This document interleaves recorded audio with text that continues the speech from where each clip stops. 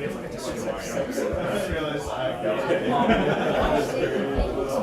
not a very spicy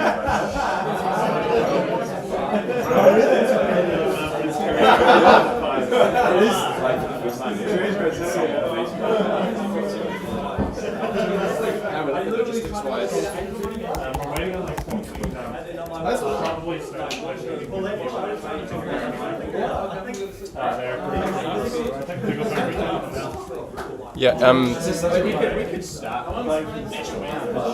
Oh yeah. Is it cute?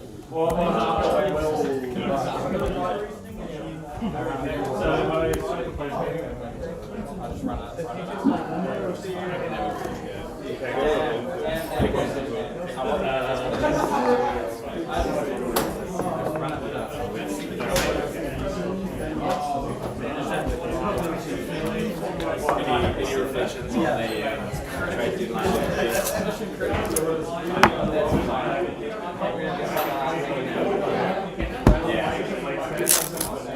Hey, David, like, are we not going over any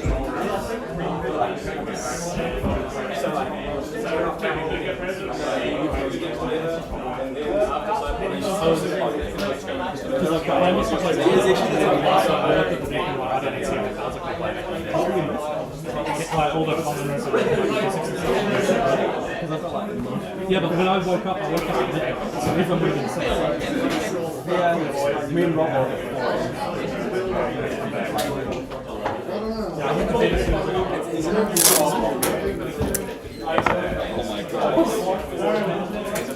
Oh, this is so nice. Yeah.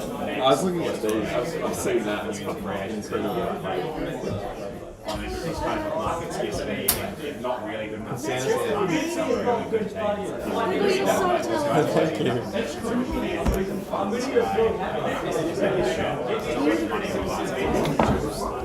I try like he's just out there doing his best.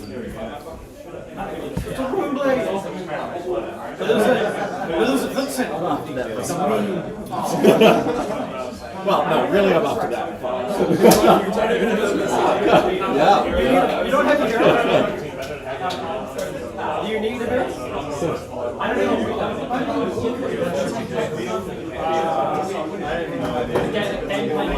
Wait, what's your weapon? It usually shuffles at angles and stuff. Yes! Okay.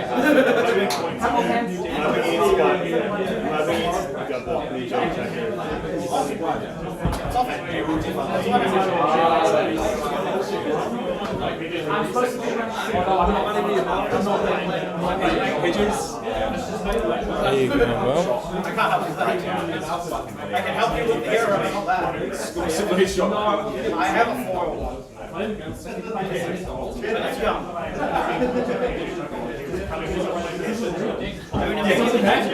You simulating it wrong.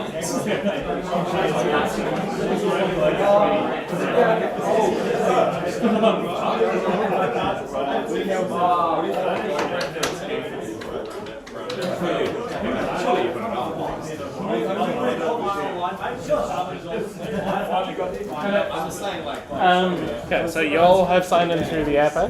No?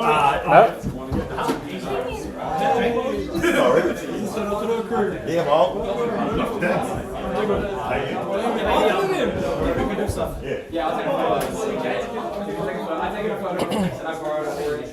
Okay, so you're Daniel, right? Yes. Last name? Morris. Cool, yeah, I see you. And then there's 1 second. Dan Morris, yep. And you have your daughter here as well? yeah, she's not going to play though. Oh, If there is people who want a ticket, they can play for it. Cool. And then there's Damien and his tickets.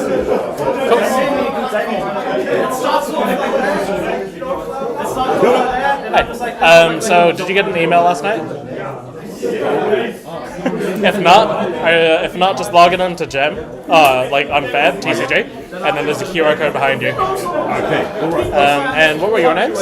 Are you both playing? Nevaeh, I'm Damien, Nevaeh, and Uriah. Cool. Are you both playing? Yeah. Cool. Do you have a Fab account? I've joined the event. Yeah, you're good. Do you have a Fab account? You're signing up your fees. We'll just need you to quickly reset your password and try to log in because we need you in the event system to put you into the event. Okay. Um, Yeah, I know you said the link. and did any of you send sheep photos or playing Riptide? No, I was gonna go Riptide. I've got gumboots. We'll do the gumbo ticket start of round 1.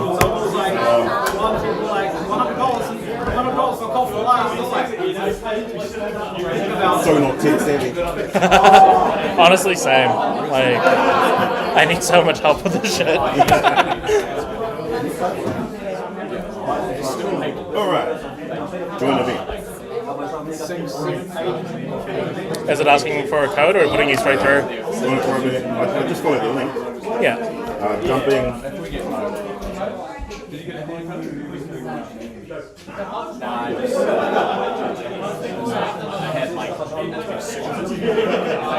we go.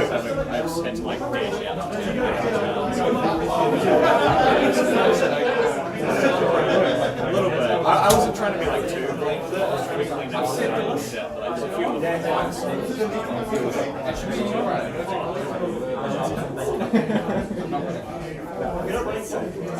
You're quite a king.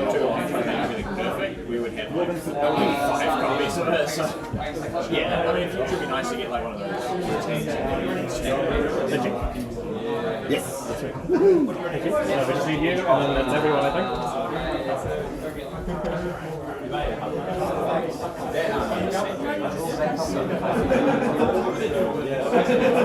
Please tell me you've made it. Yes, we did. Finally. Spam. Have a look.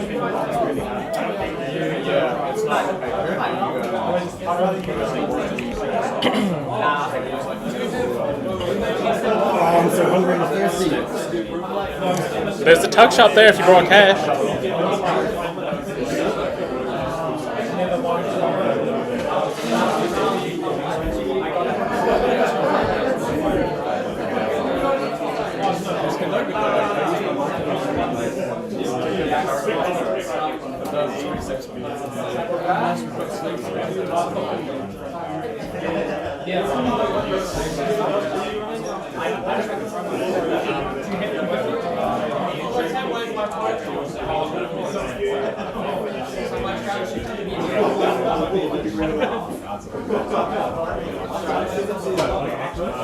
No, it's not me. It's just like say, like,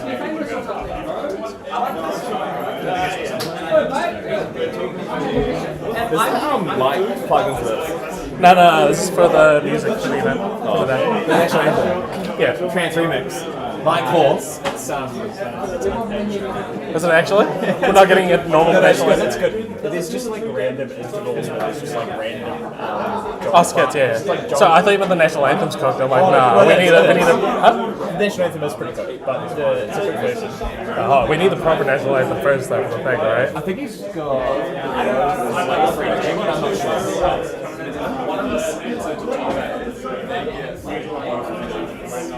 Like they give you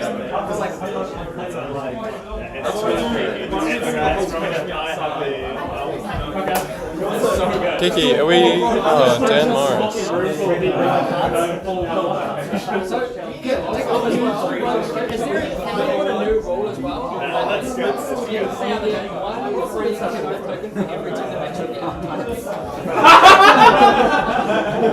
If you put it in the next Run it straight for run it straight competition. Two people, you run at each other, the first one to smash them down. Yes, I don't know if this is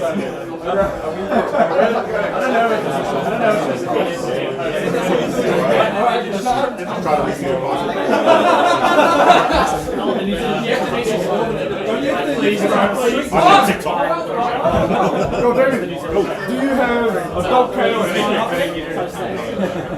Yes, you have to get Bro, I'm running a thing here that I made last night. I know, it's insane. It's so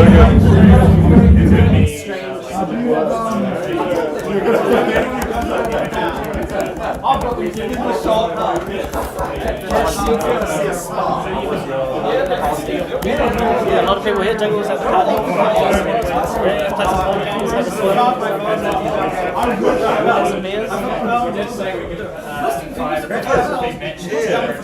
Oh, where's my shit back?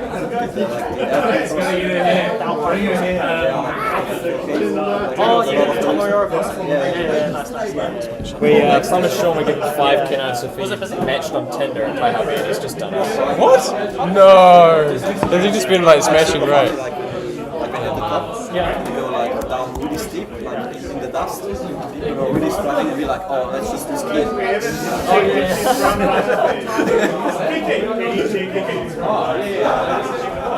I was going to go.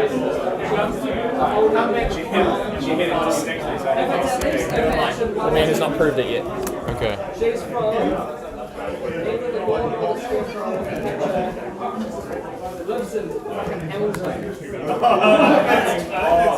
I think we can take a kino for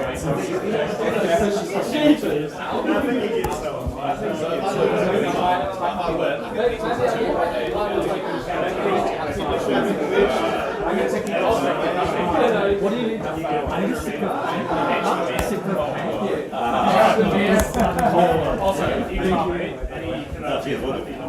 Bro, I barely bought my dick.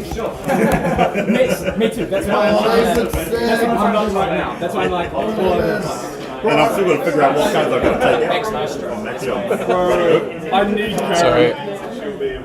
Caribou look around. I fucking need that shit. I was like, we don't put this in this folder. Yeah, those look like ones. Sick. Has she sorted it yet or not? No, she still hasn't received the resale thing confirmation. When are we getting this participation tonight? And Gumboots is first round. Gumboots will be first round.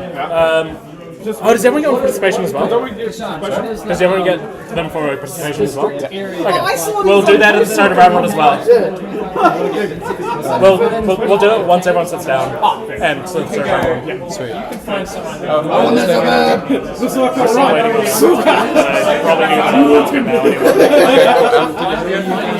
You're pulling a cannot. Yeah, okay.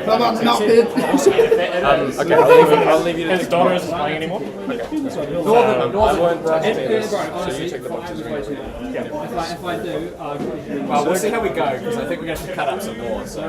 Yeah, I will be able to. Bravo, Good afternoon, players. Can you please get everybody? Oh, wait, hold on 1 second. Essence of literally It's the morning?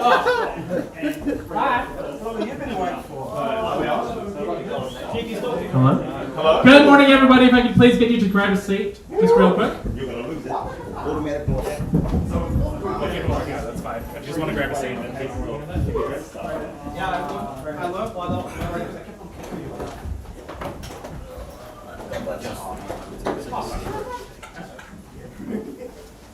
Okay, good morning, everybody. Welcome to the first ever calling in Taihape.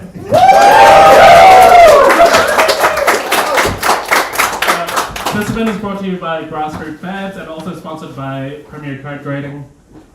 Cool. So my name is Kiki. I will be your host. I'm going to be your judge. I'll be the announcer, and I'll probably have a sore back to that. Today, I'm excited to announce that we have 33 participants for this event. 30 across the wonderful island, all across North Island. So thank you all for making the trip and driving safely. It's great to see you, and we hope to celebrate Fab and all of its Kiwiana glories. So before we begin, I do have some house rules to announce first.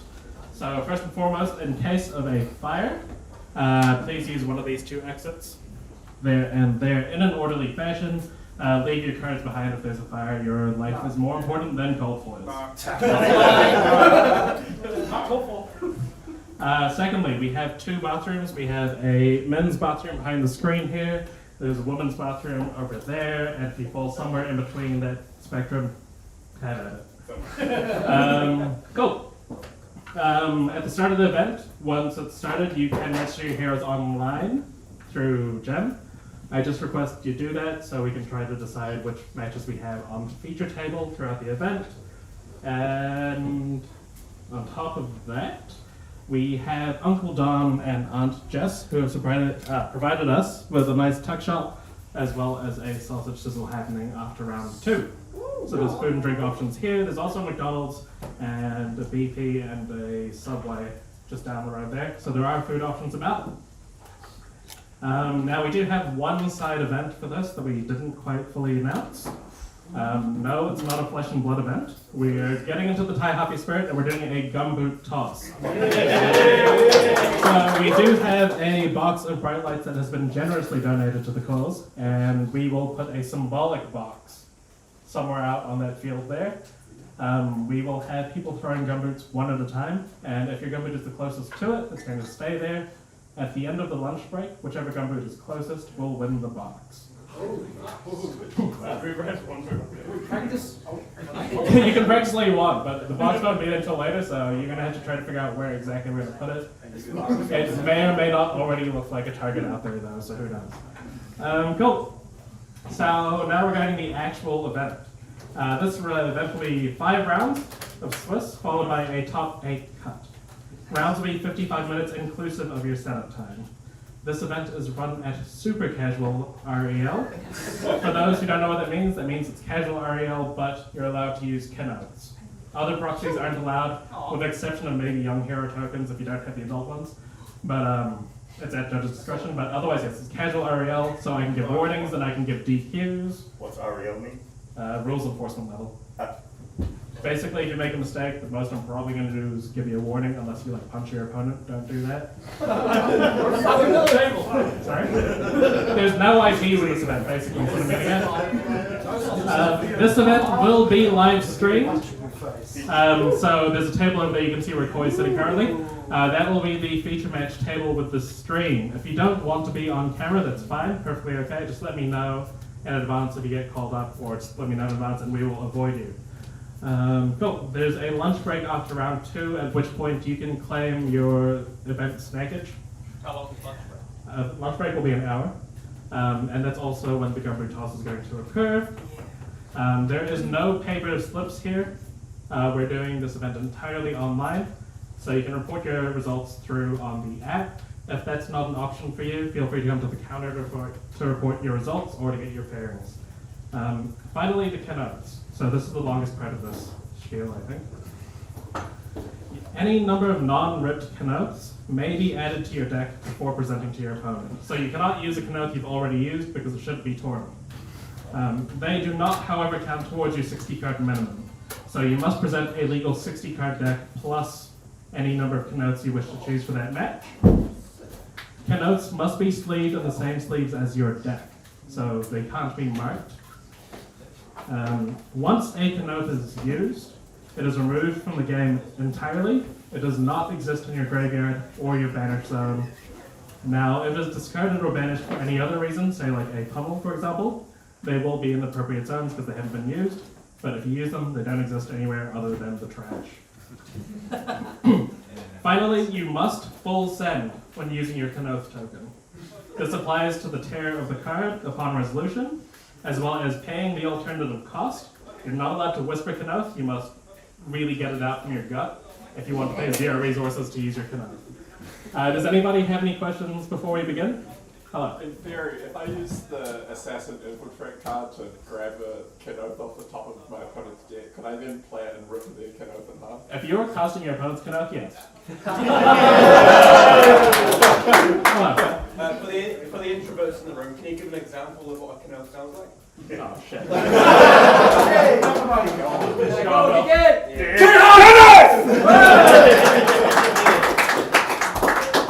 Fantastic. So try to tear the card as cleanly in half as possible, and the non-cards get it graded. We're going to request that the centering is based on the tear. Hello. Are there any other ways to earn keynotes throughout the event that we know about? Yes. So, I don't know if you read the email, no one reads emails these days. If you resolve a yellow demolition crew, please call Judge or get excited. I'll come over and give you a keynote as long as I can verify that the yellow demolition crew has been resolved correctly. If you're registering Riptide, we'll give you one at the start of the round. Oh, we've done that one already. We've done that one? Yeah. Okay. And what were the other ones? If you have taken a photo with a sheep, make sure you've sent that to us. They're going to be cycling through on the stream. So if you don't want your sheep photo to be on the internet, please let me know. Sober drivers. Do we have any sober drivers in the room? Who? Sure. Come and chat with me later on, and I'll verify that you're a sober driver. Can we give extra canoes to Jaden? He drove 12 people. Jaden gets 2 canoes for that. That's easy. I drove 500. You can have one. There's 2 people from Switzerland. The last one is... Sorry, there's one more way that you can get canoes. You get 3 canoes if you manage to kill a player using their own canoe. There are a couple of ways we'll accept. Has anyone figured out how to do this yet? I know one. Okay. I've seen one. Okay. Yeah, that's it. Yeah. No, that'll get you the DQ, which I don't want to do. I'm not going to give you a warning for slicing somebody's throat. If you think you've killed someone with their canoe, if you think that you've killed someone with their own canoe, and you're not sure, let me know. I'll come over and assess the situation, and we'll judge whether or not you have indeed killed someone using their own canoe. And you get 3 for that, so go hard on that. But I think that's it. Round 1, if you are wearing gumboots at the start of round 1, we will give you a bonus canoe as well. Thank you, Ollie. I think that's everything. Sorry? No. Oh yeah, you're right. If you haven't played an armory before, put your hand up if you haven't played an armory. Thank goodness. I don't think we have enough if that was the case. We would have gotten 10. Joe, you haven't played an armory? Yes, he is. Oh, ever. You said since registration. No, ever. Oh, Since registration. Phew. Has anyone not played either a Road to Nationals or a Prod-Quest? This year or ever? Ever. Both? Or because... If you played either of them, then you're not valid. Yeah, Cool. Alright, we'll try and remember you. If not, come and tap me on the shoulder. You get 3 bonus canoes. Please remember that canoes are while stocks last. Yes. And finally, if you're a player who's outside of Wellington, we thought this was just going to be a joke for Wellington people, but everyone sort of leaned into it, which is awesome. You get a bonus canoe as well. Who has come from furthest afield? Auckland. Look, you're wrong. You're wrong. We have 2 players here from Switzerland.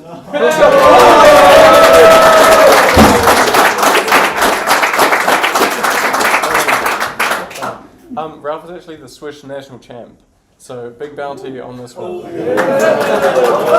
that mean if we defeat them, we get extra?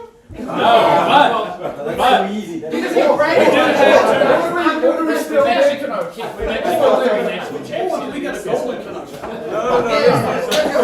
Okay, so we do actually have 2 players that are bounty hunted, or bounty hunting, I guess. Gunslinging. So if you defeat Kashan, where's Kashan? There. Or Don throughout this event, you will receive a number of canoes. The number is dependent on how many they have left to give out based on which round it is. So if you beat them in round 5 and they're undefeated up until that point, you get 5 canoes. Incidentally, if you face one of them in the top 8 cut, you'll receive whatever remaining canoes they have, including the ones in their deck. Fuck it, why not? Just all of their canoes. Keep pinching them back. And as one last note, I've been told people are keen to drink after the event or whatever. So there is a bottle hardened somewhere in Taihape. Y'all can figure it out. Is there karaoke? Is it karaoke? This microphone is almost dead, so probably not. But we do have old mate Bill here playing some tunes across. There's a lot of Kiwians here, so you're welcome to sing along as you're playing. I won't DQ you for that. Cool. Any other questions? Let's draw from Richard here. Do you have a pen I can borrow? Do we have a pen? We've got a Sharpie. No, I can show you out. Yeah. Yeah, Swiss is for... Oh, yeah. When toys available, there will be coffees. Oh, yeah. So make sure you come up over this way, cut up some snacks without Jess, coffee with a boy, or if you need accessories or sealed product, we have Card Slayer over here as well. This microphone's dead. We're going to take round of applause for our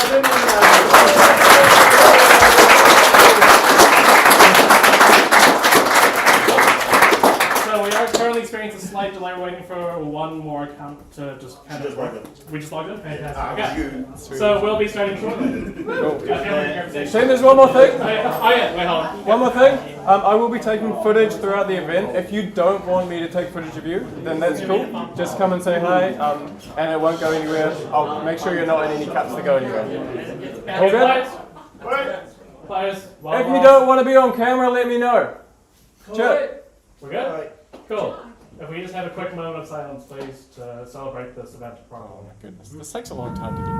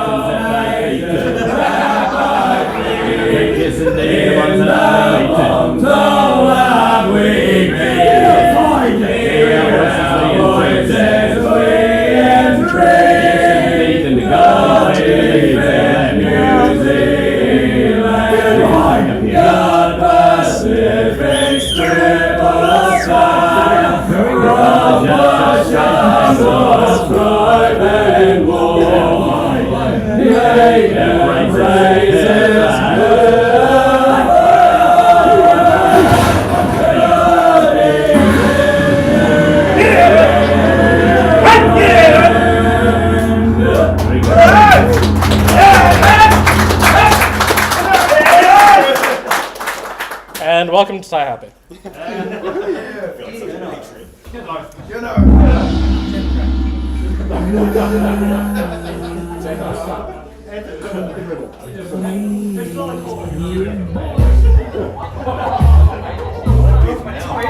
Okay, start now.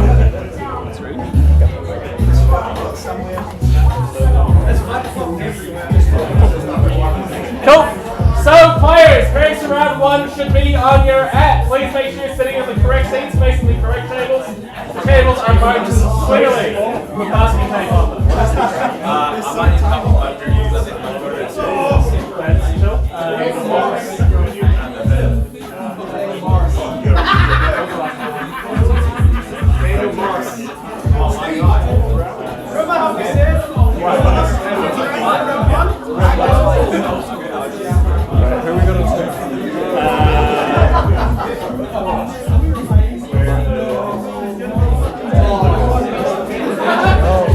Can table 8 please go to the feature table? Table 8 that's looking toward Cameron Hay.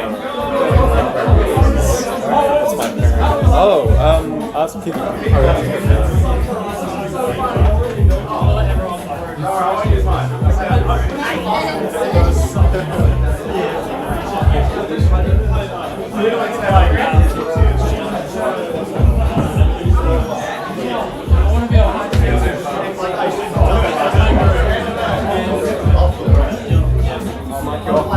Thank you. 10, wasn't it? Yep. Oh, and you were also valid for the early bird. You were one of the first 16. You get on. Enjoy.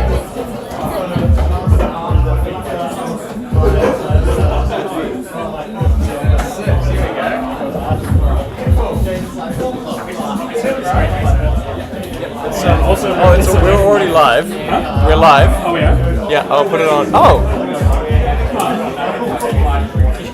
Game stream. Well, can we move this to the other side of the room? Oh. Does that mean they like heard everything we were saying? Sorry? But did they hear everything we were saying? I think so. Oh, shit. That's okay. Prosperity.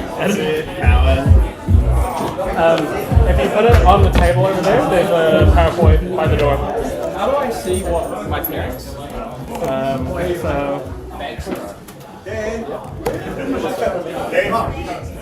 Refresh. It does! Is it actually? Yes, it does!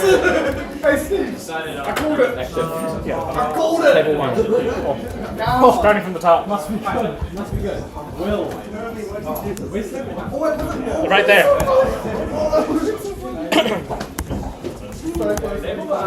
Okay, we're good. We're up. We're on? Up on. Yeah, maybe it's, I don't know. We should be able to see the chat up here, right? I think docs. A lot of it's this one.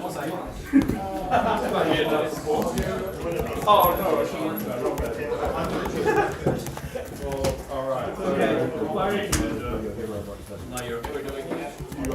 no. We have not done this before. For anyone watching right now, I wonder how many viewers we have. This is pretty exciting. Where's the timer on this as well? Oh, Everyone's on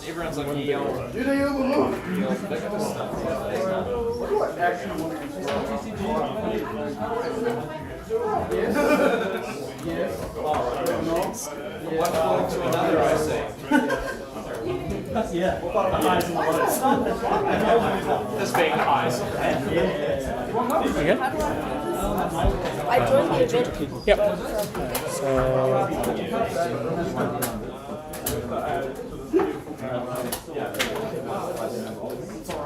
I'm ready. I'm ready for the update.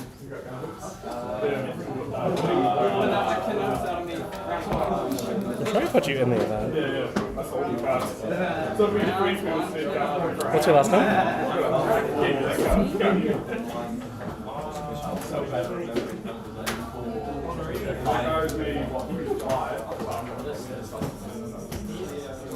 You're on table 2.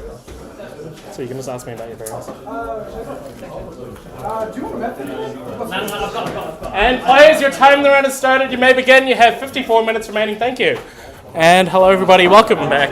Welcome back. Welcome to the first ever calling event in Taihape. So, is it working? I don't actually know.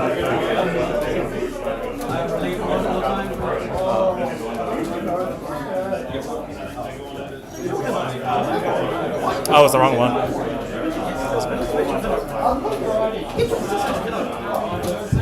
studio. We'll try and figure it out. Or we can just... Can I get a participation tonight? Yes. Yes, I'll try and remember the Is there not? How do we do this?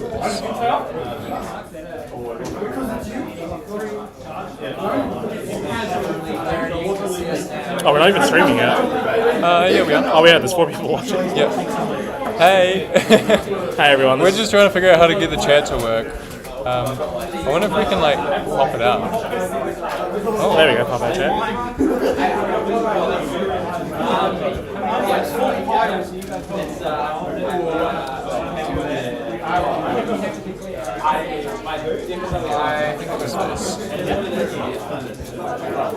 Okay. Okay. You're good to go. Cool. Okay. Welcome everybody to the first ever premiere event here from Taihape, New Zealand. Welcome. My name is Kiki. I'm going to be your host for this stream. I'm also judging this event, so I may pop out every now and then if I'm needed. I'm going to do my best to get other people coming in as well. So, today we have 33 players. It's a wonderful thing. This event is at super casual constructed. What that means is it's a casual event, but also we've allowed the use of Kenoth tokens. So Kenoth tokens are very exciting. We hope to have them up later on in one of the games. What they do is they're a 1-cost instant that allow you to draw 1 card and gain 1 life. And as an alternative cost, you may shout Kenoth. And if you do that, it costs 0 instead. It is a red card, so it turns on Dromai, and also when it resolves, you must tear it in half. So you can add any number of those that you have available to you. We have our first Kenoth, you may have heard that, but we are on to this feature match between 2 local Wellington players, some fantastic players. We have Cameron Hay, also known as Chips, who's been playing Guardian for quite a while, and on the other side we have Lucas Ward playing Betsy. So the names are a bit reversed on the top there, but that's okay. We've started off with an Arsenal by Cam. We've gone on to Lucas here, who's contemplating a card from hand. Lucas in the red sleeves playing Betsy. We thought this would be a very exciting matchup to play. We wanted him on stream. It just so happens that it's the Guardian Mirror to start off the first round of the Calling Taihape. Okay, so we're setting up here with not Big Bop, but the other Big Bop, the one that gives +5 regardless. It's a red copy of the card. We've got an arsenal as well, so Lucas is setting up for a massive turn next turn. And it looks like we're back to Cam here, who managed to keep his full grip because he wasn't attacked. So we're looking to apply some pressure. There's a Tear Asunder, which could strip Lucas of the key resources potentially he has here, depending on what else is played. We have the token being triggered last turn. Looks like we're making another token and just coming with a hammer for 7 and getting 2 equipment. Lucas wants this next turn to be big and impactful. That's why we play these auras.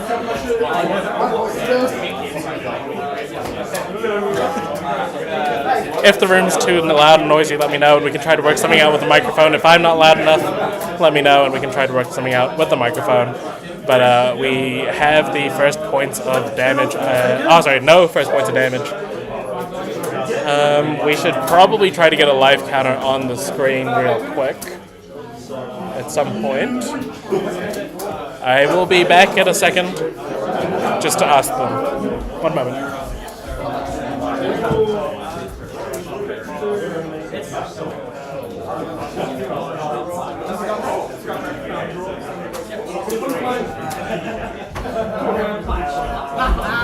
And like I promised, this is going to be a pretty haphazard event. We're just getting a live total put onto the screen right now for everyone to see. They may have a bit more life than what's suggested there. There we go. So full life gaming over here.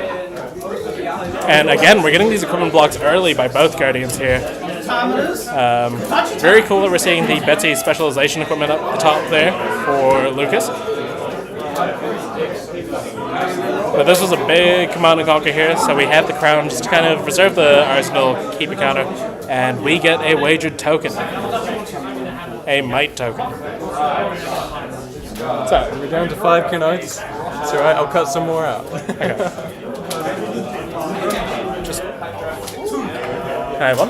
Just for those who haven't seen it, we do have the Kenoth token here. The artwork is one of our Wellington locals.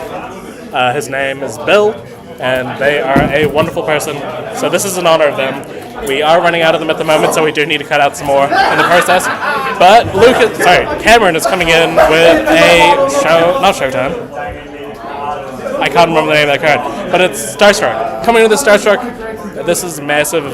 Now, Lucas may be okay with the crush effect on this hitting for the 4, because Lucas can still play through that with bigger attacks, obviously, and Guardians, like Betsy, do have some big attacks. So we're getting a block here for 6.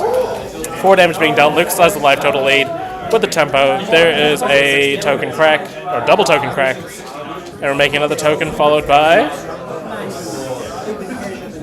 Oh, which one's this one? Okay.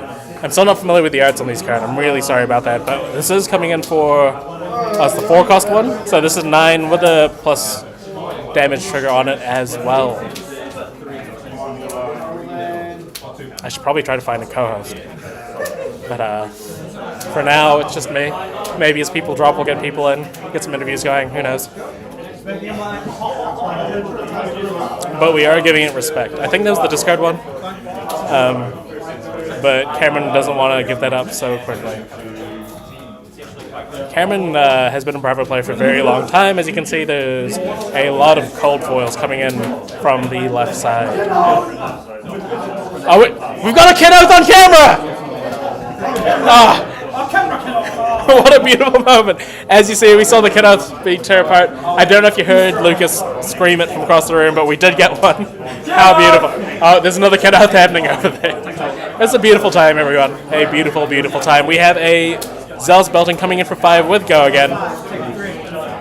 And a Hammer for 6. So this is your kind of standard tempo turn for your Bravo player here. We get a block for 3, coming in back with a mostly full hand. Oh, is that what I think it is in hand? Maybe, we'll see.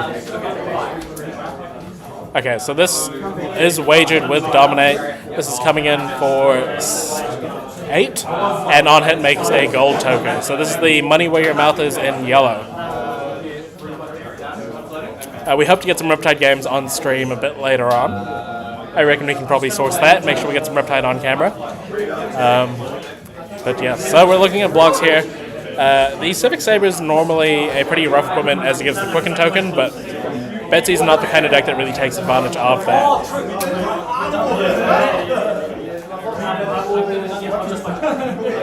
And Cameron does have some defense reactions available to him as well, as we can see, so he can choose to fully block this out potentially if he wants to, with an action, the defense reaction, and some equipment. I'm going to block for 3 there. Block for 6. This should be coming in for 8, right? Oh, and there's the sink below to turn off the wager. So Cameron gets the gold now, and Bravo's a blue heavy deck, so he might be able to take advantage of that later on. There we go, there's the gold being cracked right there. There's the judge call, so I'll be back. Oh, no, never mind. We have other stuff onto it. So we are staying on here. Oh, we got a Kenneth? We've got a yellow demolition crew that's been resolved. We have a resolved yellow demolition crew, which is a very exciting moment for us. The code is awful, don't get me wrong, but if you resolve a yellow demolition crew successfully here at Taihape, you receive an additional Kenneth. So we've got our first player claiming the Kenneth from the demolition crew. There's a bunch of funky ways to get the Kenneths. We have a lot of people wearing gumboots, which is the Taihape tradition. And Riptide especially as well being given Kenneths. So we have that coming up a bit later on, but for now, we are getting in big, again with another overpower attack here.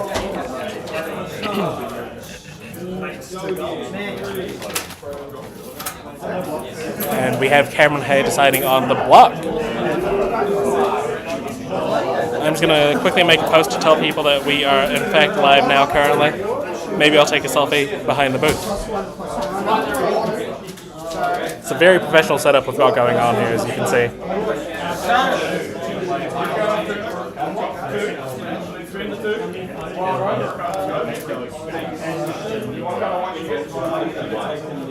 There we go. Let's just post that real quickly up onto social media so people know where to find us.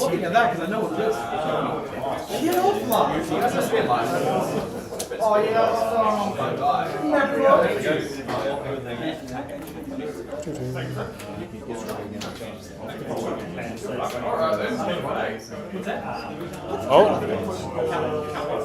I think Cameron was just showing the various red cards in his hand.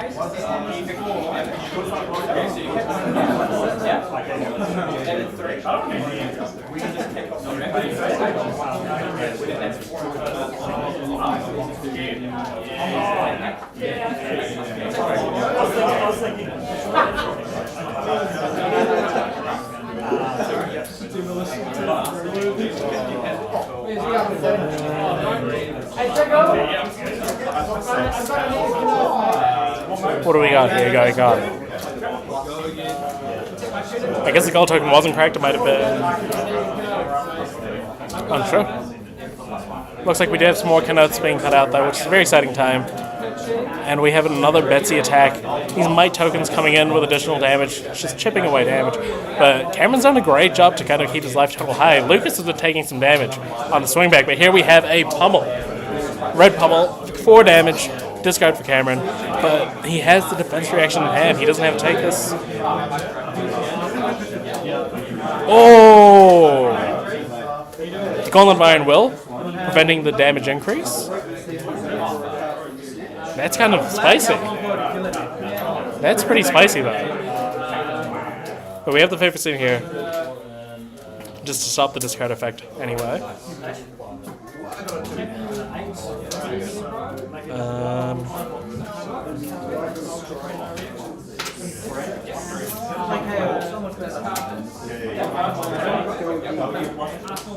Sorry, one moment, just copying the link, making sure that...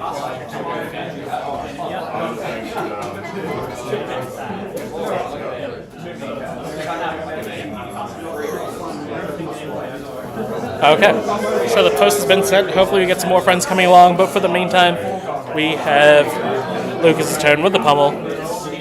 Cameron left with 1 card in hand. We might just get a hammer swing here. Yeah, there we go. Oh, so there's the gold token.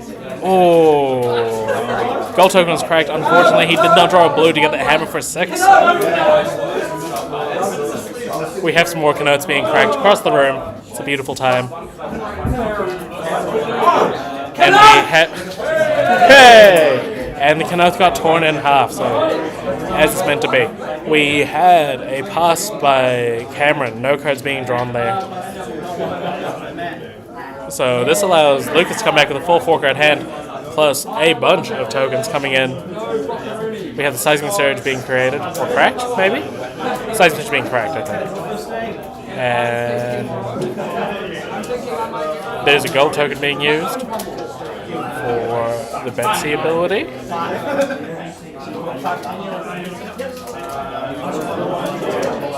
And here we go. So Hammer Force 7. These Might tokens making a difference.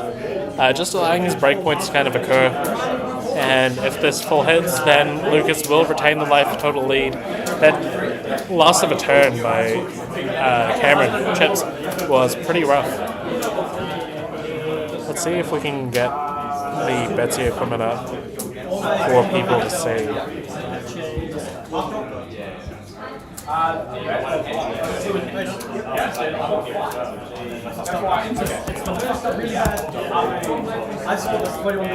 Forgive me, I am not used to this keyboard and I'm typing poorly. There's 3 more left. I have 9.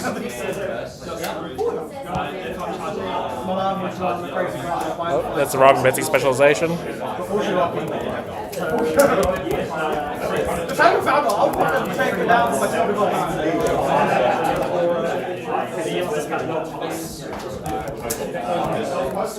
And there we go. So it's a Betsy specialization, destroy gold, and it lets you wager a Might and a Vigor. That's pretty big. It has temper. Making use of the gold tokens. But here we have a double Zealous belting into an Anathos. A absolutely massive 16 damage. No, it's not. No, it is 16 damage turn. Going real wide. Oh, Cameron's piling on the pressure right now. This Betsy hasn't been able to keep up. Let's see what happens with all these tokens. We have the Seismic Surge cracking. Do we have a Vigor as well? Am I saying that correctly?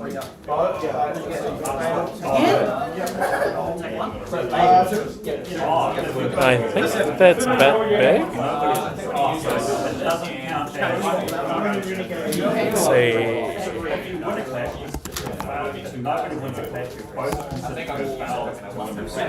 There we go. So we have the other Betsy specialization being played there. Wagering a whole bunch of tokens. And Cameron let it hit. Keep the whole hand to Anathos back. This is getting to the point where this is half the life total, and Cameron's representing a pummel here. We've got a block for 6. Correctly called by Lucas there, but still did take 2 cards out of hand. But we are loaded up on tokens here. We're using the gold to trigger the wager, and here's a Command and Conquer for 7 with Overpower. This is massive. No defense reactions can be played here. There's no equipment. This Command and Conquer is likely to hit with all 3 tokens coming in as well. There we go. So there is 4 damage coming through. 4 damage? Maybe there's a point in damage I missed, obviously. But we get all of the tokens there. Full of Vigor and Might, anyway. From using the gold. And we've destroyed the arsenal. And here is a Starstruck. This is an absolutely massive hit. We do it big here in Taihape. We have 10 damage coming through. Can Lucas do anything to stop this, prevent this? Who knows? This does have no form of evasion here. This is just a straight up 10 damage. So it is possible that we see a double block potentially, allowing Lucas to still come in with a big 7 power, 6 power hit, because Starstruck doesn't actually stop you from playing attacks, it only stops you from playing attacks with lower base power or equal base power to the damage dealt. So 4 damage dealt, 5 damage dealt, and Lucas can still come in with a 7 power attack here. There's a yellow Demolition Crew pitched. It's one of the ways to gain more Kenotes, but we are just playing a bigger than that to give +5 to the next attack. But Lucas, I mean, Cameron's on the front foot here again. Is that a pulverize in hand? I think that might be. We have a Command and Conquer coming in just for 6. Just to try to take cards out of Lucas's hand, but if Lucas has a blue and attack here, like, he still has all the pressure in the world to come in here. This could be potentially over, maybe, with an overpower. The token on the tectonic plating on Cameron's side shows you that it has in fact been used up. So we'll see what's happening here. We still have some equipment blocks as well available to Lucas. There you go, so we're getting a full block, that is a full block on the Command and Conquer. And I think he's overblocking, maybe? I couldn't quite see the numbers there, I'm really sorry about that, my math is kind of off. We've run out of dice, so the tilted to the side to signify that it has been used, but we're creating a seismic surge token, and here is an Anathos for an absolutely large amount. We're coming in for 11 with Anathos. This is huge for getting tempo back, and Lucas does get to retain an arsenal as well. Ultimately, some tight play there. Lucas got his hand on his end. Lucas has his hands on his head, rather. Are we getting a dice on there? There we go. So we've got a dice now on the headpiece. But we still are coming in for 11. Cameron having some decisions to make here. I guess while they're thinking, I might as well shout out the fact that we have 2 vouchers from PCG to give out to 2 lucky participants in our event. So unfortunately, they couldn't have a representative here this weekend, but just a quick shout out to PCG, Premier Card Grading, personally my favorite grading company. So shout outs and much thanks, appreciation to them. Little coffee break while we're thinking on this block.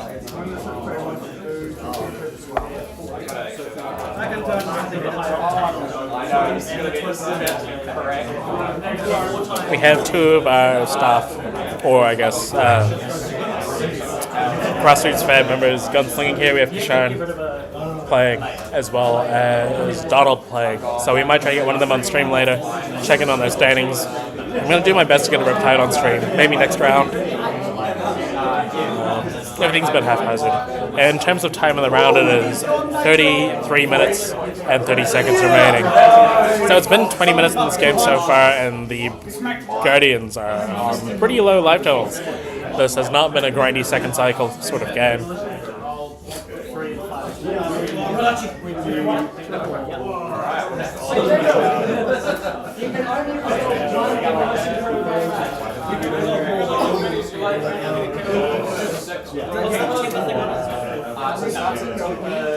We have some players inquiring about the usage of Yellow Demolition Crew and how many Kenoth tokens they can get from using the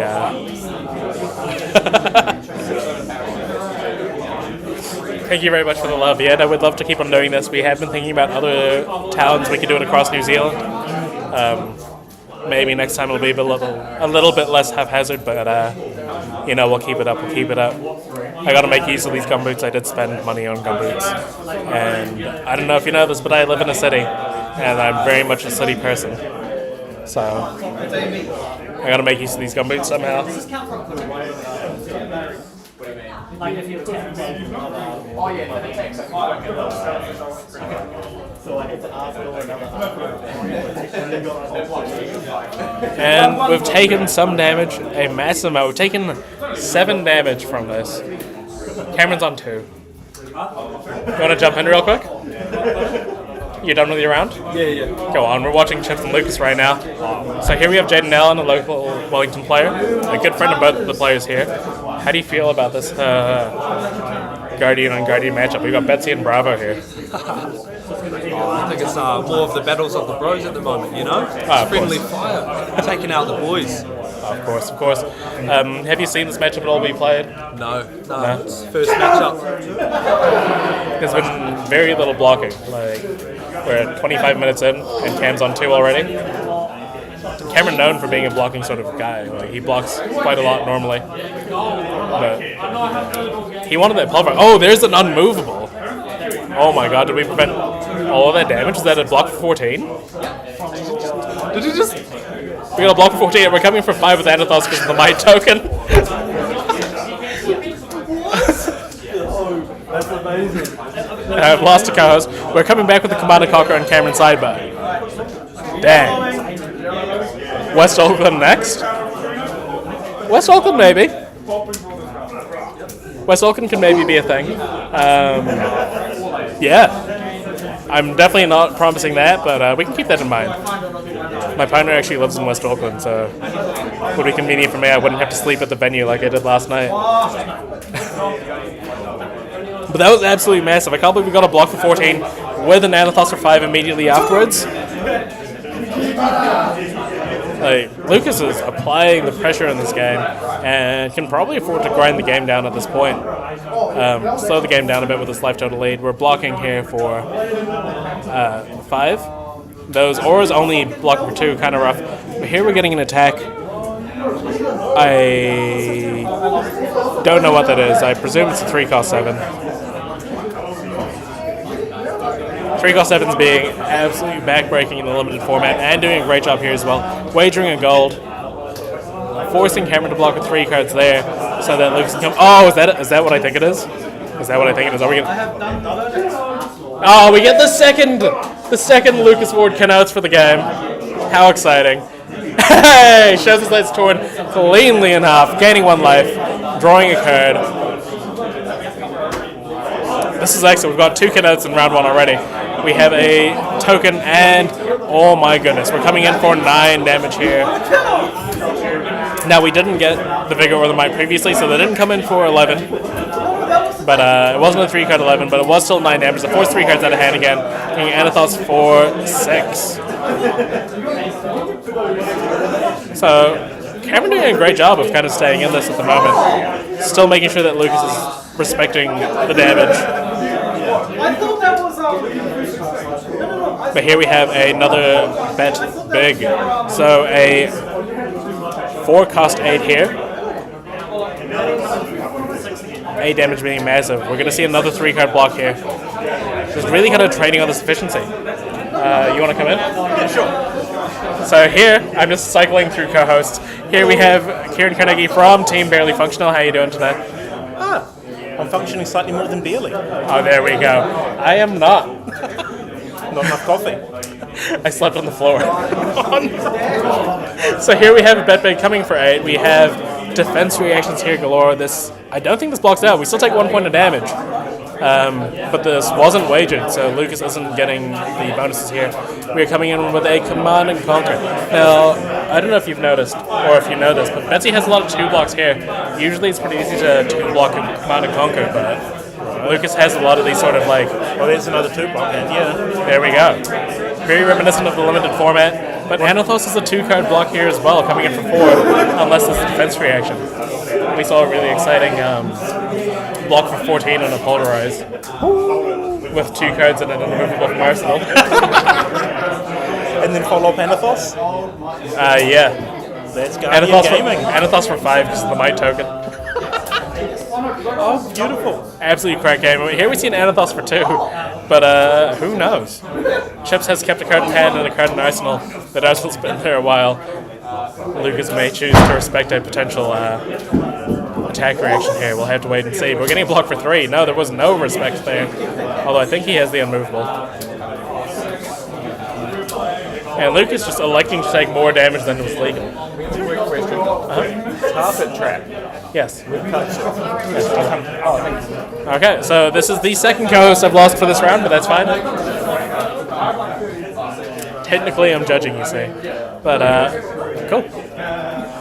We're just kind of treading water here, making tokens, coming in for 6, getting into this sort of fatigue sort of game plan thing, but Lucas has a life total to maybe soak up a bit of damage if he think he has the kill, whereas Cameron does not have the life total to respect. And I think this might be the turn. There we go, we're getting a block for 3 on this. Taking 3 damage. Oh, and it's the Thunderquake. So we have a 10 damage attack here coming in. This is going to take 3 cards. It was a defense reaction, and plus a 4. unfortunately for Lucas, he didn't have the other blue for that terrace under there. And now he can't afford to kind of keep 2 cards here. Or keep 3 cards for that terrace under in hand. He just drew again. Cameron's doing a great job of just grinding this game back in. Oh, he can. Sorry, that was only for 4. Here's the terrace under. Here's the hammer for 7. Is this the game? And there we have it. Your winner is Lucas Ward from Wellington, taking it out with Betsy, one of the new heroes from the game. A very exciting finish. Maybe I can try to get Lucas in to talk about the matchup real quick. Would you be able to call Lucas over here? Would you be able to call Lucas over here? Just when he's done packing up, I guess. Yeah, we'll try to get Lucas on camera. In the meantime, I'm going to remove this light. Make the booth look a little bit more professional, if you know what I mean. Betsy, just showing us, yeah. I was asking about matches and different heroes and such, and what would be exciting, and Lucas told me he was on Betsy and we had to get him on camera. So, Lucas, come on in. Feel free to grab a seat on this. We'll just open this up a little bit. Hello. I didn't realise there was commentary, but I don't think I played the game perfectly, but Big Bet is a powerful card. Big Bet was a powerful card. Yeah. It was sick when you were able to block like a clean 14 on that polarize. Oh yeah, I was chilling. The previous turn, he'd comped me and I hadn't seen, I had 2 pummels left unseen, so I had to overblock it. As long as it was anything other than another comp, I was pretty happy. Yeah, it was pretty awesome. Overpowering the Big Bet and then pummeling it, that felt pretty good. I think if you win your wages, Betsy's pretty good, but she's out here with something to prove. I didn't bring her because she's good, but because people don't think she's as good as she is. Well, it's very cool to watch her like in a constructed kind of setting. We've seen her a lot in Limited, obviously, but this was my first time seeing her in a classic setting. To be honest, me too. I played one game before this. Was like, man, this deck feels terrible. Added 3 more blues, and it felt great. Yeah. Now, speaking of feeling great, how did it feel resolving not 1 but 2 Kenotes? Oh, it felt great. Yeah. I did it in the game on 2 life. So, so that felt the event stuff and Will to sign this. Could you sign this, please? Okay, so here we have a Kenote, and I've just been asked to sign it. Where would you like me to sign it? It felt pretty awesome. I did have a point of equipment block left, but when I got paired to Cam, knew that we have to any excuse to yell in his face. All right. So we have the first signed Kenote by me. I have taken up a large portion of the space, but it was really exciting, and I really hope the camera can hear you scream Kenote. I'm getting you. I try my best. Yeah. I'm usually about speed and not volume, but I have an important update from the low tables. Okay. 53 rune chants just went off on an Arcanite Ascent. We had a rune chant party going on. We had 53 rune chants going off on an Arcanite Ascendancy. Absolutely. I'm going to go and make sure Cam has signed my Savo mat. But Betsy is fun. Good time to pose busted. Make some gold tokens. Wonderful. So that was it from round 1, I guess. I'm going to pop around and keep an eye on things. I'll come back every now and then. But we should be back for round 2, of course. So I guess on behalf of my guest hosts, we will see you for round 2. Round 2 should be starting in approximately... There's 20 minutes left in this round. So maybe, I'll be back in about 20 minutes. Just to give you an update. But for now, enjoy our slideshow if I can find it.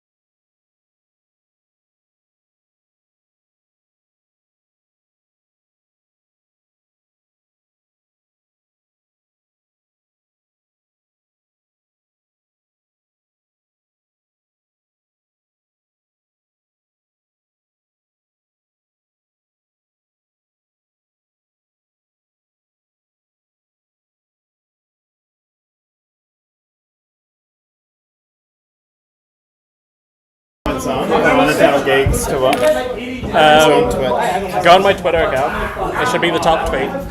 And hello everybody, welcome back to round 2 of the Calling Taihape. Do you need pairings? Okay, so we are getting started for the second round. I am just quickly giving pairings to people. We're doing everything without paper. We didn't bring a printer, but also we care about the environment here. We love our little country down here. Okay, so I'm just trying to find... What was your last time again, sorry?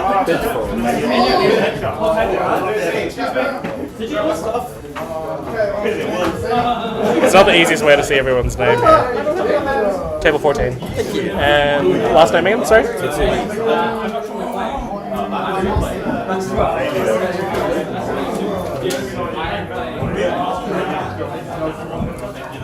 Table 1. Well done. Cool. So we have one of our locals once again on stream. We have Will Evans on Riptide. And we really want to get the Riptide game down. And his opponent for this match is actually Lucas Ward once again.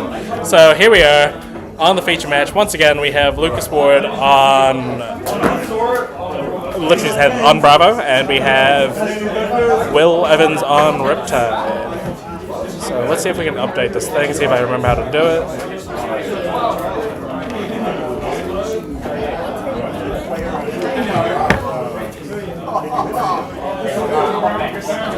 Table 11.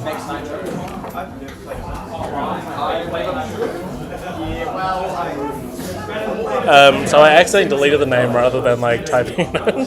Oh, okay.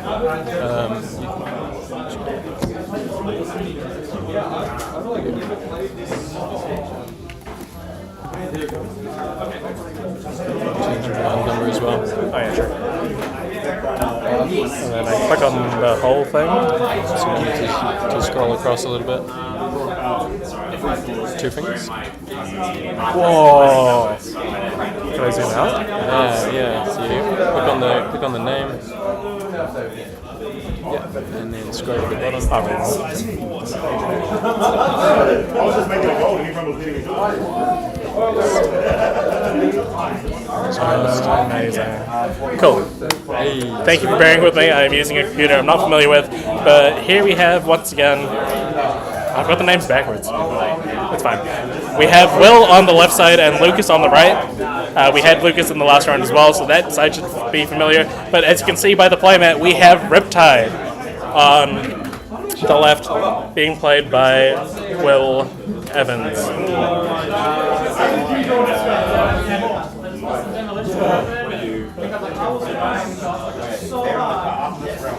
Let's put out a cheeky tweet.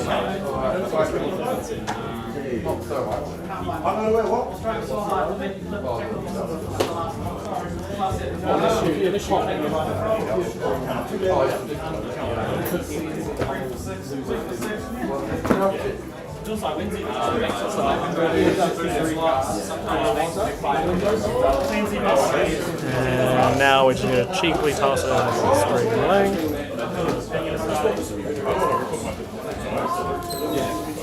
Okay. So with that out of the way, let's reset the timer. Excuse me for a second. And players, your timer already started. You may begin. You have 55 minutes. Best of luck. And welcome back. Okay, so we're shuffling up. Now, I don't know how many times Will's played this matchup. Will is one of my testing partners. They are a fantastic player who loves to play fun brews. And yeah, so we got the one Riptide here. And I'm not ashamed to admit that I have lost to this Riptide deck. Both these players are in the 1-0 bracket at the moment, as we know with Will, with Lucas rather, but Will has in fact won with Riptide as well against a Katsu. This is going to be a bit harder of a matchup, or a bit different of a matchup, but you can trust that this Riptide is packing defense reactions. Alright, 1 second.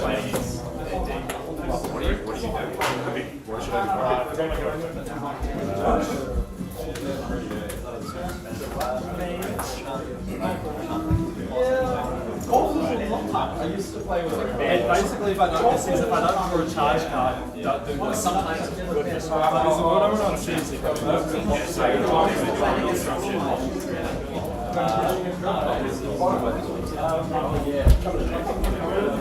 Okay, I'm back. Sorry about that. So as you can see, Will has a very unique adult token there. It was actually a gift from the rest of Team Barely Functional. So that is a custom-made Riptide with their face on it, with some very interesting text that may or may not be allowed to be said out loud, but both ways understand what the token is, and we do have the actual adult hero underneath that, just in case we need a rules clarification. So maybe let's bring up Riptide while they're shuffling up, because that's a hero that you may or may not be familiar with. If I can... this one? Okay. So I'm still working things out here. We're going to work through it. Riptide.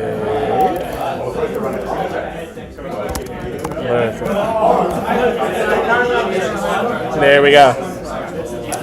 So here we have Riptide, Lurker of the Deep. This is a 38 life hero with 4 card intellect. Whenever you play a card from hand, you may put a card from your hand into your arsenal. In addition, whenever a trap triggers, it deals 1 damage to the attacking hero. So this is a hero from Outsiders. As you can see, it does have 38 health. The 38 health is kind of big, but you kind of counteract that with the trap triggers. If you're able to trigger 2 traps, then you've kind of nullified that sort of disadvantage, and then any trap trigger on top of that is kind of gravy. The upside of the first ability, of course, is that you can start playing your pumps, and you don't need to use an arrow to then load... you don't need a bow to then load your arrows. It's already there for you. So you can kind of get away cheating on resources with that first ability, and it's very effective at doing so. This will be an interesting match. As we saw in the last game, Betsy does have a lot of block 2s, which could easily affect how big these arrows have the potential to be. We've seen this with Azalea before, like these pumps with these on-hits do add up, but we are facing a fridge across the other side. There is a lot of block going on there, a lot of temper, a lot of battle worn. I believe we're looking at 8 points plus an additional 4 blocks. So we have 12 blocks sitting across the field there. And Will almost revealing their weapon there, but there we go. Okay, I believe that is Dreadbore. I'm pretty sure that's Dreadbore. The screen's pretty small on my end, so it's kind of hard to see. But where did my chat go?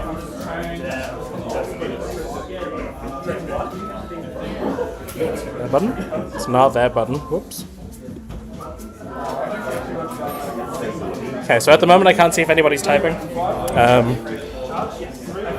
I will get my lovely assistant to come over, and by assistant I mean the gentleman who set the whole thing up, really.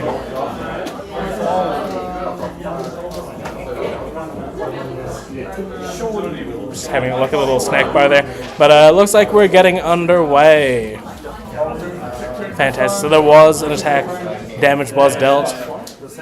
Will is on 33 already to start the game. That's kind of rough. Sorry, I just completely missed those first sequences. What's the hats? What's going on?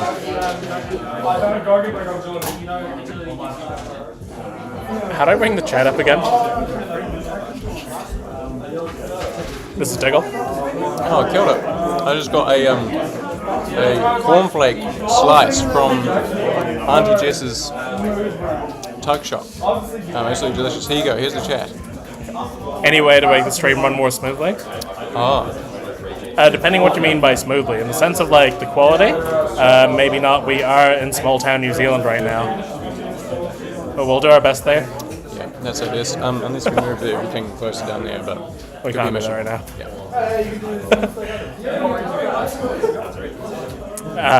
Table and Legs, I'm so sorry to know that you quit your job, but I'm happy you're here. It's wonderful to have you. We have a Command & Conquer coming against this famously defensive reaction-heavy deck. But we do have 2-3 blocks there just to stop that damage. And what will the Riptide do here? We have a Command & Conquer coming back the other direction.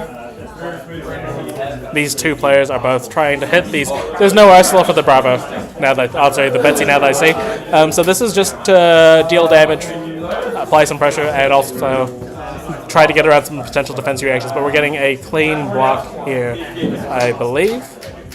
Yep. And we're coming in with... Oh, what attack is that? As you can see, I'm a very professional commentator. I'm still trying to work out and get familiar with these cards and the new set, but for the meantime, I don't have that on my brain. That's not that big. Pretty sure it's not. Okay, what do we got here? So we've got a block with the Hornet Sting and an Infecting Shot. The Hornet Sting triggers here. We're going to flip over the top card of that. Kenneth was active. There is a pump on the top of the deck, so there's no damage dealt there. But we are getting a full block here. Blocking 7 on that card, taking no damage. Unfortunately, no trigger, so that's 1 point of damage missed. Not to Will's doing, you know, it happens. But we're getting... Oh, that's big. We have, I think, 2 Lace of Blood Rods, followed by a Codex, and there is no Arsenal on the Betsy side, on Lucas's side. So Lucas is going to have to discard a card here. And Will making it very clear what's about to happen. We're going to get in with the Searing Shot for 10 damage with a potential +1 on top of that, plus the 2 Blood Rods. This is 15 damage potentially if this isn't respected. But we do have a fridge still sitting across the other side.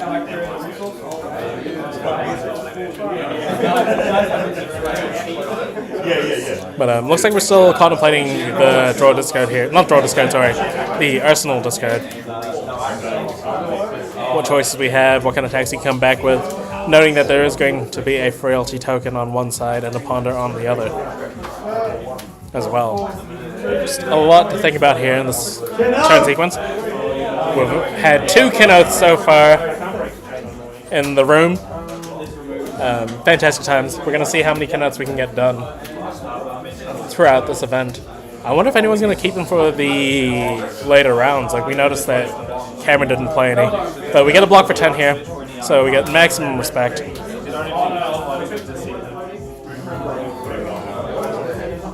And there we go. So, not a bad way to buy back the tempo. Oh, that's not a bad Arsenal if I think it is. If it's what I think it is. But we get this Command and Conquer for 5 here. Command and Conquer for 5, not bad.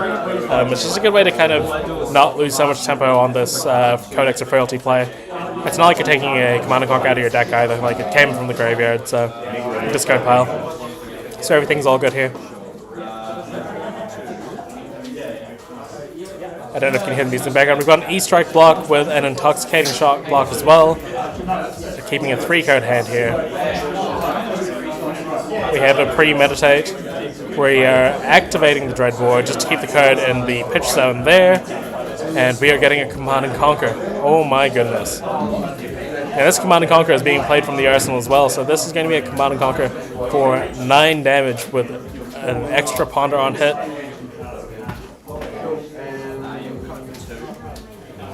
These Codex of Frailties are just going to eat away at all these resources that Lucas really wants to keep.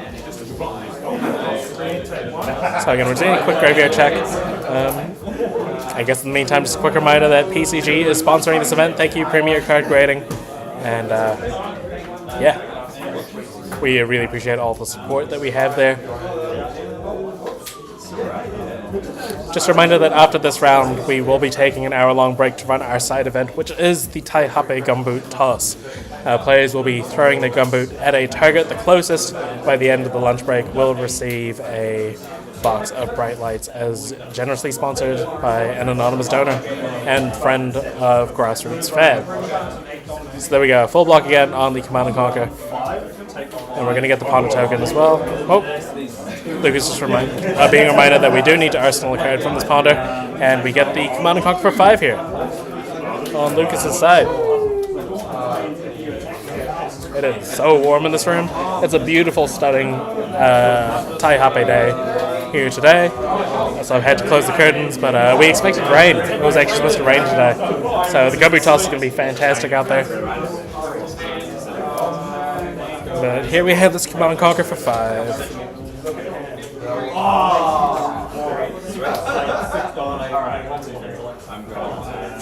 Oh my god! I'm sorry. No, that's great. I agree. Is there any heroes that y'all want to see in the upcoming rounds? We've got quite a variety of heroes. There was a Viserai that attacked with an Arcanite Ascendancy and 53 rune chants. on the first round. So, we've got some exciting stuff happening here, and we can do a lot of different things, a lot of different matchups. But I really wanted to showcase Riptide, as Riptide gets a bonus Kenoth for just being in this event. Every Riptide player gets a bonus Kenoth.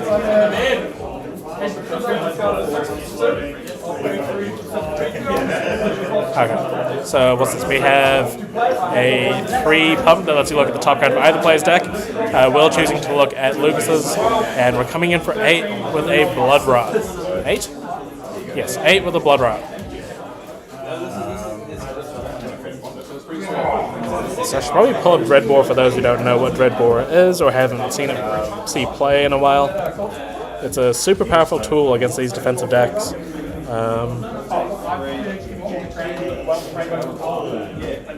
Sorry for my ineptness with the computer. I'm still figuring things out.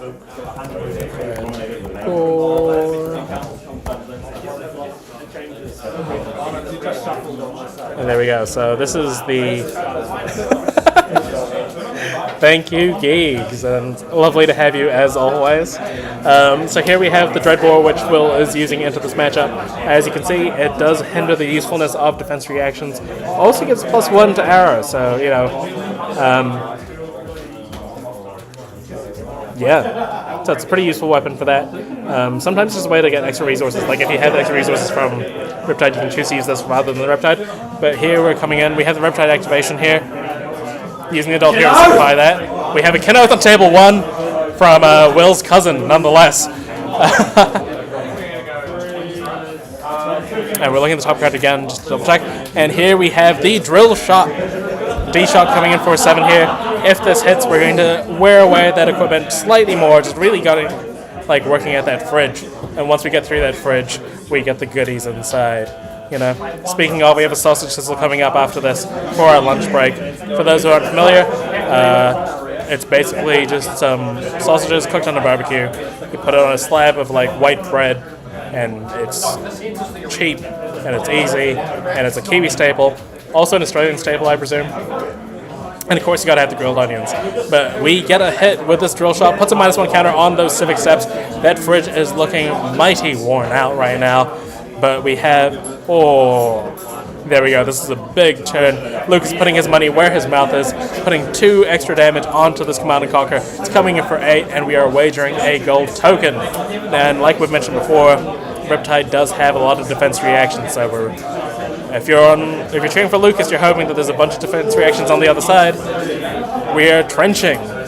Goodness. The trench is usually a sign that this Command & Conquer is going to hit. Just try to keep more cards in deck. Are we going to see that resource used before the turn ends? Is there any sort of instance? You could pay 1 for Kenoth here. Does have 1 resource floating if he chooses. There is no Kenoth. Oh, there's Kenoth on another table. But here we are getting an E-Strike. What is the mode here? We're using the hero ability from Riptide. Put a card in Arsenal. So this is probably for 7 is my guess. No, 5. Okay, so we got a 5 go again. Oh, that's not bad. This could be a 0 resource turn that's coming in for 9 damage potentially. We're taking the vanilla 5, and we're activating Dreadbore. I think. What's happening? Okay. Well, he came in another attack, didn't quite catch what it was. Too busy trying to read what Dreadbore does. But we have the Anathos coming in for 4 damage. Nice and simple breakpoint attack. Pitch a blue. Very nice and easy.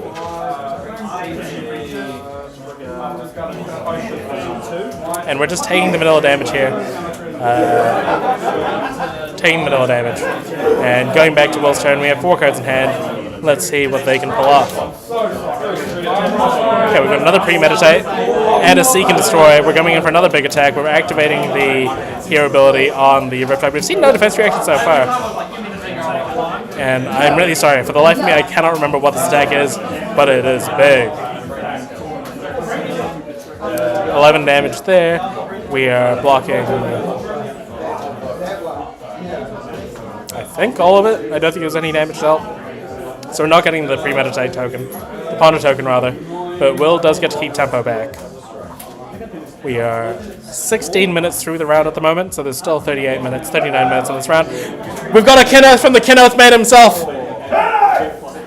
And a beautiful screech as they tear it in half. The Kenoth is broken. It is roughly sleeved. And we're getting one life, drawing one card.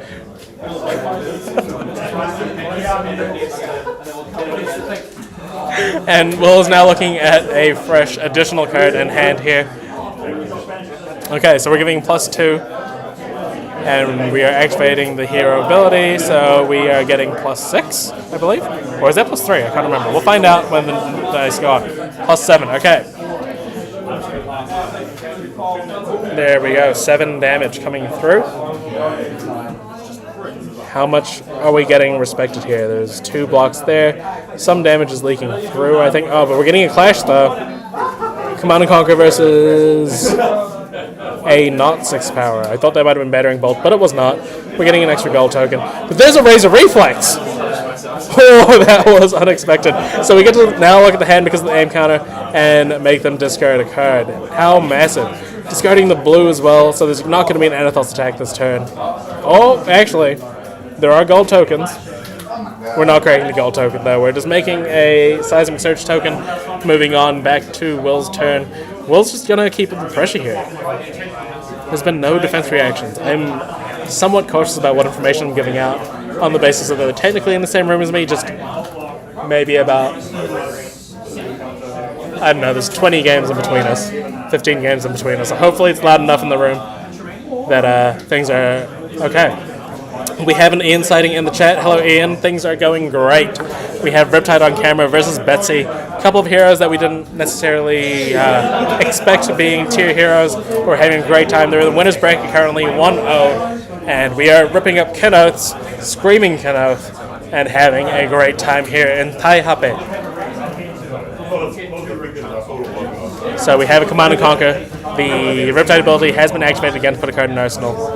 This doesn't have Go again, so who knows? I don't know what's happening here. Just being honest. My hair is not tied up properly, but that's fine. You know? We're representing the Milwaukee Bucks here. Milwaukee, as one might say. The Bucks are one of Will's favorite teams. We're doing a quick deck count here.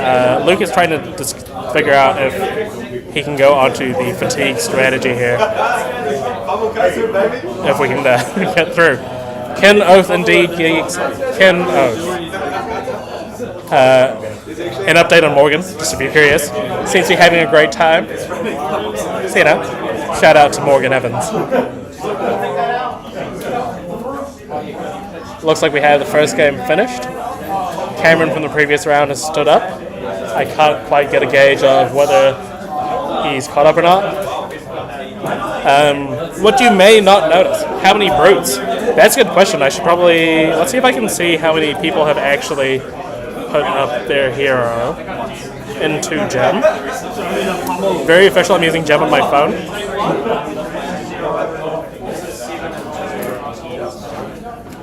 Sir Bolton.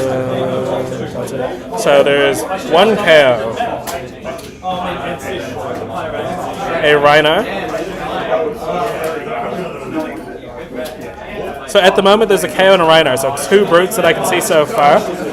I am a big fan of KO, and I'm looking to play KO in this next constructed format potentially. So I'm very excited, especially after watching Yuki do so well at the Battle Hardened with the hero. It's really made me feel like it. Chips.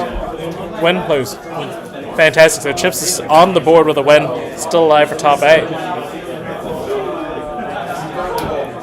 You want to jump in and talk about this Betsy versus Riptide matchup? No? Okay, just me then. So I figured out we misplayed like the very first turn of Lucas attacking in that game, and it influenced why I lost. Okay, so there we go. I don't know if you heard that or not, but I will ask Chips about that later. But for the meantime, we have an overpowered Command and Conquer, and that is rough. Riptide does not play any block cards.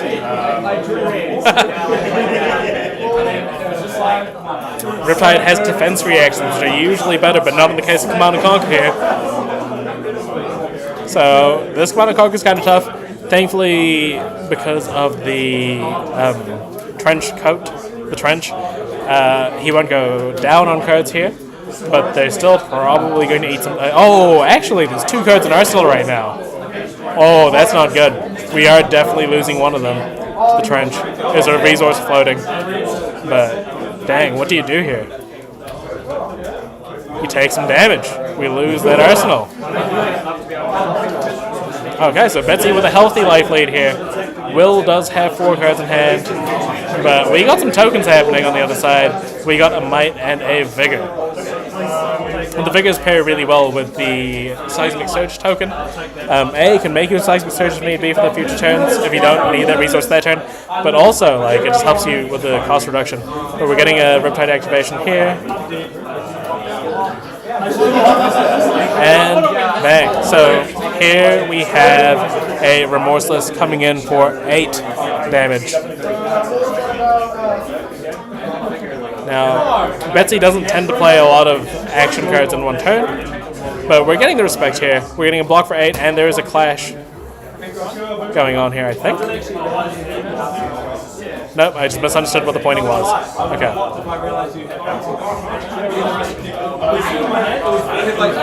And we are giving +3 to the next attack, plus making a Might token for future turns, using that floating resource.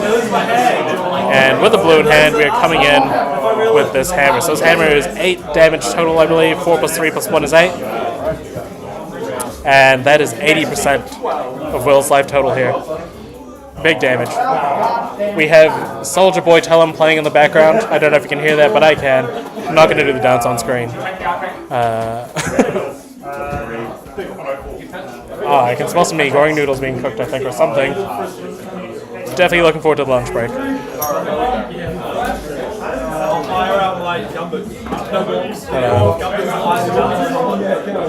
What do you reckon? Do you think I should get some... Oh no, I'm running the gumbo toss. Maybe we can get somebody to record the gumbo toss, or part of it anyway.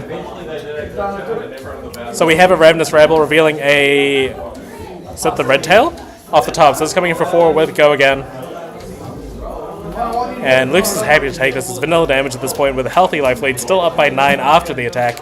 But we are now coming in with a Command and Conquer with no arsenal, so this is basically... We had a very enthusiastic Kenote tear there, but here we have a Brutal Assault coming in for 6. Can y'all hear the Kenotes coming across the room? Who knows? Brutal Assault coming in for 6. Getting blocked for 3, and happy to take 3 more damage with no other consequence. Will does get a card in their arsenal, and we are moving back to Lucas. We have some tokens cracking. We have the Might token cracking. We are spending that gold to wager. And we are getting the wrong card. We're making a Seismic Surge token first, and now getting in with this 3 cost 7. You can hear the Kenotes? Fantastic. That's what we wanted. I don't actually know how much of the sound from the room you're hearing. It's probably pretty loud, now that I think about it, because I don't think I'm speaking that loudly. Kieran just walked that way. So yes, if you just come in, I'm also TOing the event, so I'm conversing with other people whilst doing commentary. It's a bit of a wild ride here, but that's how we do it in Taihape, that's how we do it in New Zealand, you know? The lunch break smells so good. Somebody just walked into the bathroom with a trade binder. Kind of sus. Just a little update. And we have another Kenoth going up over there. Oh, beautiful. Thank you, geeks, for being here. What would I do without you? I hope you're having a wonderful time back in Wellington, my hometown. A lot of our hometowns. We didn't expect so many people not from Wellington to be here, but they're a solid, 30-40% of our field, which is great. More Kenots happening. I kind of missed exactly what was happening on the screen there, but it looks like Will came in with a big attack that was blocked out. The life totals are fairly close now. There's only a 4 life point lead. Oh, and this is a massive turn. We are applying pressure here. Luke's once again caught without an arsenal, but they do get to put a Command and Conquer there, discarding a card, and we're getting a Searing Shot here for 7+1 of the on-hit. Oh no, this is just a great way to buy back some tempo. and their armor is pretty worn. I guess Lucas still has 3 points of armor there, so the searing shot I can't imagine is going to hit here. But I imagine we'll see something like a 2 cards plus armor maybe. There's the 2 cards. Oh, that's a block card. That's blocking for 4. We just get a clean block there. And there was a remembrance revealed off the top of Will's deck that it's going to go in Arsenal. That clash being super important there because now Lucas has clear information about what's exactly in Arsenal. Seismic Surge popping to start the turn, in addition to some other tokens.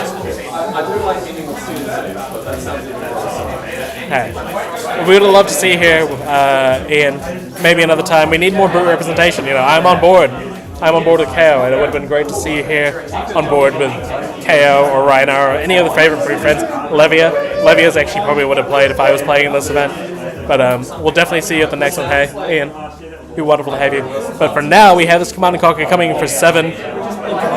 And it has been wagered with the Good Time Chapeau. So in the Arsenal, we do see this remembrance. But this is still lethal damage at the moment. I imagine this is happening before blocks. This might be a New Horizon block here. Try to cull some of the damage happening through. What threats are we going to put back in to the deck right now? So we're putting another Codex. Fantastic. Another E-Strike. And are we seeing a 3rd card? It is up to 3. Will does not have to put 3 cards back into the deck if they choose not to. But, oh, we're switching up again for another E-Strike. Okay, so we're getting 2 Enlightened Strikes, it looks like.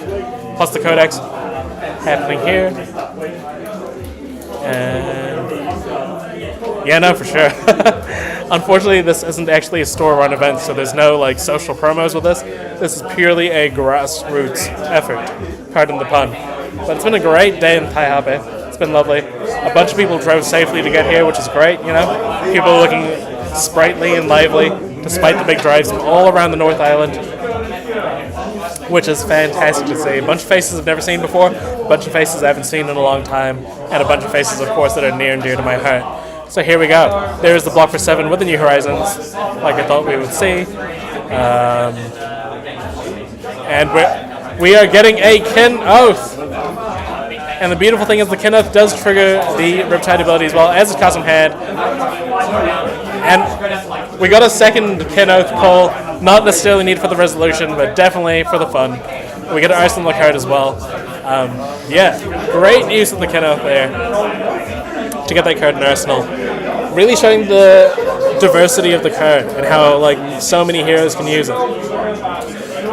It doesn't just draw you a card and gain you 1 life. It can also trigger things. If we get a Dromai on camera, we may see a Kin Oath turning on all the dragons, all the Lashwings. But we have these tokens popping. We have, oh, there we go. Big arrow attack here. So if I'm not mistaken, it's 8?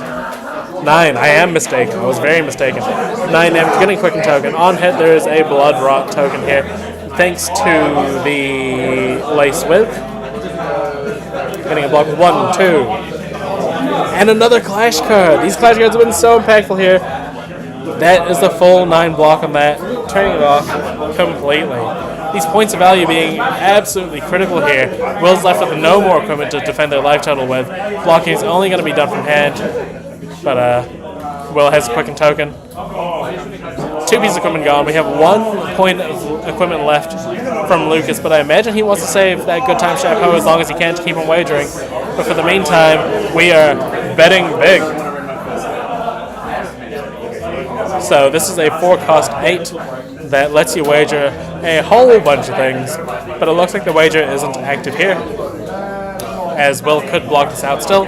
We are just getting in for a damage, I believe.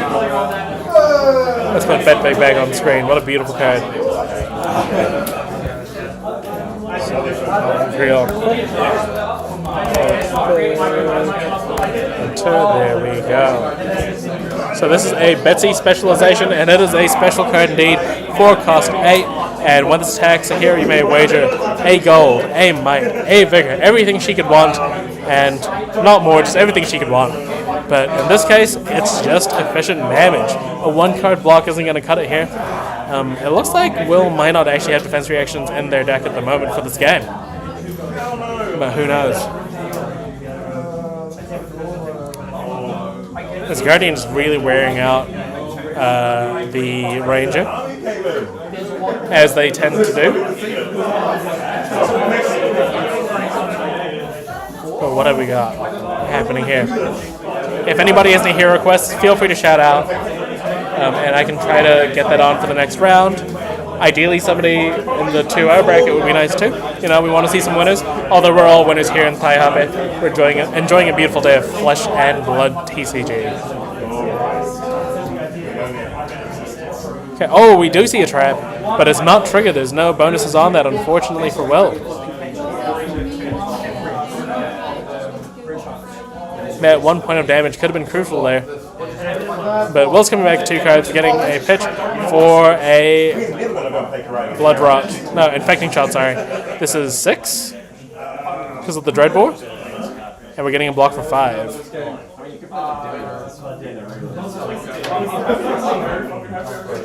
Unless I'm wrong.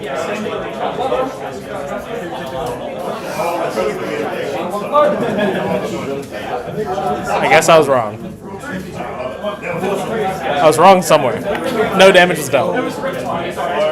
But we do get the token made from the Tectonic Plating, and we're coming in with a 3-cost-7 wager, a Might token. Unfortunately, I'm really bad with names. But we are getting the full respect there. Oh, it wasn't a wager on my token. Oh, that was the discard one. My bad. Okay. And we're getting a 1-card hand, Codex of Frailty, coming back. And if you had to have a 1-card hand, is there any 1-card hand better than Codex of Frailty? I think not. You get 70 points of value, you get a card back from your discard pile to play. As long as you don't need a discard, you're up on cards that way. You get the Ponder token. You give your opponent a Frailty token. And this time we're getting a big bet big in Arsenal. We might be doing some big wagers next turn with no equipment available to Will. Lucas might have noticed that there's been a severe lack of traps here, which means that an overpowered bet big is going to be big, as the name suggests. Okay, so here we are, 4 damage. We are losing the headpiece, disrespecting the damage, and coming in for this overpower turn. There's a Seismic Surge token crack. This bet big is going to come in for 7 because of the Frailty token, but that could still be enough. Lucas making sure that he's not missing anything, but here we go. 4 resources, plus 2 for the Betsy. This is an overpowered bet big for 7 damage. No wager, because I think he's going for the on-hit, you lose the game. Has 1 resource floating, so just chose not to make the Seismic Surge, or forgot about the ability to do so. Confirming that it's 7 damage there, of course. But things look pretty dire for our hero/DJ of the event, Bill Heavens. Our playlist for the afternoon has been collated by our wonderful friend Bill here. Getting blocked for 3.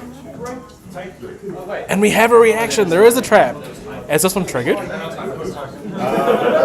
don't think it's triggered. We're getting a read, but nothing's happening. So.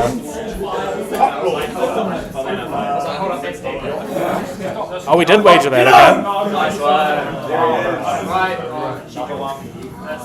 The enthusiasm that people are tearing up these keynotes is a beautiful thing to see. I still have 1. I'm hoping that I get to keep at least 1 as a keepsake for the event. Okay. So here we have an Intoxicating Shot. Intoxicating Shot is a funny one. This is coming in for 7. On hitting, gives your opponent a Courage and a Might? No. Courage and Agility, sorry. Or Might and Agility. It's going to give the attack +1 and go again, if it hits. But it was fully blocked out. And these tokens crack, and we're going to get an Anathos, I assume. There we go. So 2 tokens cracked, there was a Might. We're actually cracking the gold token here, trying to get a bigger Anathos. Did we do it? We're cracking another gold token? We're cracking a second gold token. Oh, there's a yellow demolition crew. But it can't be played from hand. There's not enough cards in. He has no resources floating to cast a Demolition Crew and reveal a card in hand. So we're just getting in with Xanathos for 7 here. And 7 is a massive number when you're on 1. That's a 3-card block, and that's the crux of Heavy Hitters Limited here. Oh, it's for 6? That wasn't a might token? I must have done some math wrong there, but either way, we're still alive. There's an E-Strike here coming in. Are we drawing a card? We're definitely... Nope, it's just coming in for 7 damage. Trying to close this gap a little bit. And of course, like, if you go down low in life, you're risking taking 1 point of damage to these traps that are slowly starting to make their way into this game. So maybe there are traps in the deck. I think we're in second cycle at this point. So, like, I've only seen blue traps here. And as long as you don't buff or give go again, then you're kind of safe around the trap. So I think Lucas is kind of safe on that perspective.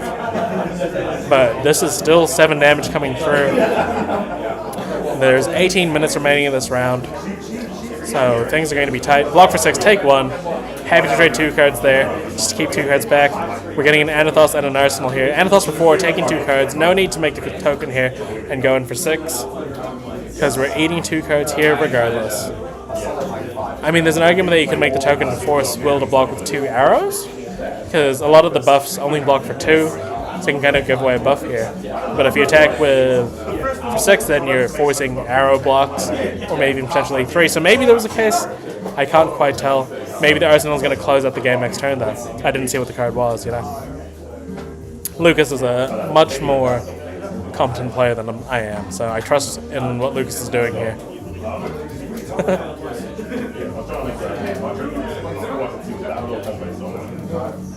Okay, so there we go.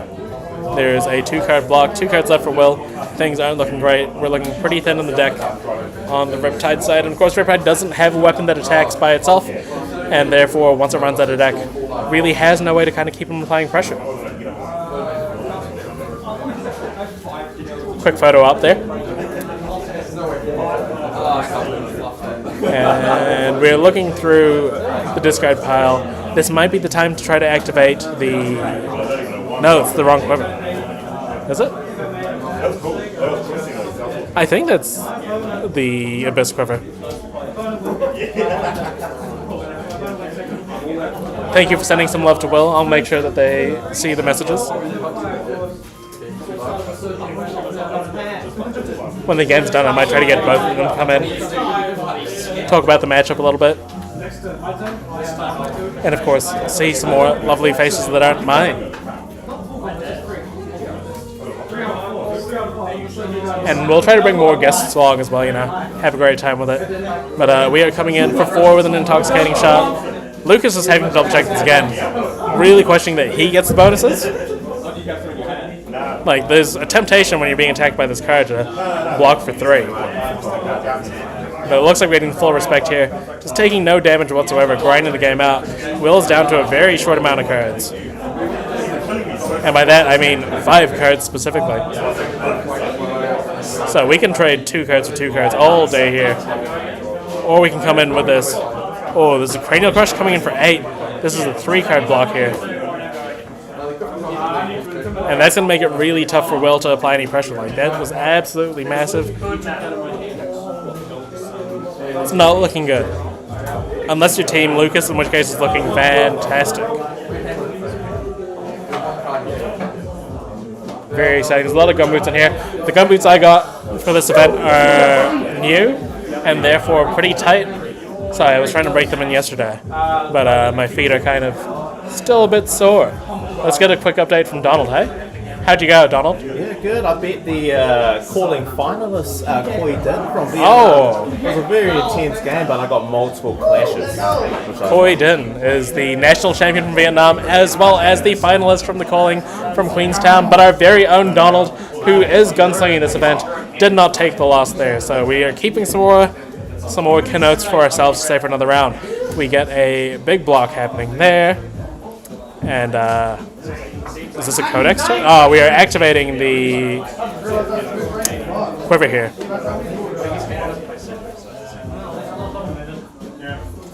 I realized he wasn't playing Dreadbore. He was playing the actual Riptide weapon. I think. Barbed Castaway? Yeah, that's the one. So that's my bad. I got it wrong the entire time, this whole game. But actually, what happened? This is what happens when I look away from the screen. You know, we're doing some very professional casting here on this side. But we have... Oh my goodness, we have a yellow demolition crew on camera. Oh my goodness. Somebody get that man to Ken Oath. Lucas on camera played a yellow demolition crew. Lucas? Yeah. And it was for the game! We won the game with a yellow demolition crew! Oh my goodness. Ken Oath to you, Ken Oath to Will, but especially Ken Oath to Lucas for taking that game out with the yellow demo crew that was pumped with the money where your mouth is. Oh my goodness, this unbelievable stuff happening this way. You reckon we can get Will and Lucas on camera? This is my favorite. Oh, did we get one already? Yeah, you got Just so we saw Lucas spending 2 Kenotes in the previous round. He got 2 of them back just then. It was on camera. Absolutely fantastic. Could we get both of them to come? Yeah, both of them. Here we have Sean Delaney here. Bit of a fan favorite in Queenstown. How was your experience in Queenstown? Oh, great! Yeah, I met Flag and Max Ferocity, Rachel, Ferris. It was so cool. Some fantastic people, big fans, big friends of them. I've been posting them all on my socials. I've been loving it. It's been really good. Been drip feeding the socials with it. Well, speaking of socials, where can they find you? Well, they can find me at Surely Shawnee on literally anything. There you go. Just Surely Shawnee. It's fun, it's cool, it's crisp, it's clean. Yeah, how are you fighting today? You casting any Kenotes? I am. I'm casting every Kenoth I have, and it's fun and it's fantastic because I get to stand up and yell Kenoth as everyone in the room, and it's cool looking at everyone look back at you going, woo!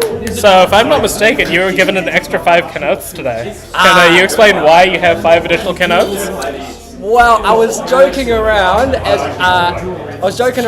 with Diggle, and I was like, "Hey, do you think that we could get an extra Kenoth token for every Tinder match that you get on Taihape?" And fair enough, I got one in Taihape, and then so Kashan followed through with his own and gave me 5 Kenoth tokens. I was pretty happy. Okay. Cool, right? Yeah, very cool. But we're going to bring on Lucas over here, aren't we? Yeah, we're going to bring on Lucas and probably also Will as well. Wonderful. I'll go grab him for you. Lovely chatting with Will's you guys. Will's on guys. his way, but yeah, thank you very much, Sean, for coming. Maybe we'll see you again later on. Yes. But let's make some space. Move the camera back and we can maybe fit more of us here. I feel weird sitting in the chair. Can I commit? Yeah, you can commit to the chair. Commit like you commit to Kenoth. We have space for Will over there as well. Yellow demolition crew, maybe. We got a yellow demolition crew not only on camera, but as the winning player. Like, how powerful did you feel in that moment? And you put powerful? Not only that, you put your money where your mouth is on that demolition crew. Will, come in. Will. So, this is our lovely DJ of the event. The team barely functions. And the mighty Riptide champion. The mighty Riptide champion. I honestly didn't want to fatigue him, but he kept making me block. He was like, here's 10 with 2 blood rods, and I'm like, but I want to play my prime to fight. Yeah, it was, I did all I could to stem the bleeding. The Razor Reflex blocking my wager almost broke me as well. I was expecting that Razor Reflex. Now, Will and I have been playing a few matches in preparation for this. No biases, of course, on my part. But yeah, I did not see a Razor Reflex in any of our games. Nah, I've completely changed my list. When he attacked me and he said 1 pitch floating, I was like, that's what's he up to? Also, I'm really sorry, the entire game I just assumed you had Dreadbore, and then I realized that it wasn't Dreadbore. Pass away. I just didn't say, you're right, I have taste of strength, that's all the defense reactions I need. Yeah. Yes. The thing, so I heard that there were lots of Guardians, so I moved on to Barbcast to make sure that, one, I had somewhat of a plan with the Fletchers into fatigue. The Fletchers felt really good. I didn't get to resolve many in that game because I had to block, but in theory they should help if I'm able to resolve them. And then the other one was thinking that people would expect me to be on Dreadball and side out their defense reactions anyway. Well, I mean, the benefit of that. I have 3 unmovable on the list and didn't really want them. Yeah. Now you may notice, Will, if you look at the chat section there, There's a bit of a fan following there for you. Oh, I'm a fan too. Yeah, yeah. We're all fans of Bill Heavens here. Fantastic. Shout out to my fiance Gigs in the chat. There we go. I don't know if she's still on or not after she said GG, but at the very least it'll be recorded. Shit, at the wedding we can cut this and put it on.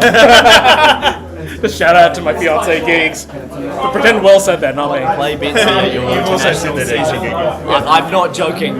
Don't play Canova at your international season. Yeah, you don't want to get disqualified. I actually feel like that game would have been quite real if I'd played all my Canucks. I have 3 or 4 left.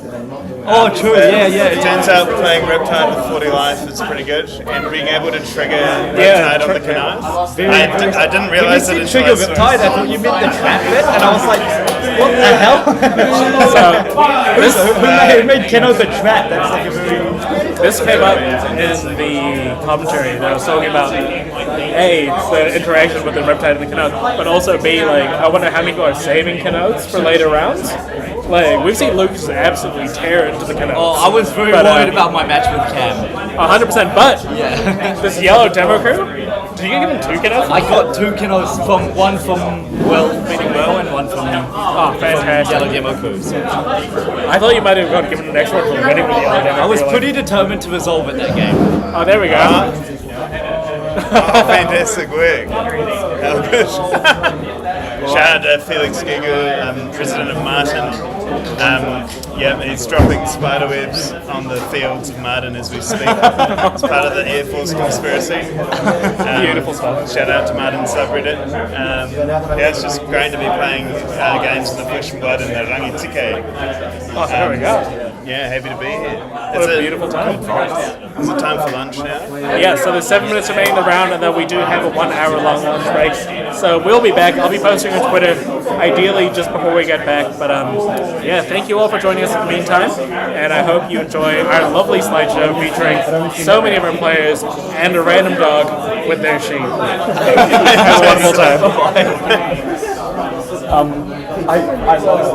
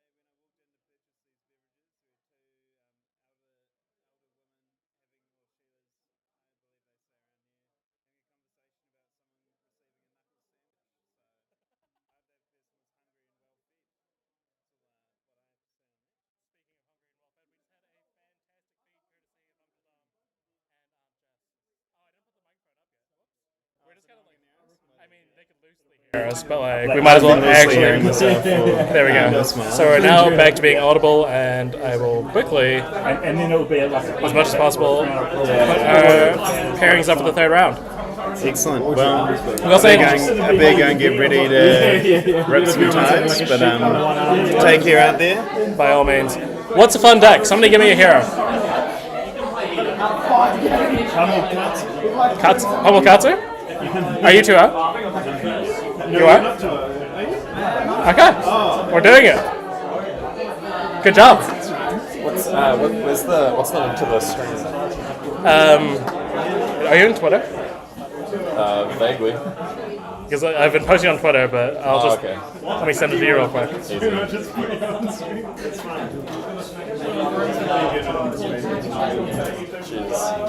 There you go. Yep. Just doing pairings for. Oh wait, I need to double check something real quick. Because wait, who dropped? Was it Richard? Huh? Okay. What table was he on? There we go.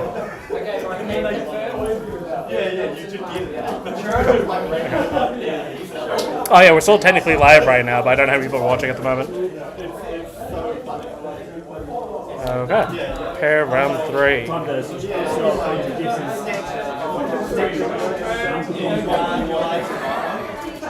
Cool. Players, your pairings to round number 3 are up. Please make sure you're sitting in the correct seats facing the correct opponents. Your feature match for this round is Sam Gardner versus Morgan Evans. Table 5, please make your way to the feature match. Huh?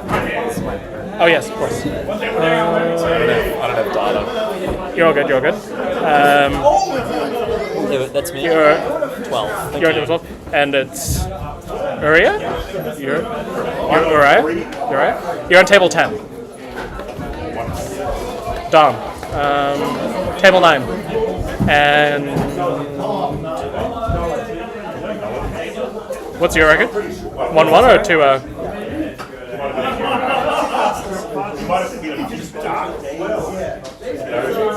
$11. Cool. Okay. So I had a bit of an alpha change. He's been far too hot here. But yeah, we are getting on to round number 3 of 5 of the top 8 cut.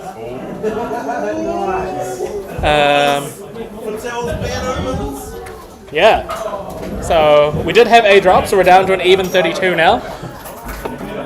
The competition and the weather are absolutely hot right now. So, goodness Christ.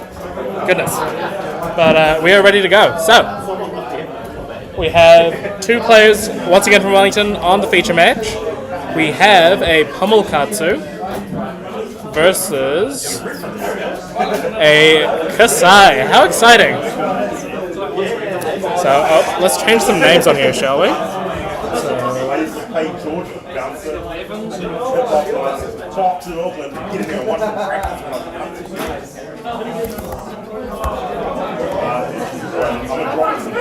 How do I find the event again? I go to Fab on the Fab account? Yeah.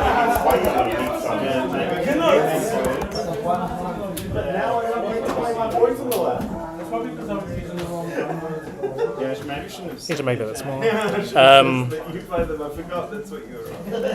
Yeah, so you log onto your account. Okay. And then does it have pairings there? Yeah. Cool. Sweet.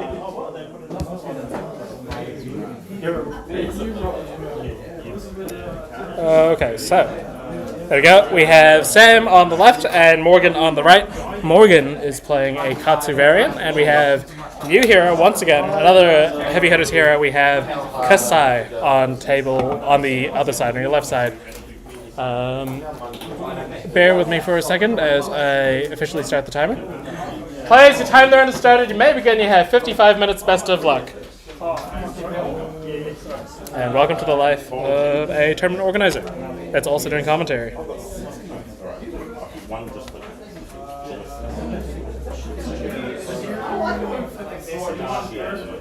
Having a cheeky beverage. It is so hot.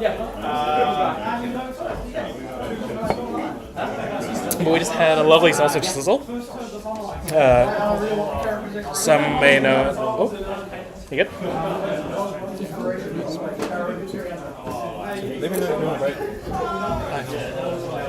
Can I get another sausage? Yeah. I'm just gonna eat it on camera. Little fab mukbang.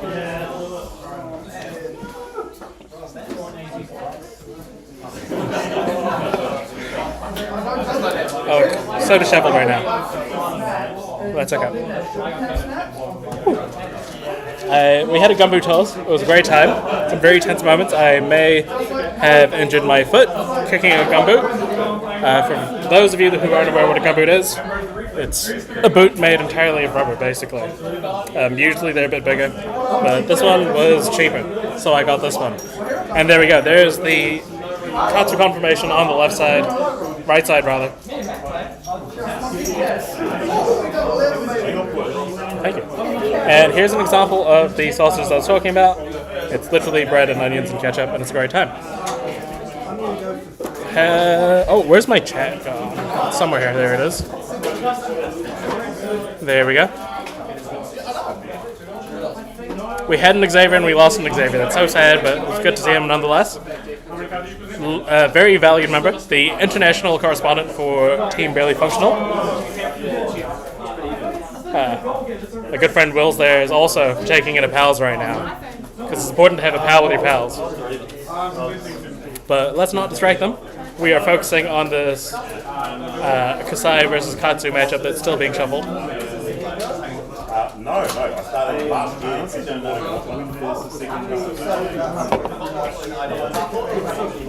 So, gonna have a bite of one of these while we're watching these people shuffle. I don't think we're going to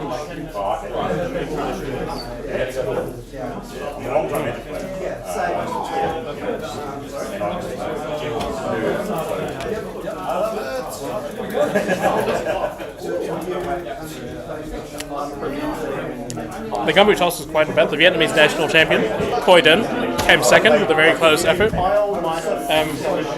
There's a wall plug over there by the door.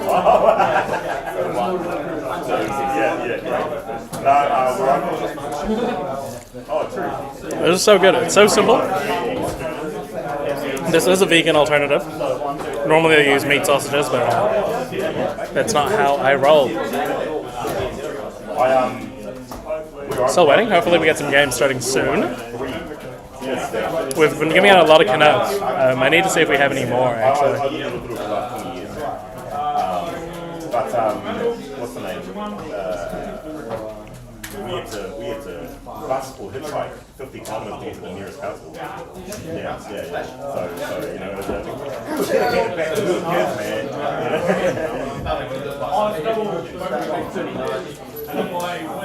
We're getting a die roll. So it's a 9 on that side.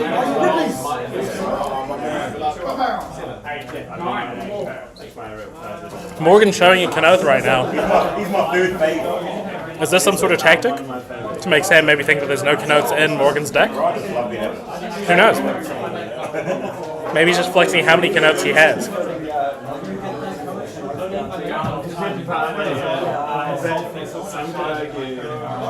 An inspiration for the event. He's walking one right there, and he's on the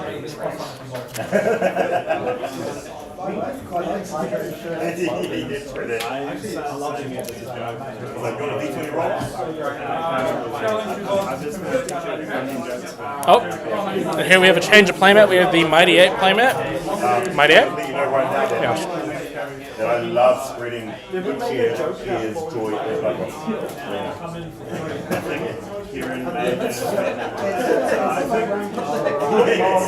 And we have the equipment sorted. So, looks like we're finally getting the game started.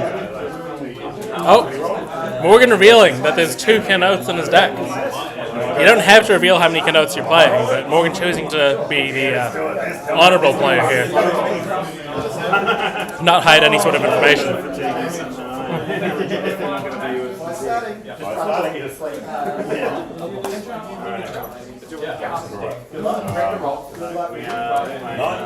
Good luck to you. I don't think you'll get it. I don't particularly do too well against the fight. And then I heard the dirty to garden, so I went.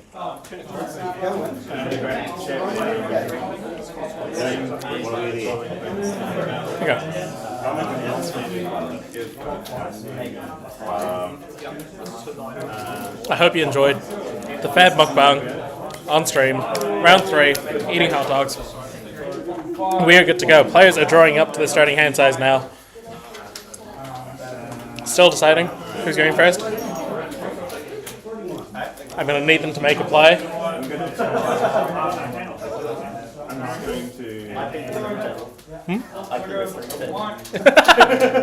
I can't give IPs, I can only give warnings and DQs. Give the opponent additional kiddo. True. Yeah, the IP is a removal of a Kenoth from your deck.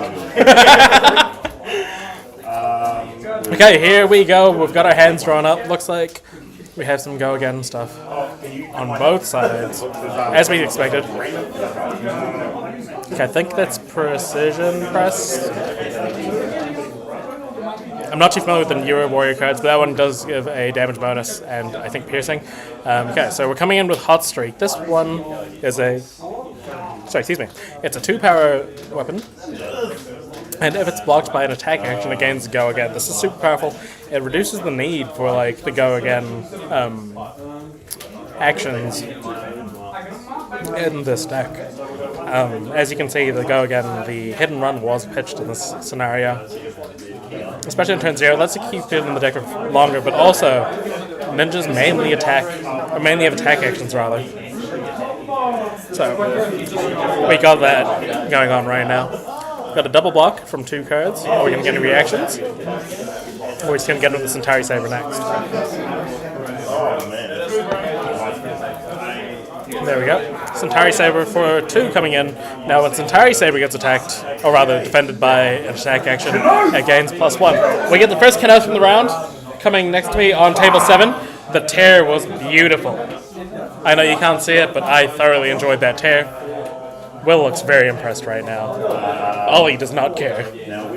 But we got a block from an E-Strike blocking the 3 damage that the Star Saber was pressing. So not a bad turn 0 in terms of fatiguing. We have 3 cards gone on the right side with 1 card used on the left. Now, we don't have Tunic. We instead have the new legendary from Heavy Hitters for Warrior. Let's see if we can bring that up. What's the name of the legendary warrior equipment in the new set?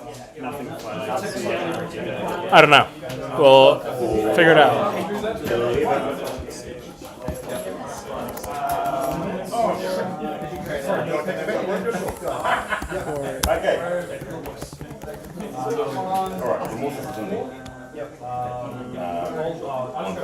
Nope, okay. So I can't remember what it is, so we're just not going to worry about it for now. Let's put Kasai up, maybe. Because some of y'all might not be familiar with it. With a new hero.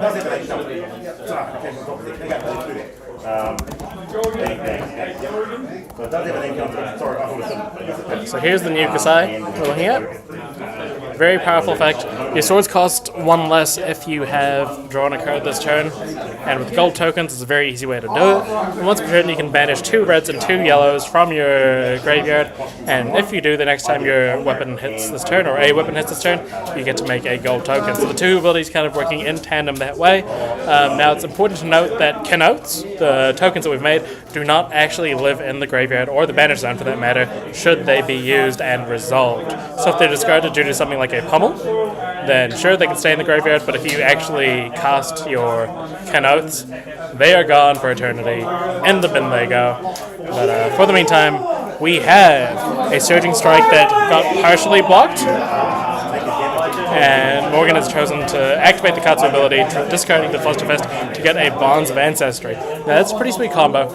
The Bonds of Ancestry, if it combos, allows you to banish a card from your graveyard, and should you do it, then you get to search your deck for a copy of that. So that Flusterfist that he discarded, he can now find another copy of. Here we have the Sinon's Gustwave, which is like an alternative to the Whelming Gustwave in this combo line. It lets you kind of carry on the combo with the Bonds of Ancestry in particular.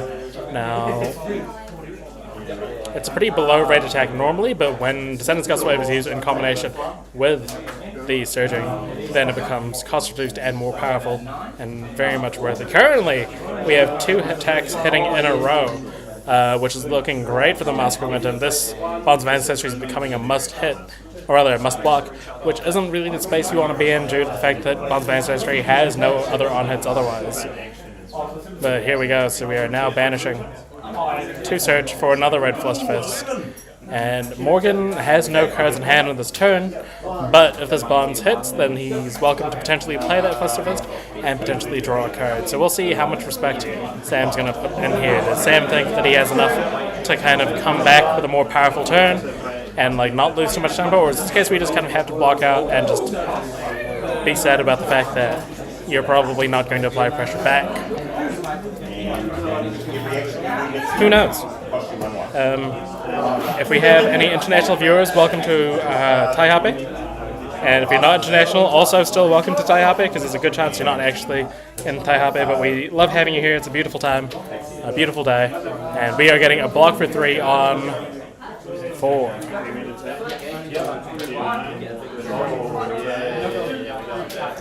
Oh, maybe it wasn't a mastery. Did the Descendants get fully blocked?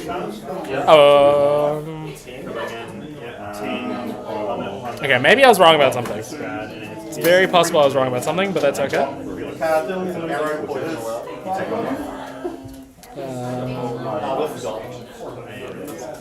So where are we at now? We have the Heat Seeker coming back in. So I believe, I can't remember what this card is called, but it gives +1 to the first weapon attack and +3 to the second weapon attack. It costs 0, so it's very fantastic in that respect. And Sam really wants to push a couple points, a couple attacks through in order to get that Dynamo counter back to really help against Mask Momentum and the Kodachi combination.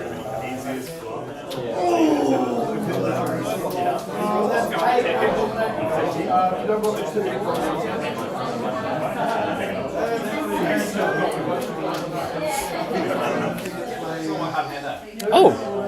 Looks like we have a reaction. I'm not sure what reaction this is. Oh, okay. So is it like a wager kind of thing? Yeah, that's good. I'm still getting used to all these heavy hitter cards.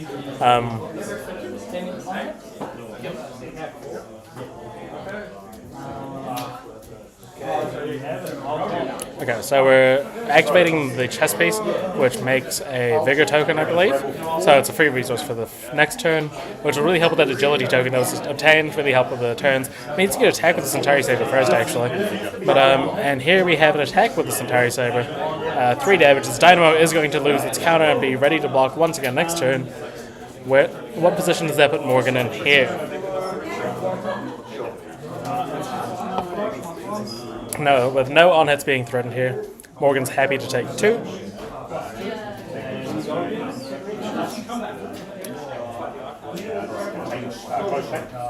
And we are moving on to Morgan's turn. With a 4-card hand, Tunic is on 2.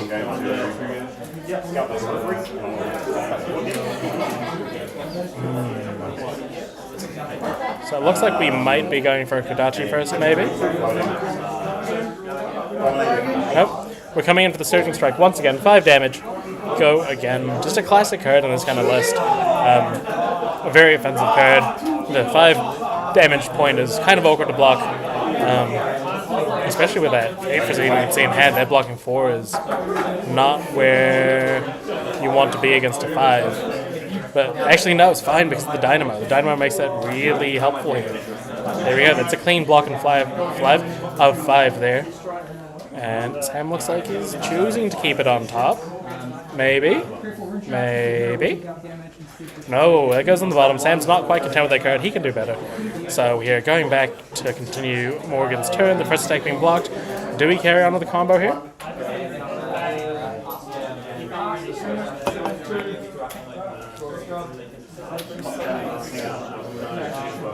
So we're just representing the resource dice there. Reminding both players that there's 1 resource remaining. Looks like, tough decision here, tough choices.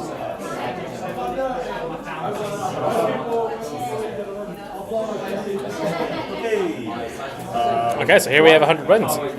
This is a combo attack with Go Again, naturally. And it gets bigger for each 100 wins before it, I believe.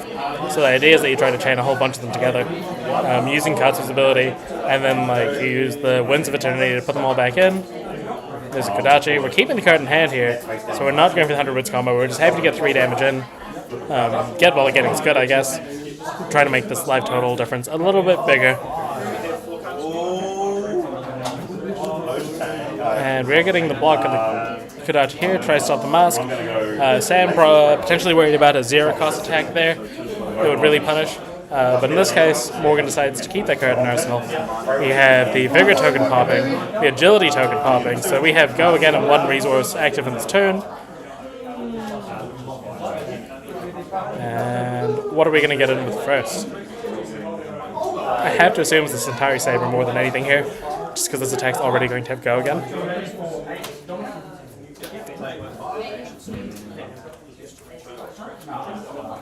And it looks like we're getting a Kasai activation. That's 2 reds and 2 yellows getting in the bin. And we have activated Kasai. We are going to try to get some gold here. We're coming in with a Heat Seeker first. And the Heat Seeker has Go Again due to the Agility token. So this is 2 Go Again regardless of what's blocked here. And we're now threatening gold tokens, which is kind of exciting. And I'm going to do crack my Fonda, draw a card, pass the dice. Looks like we're showing some respect here, potentially.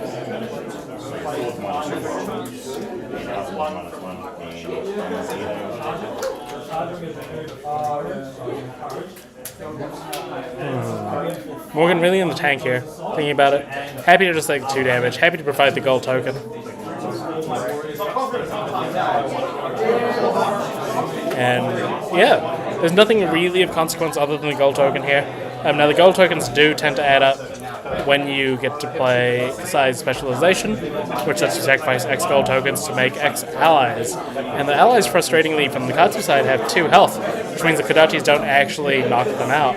It is a good way to trigger your Mask of Momentum, though. You can throw 2 Kodachis into one and then attack into another one, just to make sure you get that Mask of Momentum trigger and you're not falling too far behind. Currently on 37 minutes remaining in the round, and yeah, it looks like we're having a great time here. Contemplating blocks in the second attack.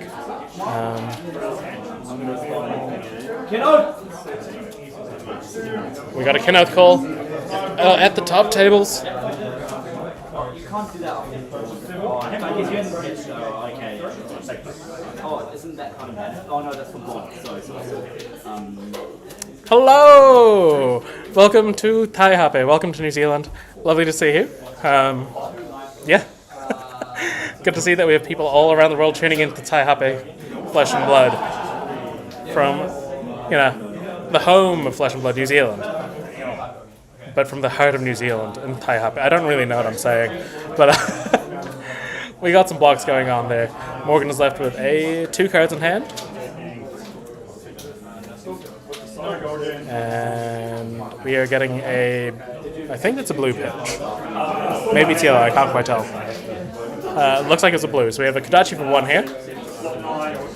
How you doing, Capolo? Are you having a good day? Are you enjoying some New Zealand Flesh and Blood? Good-natured fun, Flesh and Blood here. And we have 100 wins coming in for 3.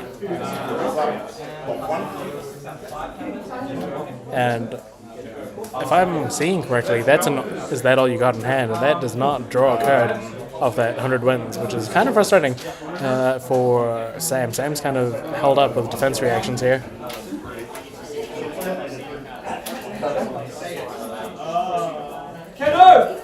And we have another Kenoth. Another Kenoth! We got a double Kenoth in a matter of seconds between each other. Now, once again, for those that aren't familiar, Kenoth is a special card that we've allowed for this event.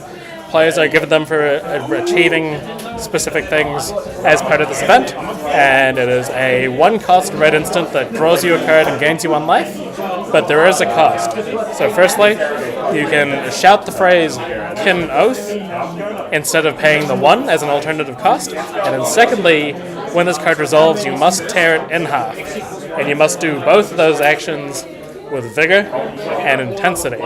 We need the whole room to know when you are casting a Kenoth. And so far that has been done with great pride here in Taihape. It's a beautiful time. I'm really glad to hear you've had a relaxing day. I wasn't able to go to Queenstown, unfortunately. I was at a wedding, which also means I technically did not drop a single game at Queenstown. You know, it's all about perspective. But no, unfortunately I wasn't able to make it there, but I am at the most important event in New Zealand history. Maybe not even in Flesh and Blood, but just the entirety of New Zealand history, the Calling Taihape. So I'm having a great time here.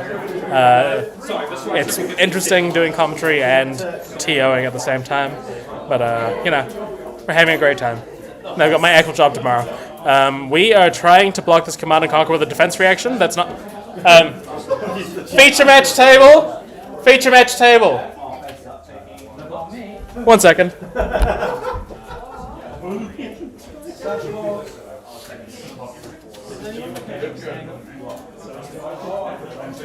For the record, when I was below, I used to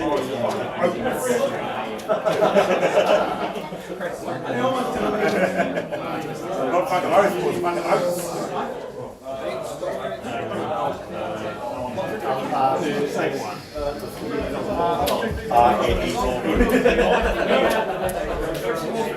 Okay, so we had a judge call by the commentator, just real quick.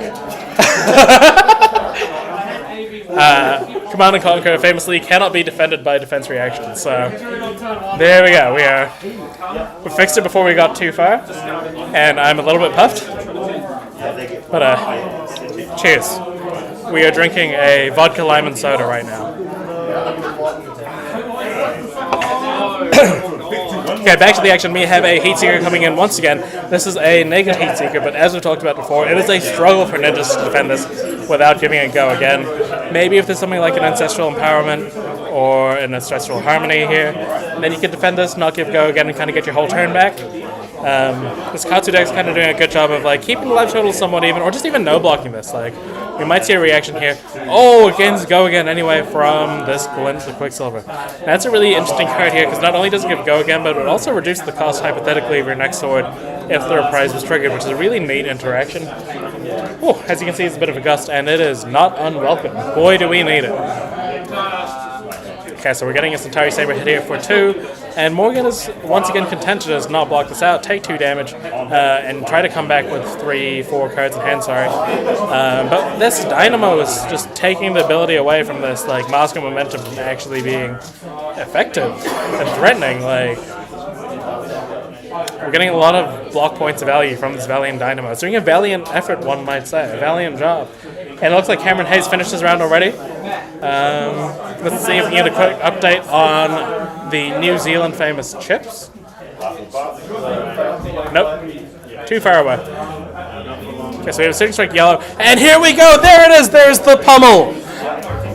We have the Surging Strike with the pummel, taking a card out of Sam's hand.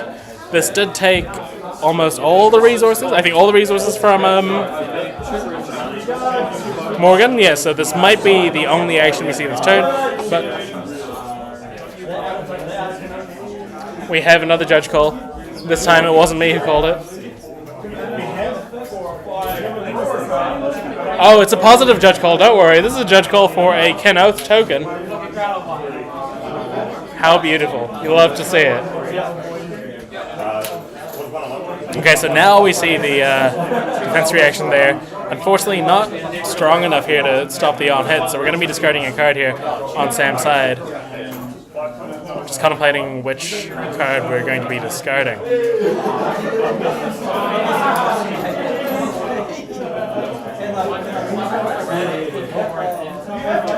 Okay, so that looks like a Spoils of War that's been discarded. And now this side deck is fairly low on things to do. But, we're pretty confident we're going to get 2 sword hits here. And I kind of like this. Like, even if you don't have the reactions, you're now giving a reason for your swords to be blocked. Try to buy back some of this tempo so the Katsu player isn't playing with 4 cards in hand every turn. So this is a very open kind of turn. We're coming in with this Heat Seeker, it looks like, with 1 resource floating.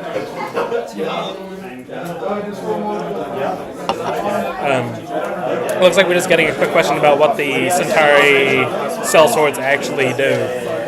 Let's see if we can pull it up for y'all as well, because some of y'all might not be familiar with it.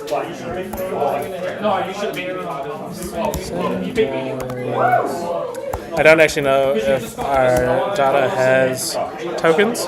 Oh, it does. Okay, so here's the Centauri Cell Sword. It has 1 turn action, attack, go again. So 3 damage, go again. Pretty good. 2 health is fantastic on an ally. The condition is you have to have attacked with a weapon this turn, which is pretty easy to do, but you know, it means that you have to block 4 cards and it's a lot harder to do that. And this card is of course cast by Raise an Army, which is a Kasai specialization that you can sacrifice X gold tokens to create X Centauri Cell Swords this turn. Quite a fantastic card. Okay, so we're getting a double block on this, respecting some sort of reaction here, and we came in with the Centauri Sabers as well. Maybe it wasn't a double block, I did kind of miss that.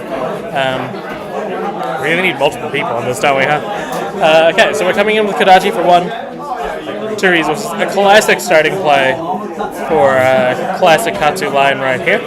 So these Kodachis just make things more awkward to block, but of course there's the Valiant Dynamos once again just doing a fantastic job of making this Mask Momentum null and void. So there we go, there's the first block. We're blocking the first one this time. Expecting, correctly blocked on the first one this time because we have a 2-cost 6 Command and Conquer on hit is active. Defense reactions, once again, defense reactions cannot be used on a Command and Conquer.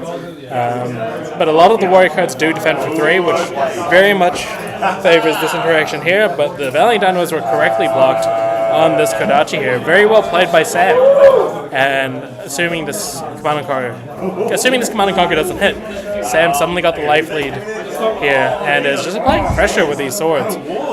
Even though he hasn't been able to make any gold so far, like he's been taking cards out of Morgan's hand, really like, I don't know, threatening Morgan and kind of forcing Morgan to respect the potential of the deck, one might say. Well, it looks like we're getting some matches finishing up across the tables. Table 1 looks like they've just finished. Let me see if I can get a quick recap there. What was the result? What deck were you on? Bravo? So we had a Bravo win over Viserai on table 1. Fantastic. That Viserai deck kind of built up a lot of rune chants. It was in a previous round attacking with an Arc Knight Ascendancy with 53 rune chant tokens to knock out the Riptide player in 1 attack. Very exciting. Here we have Nourishing Emptiness. Now this is very big here. Ninjas don't have very much equipment to block with, but they do actually have their Perch Grapplers, which I believe blocks for 1.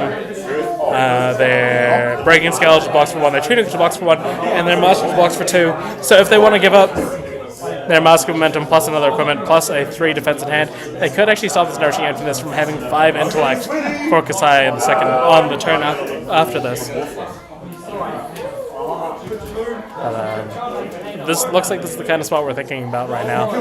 It's not the easiest block to think of course. This is just so powerful, this card, and the decks that can abuse it, and boy do warriors abuse it.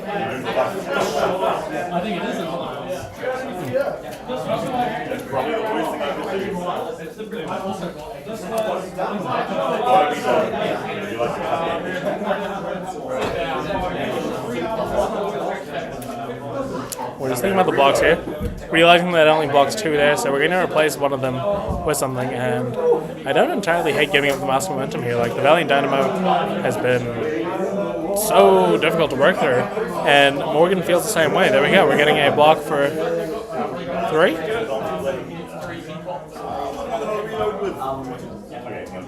And blocking with the Perch Grapplers, not Perch Grapplers, blocking with the Ninja Leg so that Morgan now can use it without missing out on that point of defense value. It's a very powerful card that gives all of your combo attacks go again. So you can start chaining off random combo cards just for the sake of it. Usually it's really good for triggering Mask, but obviously that's not going to be consideration for the remainder of this game. We're getting in with Kodachi for 1 here. 1 damage, 2 resources floating. Just a slight poke of damage.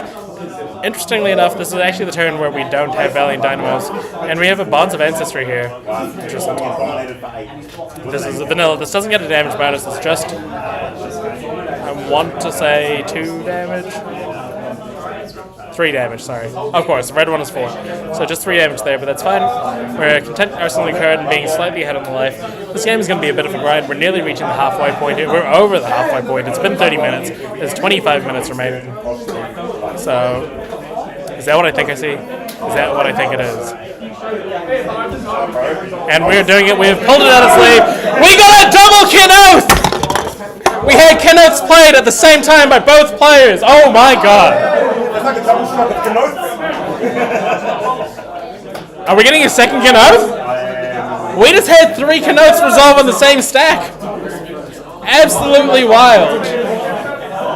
Oh my goodness, I didn't know if I could take this. There was 3 cards, 2 at 3 life gain across 2 different players. What a beautiful time. This is what Taihape Flesh and Blood is about.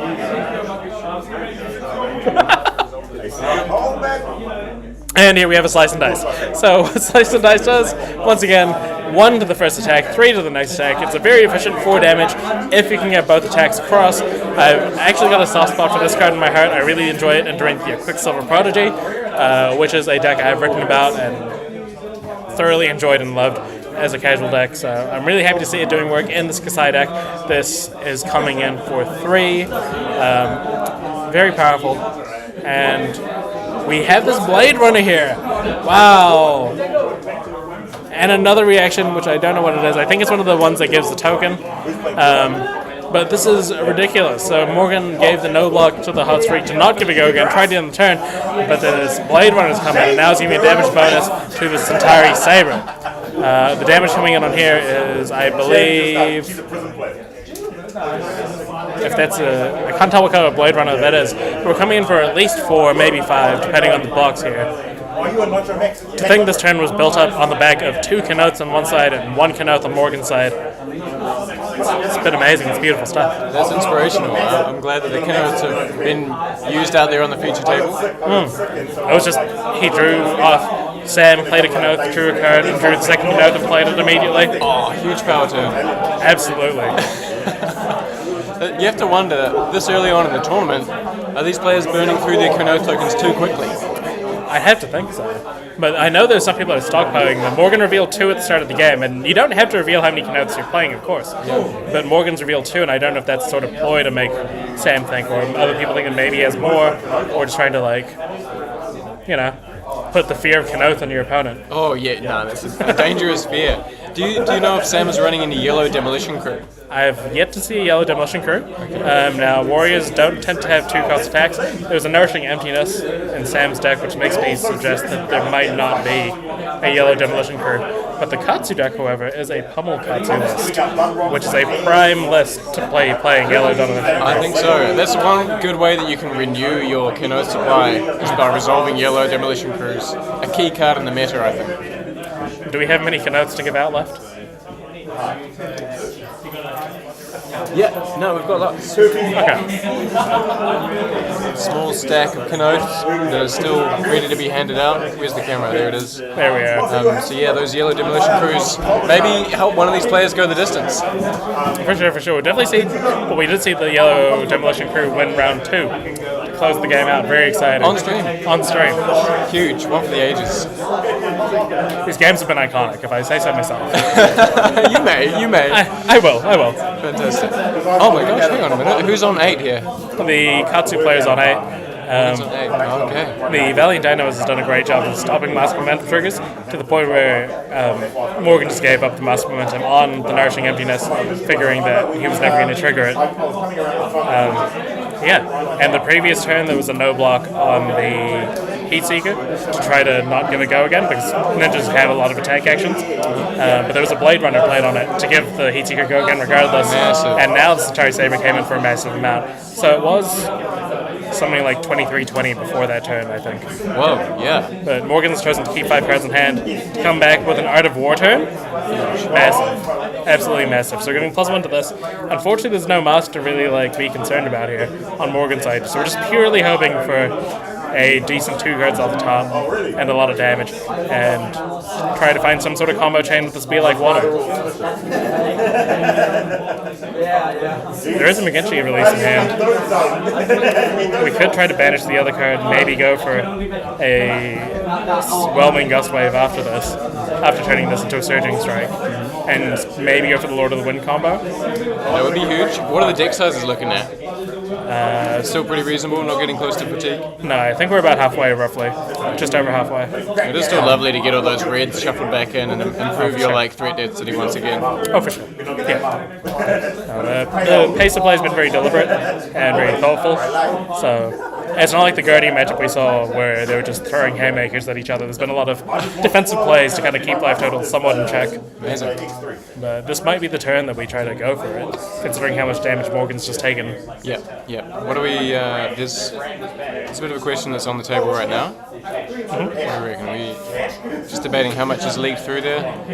And I believe we're still choosing the modes on Art of War. Yeah.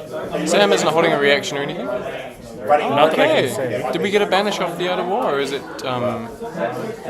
Maybe just +1 and go again, so you don't have to use the resource to make the. It looks like water, yeah. It looks like Morgan is down 2 resources though, so one should be for the Be Like Water and one is for the Art of War. So I wonder what unless that flusterfish. That's what you can get at the flusterfish and ship shop. If that was the banish, or is that from earlier? No, that was from a Bonds of Ancestry. Oh, okay. Well, actually, say that. I get some those. I need a server driver to take me to town to get some more beers and some doubles. Oh, it lets the gust wave hit. Okay, so the Be Like Water was paid for. There was no banish, I think. Okay. So here we get your release. Now this is coming in for 6 damage, and the Breaking Scales is live here as well, to potentially go up to 7. We're just going to have a quick read of this. Let's put it up for everyone to see, perhaps. Where did it go?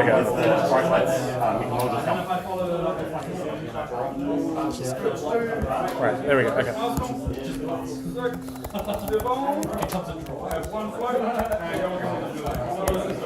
And here we go. Here's McGinty release. It is normally a 4 power that goes up to 5, but with the Art of War and the Breaking Scales, this can go up to 7. And if that happens, then the Sword of Wind is going to come through. And there's been a lot of Surging Strikes that have been played this game so far, at least 3 that I can recall. So, and here we go. Here's the Breaking Scales. This is huge. Now, a little point of note, previously, now the Ninja Legs was blocked with rather than Breaking Scales earlier. So we're missing out on a point of value of block here. It was a decision to be made because, it could have easily been the other way around where you draw a bunch of mismatching combos and you just want to play them out. So, an unfortunate thing to note, but the McGinty release does hit here, and we are searching the deck for Lord of Winds, and we're going to be shuffling some cards back. We're going to continue with this grind and get a lot of damage through. So this is going to even right out. Sam's gambling a little bit on holding some cards here, letting this McGinty release hit. Do you think that Sam could have blocked for 7, or is that just a losing game plan against the McGinty release? I think Sam definitely could have blocked for 7. Like, you lose the point of block on your Brave Forged Braces, but it's kind of what you need it for, right? Like, to stop these breakpoint attacks, and especially a turn as big as this. Like, if you stop that McGinty release here, the turn does not achieve much else after that point. But Morgan's only searched for 2 because he already had... He must have had one in the graveyard or one in... He may have blocked with one already previously. Yeah. So pitching 2 blue cards here, so... Oh, is that 1? Yeah, 2 additional blue cards, so X is up to 6. Gosh, people are having fun. There we go. Look at that, a huge injection of gas into the Katsu deck. This is fantastic. Sam's kept a couple of cards though. Sam has kept a couple of cards, doesn't have to worry about Mask of Momentum. This attack for 7 is still leaving Sam with a life total lead. I believe he only picked out 5 cards from that Lord of Wind. From the graveyard? Oh, right. Yeah, so I think that's a red Flusterfist, so it would have been 1, 3, and 1. Oh, okay. And yeah, if that's the case, that's 7 damage. This leads Sam with 2 cards and the life lead with... I presume he's just wanting to keep 2 cards for the Valiant Dynamo to try to re-trigger it again. Oh yeah, that would be huge. We've gotten quite a few blocks from it, definitely more than your average 3 blocks from a legendary equipment. Yeah, so what's your perfect 2-card hand here for Sam coming back at this Katsu on very even life totals? if your goal is just to get the tokens back, it's probably something like a blue and a run through.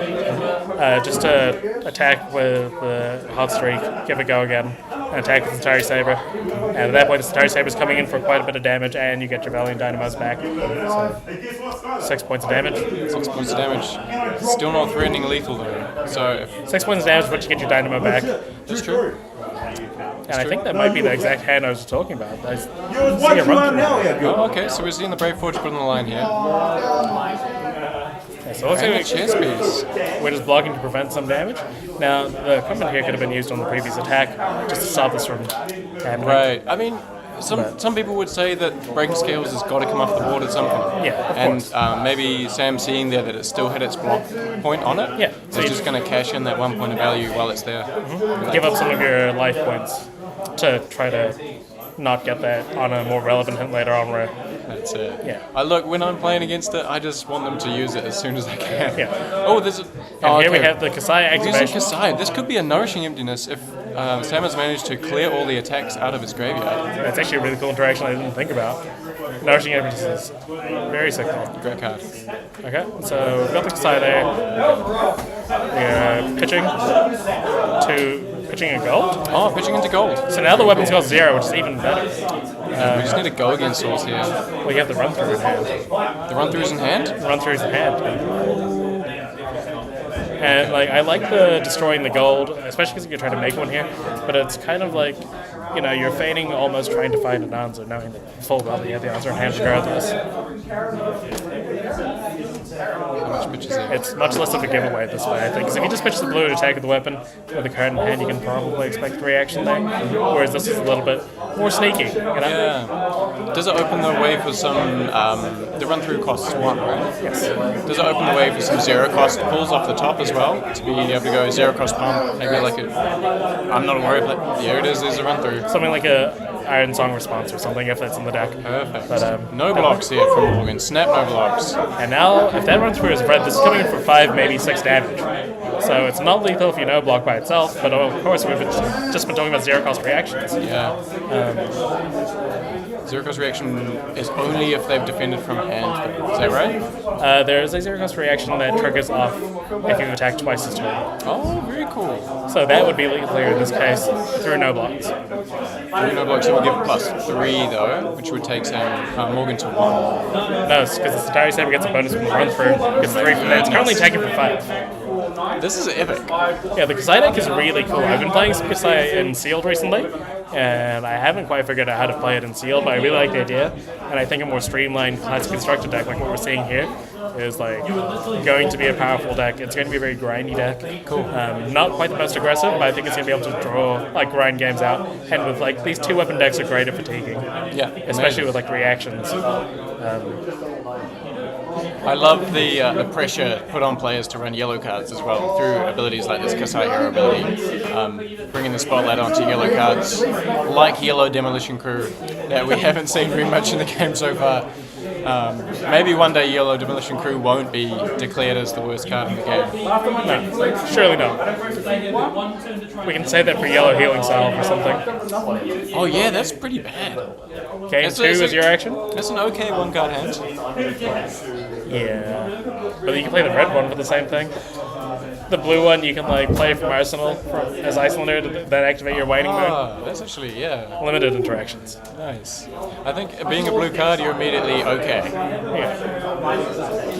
This is a huge blocking decision here for Morgan. Very much He's going to give it 2 cards. He's blocking for 4. I think Those that's are 2 both surging strikes. And we got a Kiddos! What's the draw going to be? This could be massive. Sam has played 3 Kenoths this game so far. He's investing heavily into the stream game. 1 leaks through, Arsenal pass. Couldn't find any reactions off the top with the Kenoth. Looking for a zero-cost reaction there. Such a bold play to hold on the Kenoth play until it was the reaction step. I don't know if Sam's line would have changed there, knowing what card he was going to draw. Yeah, maybe his plan was to Arsenal the Kenoth anyway, so like by casting it now, it's obviously the same. You're going to have that card, but you get a little bit more choice of whether you want on the Arsenal or not. This is true, and it's very intimidating. Yelling Kenoth at your opponent across the table. It's also, as a warrior, very intimidating just to have a card in your hand. that lack of information might force your opponent to overblock. Sure, absolutely. Instance. very So cool. Vince 2, and I think this one is the agility token, if I'm not mistaken. No, this will get you a vigor token. This is the vigor token? Yeah. That looks like an agility token. Yes, we'll edit that out. You can do that on live Tuesday. No, I've gotten so many card names wrong so far. I did half of the hand, 3 cards in hand plus 1 card in arsenal. That's massive. That's going to turn on the dynamo straight away. To the 4 Canucks. Sam would be on 2 health right now. I think should be on 3. Should have gained 1 more to go to 7. But still, oh my goodness, I think we've forgotten that point of life. But we have this hot streak coming in for 2 with a guaranteed go again. You don't have to worry about this non-attack action thing, whatever. This is just coming in for 2. How do you even block around this as Morgan right now? Yeah, exactly. Like literally any pump is lethal at this point. Yeah, doomed if you do, doomed if you don't. I guess it's better to put the attacks on this one than on the Saber. Yeah, because functionally blocking the attacks on this one does nothing. And also just kind of making them have the reaction. There's one there reaction. we go. I don't know the Dory cards well enough. It looks like one of the new ones? I think it's one of the new ones. It looked yellow as well. Oh my goodness, how much is the attack for? Enough to put Morgan down to 1. Okay, so we have... Oh, goodness. So this is going to grow. There's a lot of 2 defense attack actions in this deck as well. Which will push the Saber to 3. So asking for the Tunic, which is on 0 counters, it might be a good turn to get rid of that. I think he's respecting a reaction as well. Is he going to overblock this? Yes. It's a huge overblock. We're getting a block for 7. Really respecting the reactions here. You'd have to see the reactions just go on the first attack and it's lethal, right? Unless they're just really playing around defense reactions. Yeah, true. That is true. I'm not sure how many we've seen this game out of the Katsu. That's the advantage of these new heroes. No one really knows how to play into them. Do you bring in your defense reactions? Do you raise them? Okay, and Sam's just saying, cool story. Arsenal pass. So we're drawing 2 cards there, and we have a red Flusterfest as the only play for this turn. You love it though. It is 67% of his life total. It's pretty good. You just love a good 0-4. That's an above rate turn. For sure. So a very heavy blocking hand last turn for Morgan. There we go, and we're getting another agility Isn't token. That a vigor token? Hang on. I'm kidding. I wonder if this time he makes a vigor. No, never mind. Okay, yeah, massive. Another cash-in! Oh, huge. Are we just watching the same turn again? I mean, Sam's just running circles around everything Morgan is trying to do. And here we go. Here's a side trigger. We are threatening more gold. This could be nourishing as well. That would make sense, considering that turn for it. There's no armor up. On hit is lethal right now. On hit lethal sounds like a pretty good card. But maybe, you want on hit lethal and the winner's purse. You want the extra gold. True. Or, I don't know. Yeah, we haven't seen a yellow demolition crew out of Sam. But if he's feeling comfortable in this game, he could just sort of keep Morgan honest until he finds one to make sure he gets the second, seventh Kenoth or however many he's had throughout this tournament. I actually like making the Kasai activation here. For this format in particular, because there's a non-zero chance that Morgan survives his turn as Kenoth. Oh my goodness. Is there a reaction out of Morgan? Well, the Blade Runner doesn't get the damage bonus to this one. I need to play against more warrior. I don't know what any of these cards do. No, it gives the damage bonus to your second attack. So this entire Saber's coming in for 5 currently. But the hot streak already had going. Yeah, but still give the damage bonus to second attack. I see. And here we go. Here's the second reaction. And there we go. Well done, Sam. Congratulations. Stunning. He dug really deep there, burned a lot of Kenoths. That was a lot of Kenoths. But he's earned some excellent breakers. He's 3-0 now on this Kasai. 3-0. That's fantastic. Absolutely amazing performance there. Does he have enough Kenoths to take him out through the rest of the event? We will see. It didn't look like there was a yellow demolition crew in there, so they're not going to be replenished. Maybe there will be other events or other ways that he can twist our arms to get Kenoths. I mean, playing 4 in one game almost feels worthy of receiving at least one back. What do you think? I don't know. We'll have to consult the official guidelines for the calling Taihape, which we have many pages. I think it was like 308 pages last time I checked. Yeah. We just keep writing them. We've got Kashan somewhere who's just writing pages and pages of guidelines of how to run this kind of event. I think there might be some fan fiction in there at this point. Spicy. That's for premium subscribers. You need a different event package for that stuff. Should I go and get one of the players for an interview? Let's go bring Sam in here. We can ask about his loose usage of Kenotes. Yeah, excellent. Is the audio? Huh? Is the audio? I hope not. No. Good. Why is that? A lot of shit talking is going on that probably shouldn't be on. Oh, that's fine. Oh, no, just like a combination that's for 20 minutes. Oh, wait. I think on the feature badge. Yeah. Oh, okay. Well, no. We only had the microphone here. How's it going? Yeah. We got Kieran back here once again. It's been great. We just saw Sam go and take it out with, I want to call it Kenoth Kasai. We just saw him play 4 Kenoth in one game. That was kind of impressive. 2 of those Kenoth were on the same chain. Or stack. I don't know what to call it in Flesh and Blood. Literally, like, Morgan played a Kenoth, Sam played a Kenoth, resolved his Kenoth, played another Kenoth. That final one drew a cash in for his arsenal as well, so that actually was did quite a lot. actually correct, yeah. Those last 2 turns were functionally the same. Have an agility token, play a cash in, draw 2 cards. I won my round. I don't know if anyone told you I can start online already, but I can have a look. Thank you for letting me know. How are you doing now? I'm 2-1, but I lost my first game. And then I've had 2 Katsuberas, and I went second in both of them. So we're chilling. Yeah, you may just be able to hear some of the players in the background talking about their day, talking about their games, talking about the lovely town of Taihape. It's great. There's a 3-0 Kano. There's a 3-0 Kano and it isn't Kieran? I know. Yeah. I held off on the temptation. You realize I'm not playing this event to take you out when you're undefeated. Like, now's the time. No, I'm playing Tenacity Katsu. For what it's worth, my record against Kieran isn't necessarily great, unless Kieran's undefeated in the event, in which case it's unblemished. Yeah, every time I make Zoe and Switch, Kiki gets me. But that last game, I did 24 damage in Tenacities only. Oh my goodness. Did your opponent flip you off this time? No, he wasn't that mad.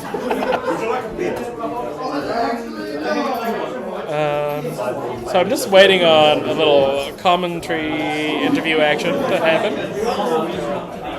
This is the purple man.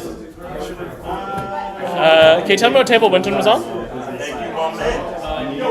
Winton? Yeah.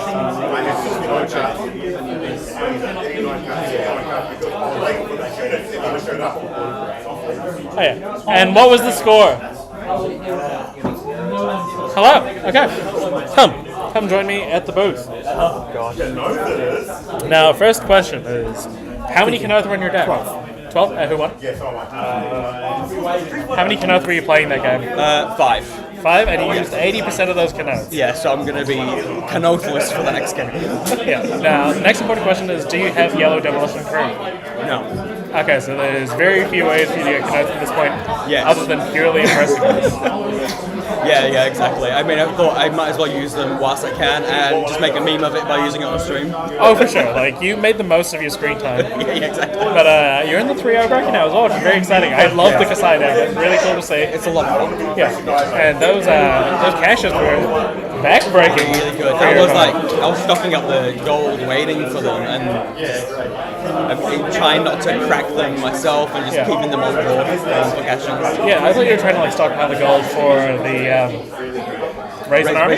I'm running 1. Yeah, and I did you pitched that really early, right? I believe I saw like a turn 1 or turn 2 in your pitch zone. Yeah, I was. It's on there in there for when you need it. I resolved it in round 2, but it's mostly a block card for yellow. I suppose you really so you can't really resolve multiple of them. 1 second, everybody. Players, that's time in the round. Cool. So back to the interview. What made you choose Kasai? I've been on and off the game for quite a while. I've played basically since release, but I've been in and out. Yeah. And I got into the game and really back into the game recently with Blitz Kasai and really enjoyed her. Yeah. Right as she went to League of Legends. And I enjoyed her and I was like, I'm going to buy the Blood in the Hands and sets of 3 of Nourishing Emptiness and things like that, just in case. And then they announced the adult version, and I was like, no, I have to do this. It's a lot of fun. Are you playing 3 Nourishing Emptiness? Yes. Yeah. Absolutely. Like we were just talking about, it's a really cool direct where you can banish the ones you've already used using her hero ability. That's so cool. It's really good. It's absolutely worth it. I've tested a little bit with playing other attack actions, maybe like snatches or got a card at the bottom to play it. E-Strike, yeah. E-Strike's really good with it, but then you are stocking up more to turn off Nourishing Emptiness. There's a balance there somewhere. Yeah. For sure. Yeah. Okay, well, cool. Thank you very much. Congratulations on your 3-0. Thank you.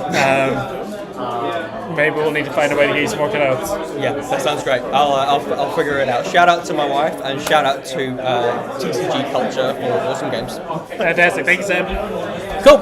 So that was the end of round 3. We did actually reach time in the round, as you might have heard during that interview.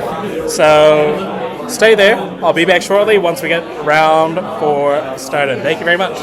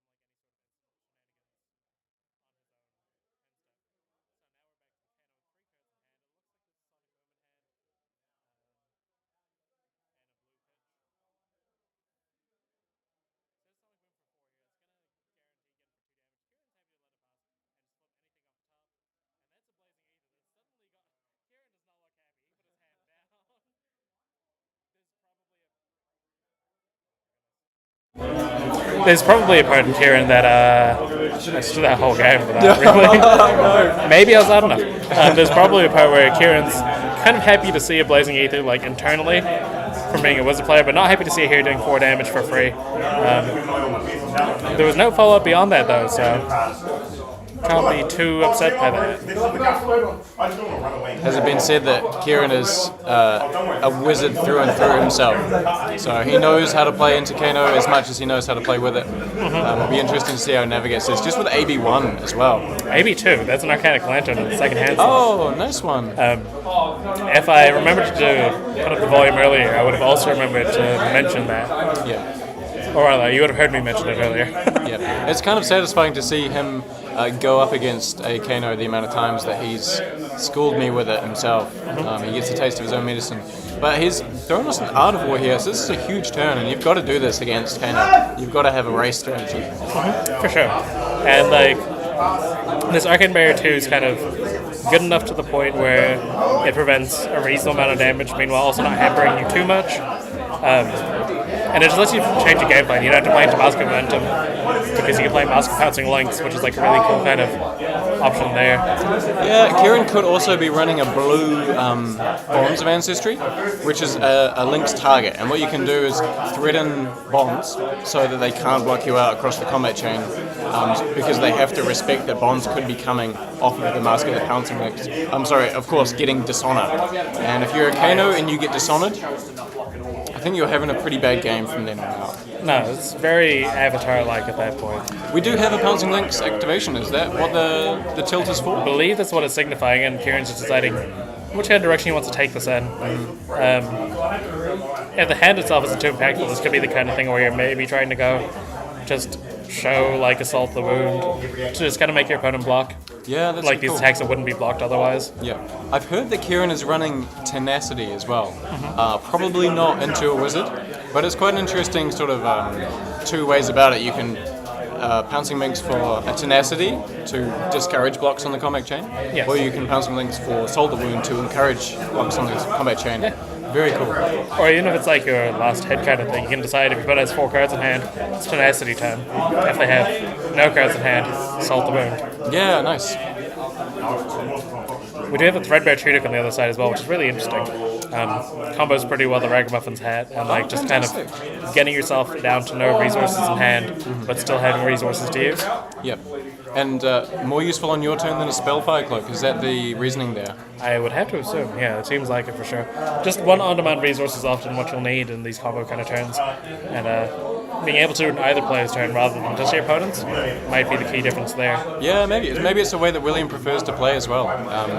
I'm definitely not one to comment on how Kano should be played, and these are world-class players here at the Calling in Taihape. So this, I'm expecting this tournament and the plays that are made here to define the meta throughout the heavy hitters classic constructed season. Aside from the Kano tokens. Yeah. But outside of that, I think maybe I'll just carry a bunch of Kanos in my pocket, and whenever I see a yellow demolition crew resolved at a tournament, I can give one out. Yeah, they won't be able to use it most likely. No, probably not. But it's just a trophy at that point, a celebration. Exactly. Yeah, bragging rights. So here we have the Descendants Gustwave. I can only assume that we picked Surging Strike off the Be Like Water. And fun fact about Kieran's deck, there are no actual Surging Strikes in the deck. Huge. Just using the Be Like Waters to turn on these Gust Waves. Yep. Or using Descendants Gustwave because that has naturally Go Again by itself. Excellent. Go to Bonds. Surging Strike, bad card. You heard it here. And you see Dishonor was the target off the Pouncing Lynx. So Kieran is really saying to William, you cannot dump your hand on my combat chain because I'm going to dishonor you. And if that hits, you just lose the game. Yes. Nasty, nasty turn here. So for those who aren't familiar with Dishonor, let's bring it up. Am I pressing the right button? Oh, I just heard somebody else be dishonored on a different table. Is it an omen? There we go. So for those of you who aren't familiar with Dishonor, it's a 0 cost 2 power go again combo. Not go again. 0 cost 2 power combo attack that gets +2 if Bonds of Ancestry was the last. But also, if you specifically have Surging Strike, Descendant Gust Wave, Bonds of Ancestry, and then Dishonor as the chain, then you get to remove your opponent's hero ability for the remainder of the game. It's not once for turn, or not for the turn, it's just entirely gone. You have no ability. That's it, they're just faceless for the rest of the game, and Kano obviously relies on his hero ability to be able to do anything. And we're seeing a Descendant banished off of the Bonds here from Kieran. This is an absolutely filthy turn. Is this going to be a double Bonds turn? This could just be a double Bonds turn.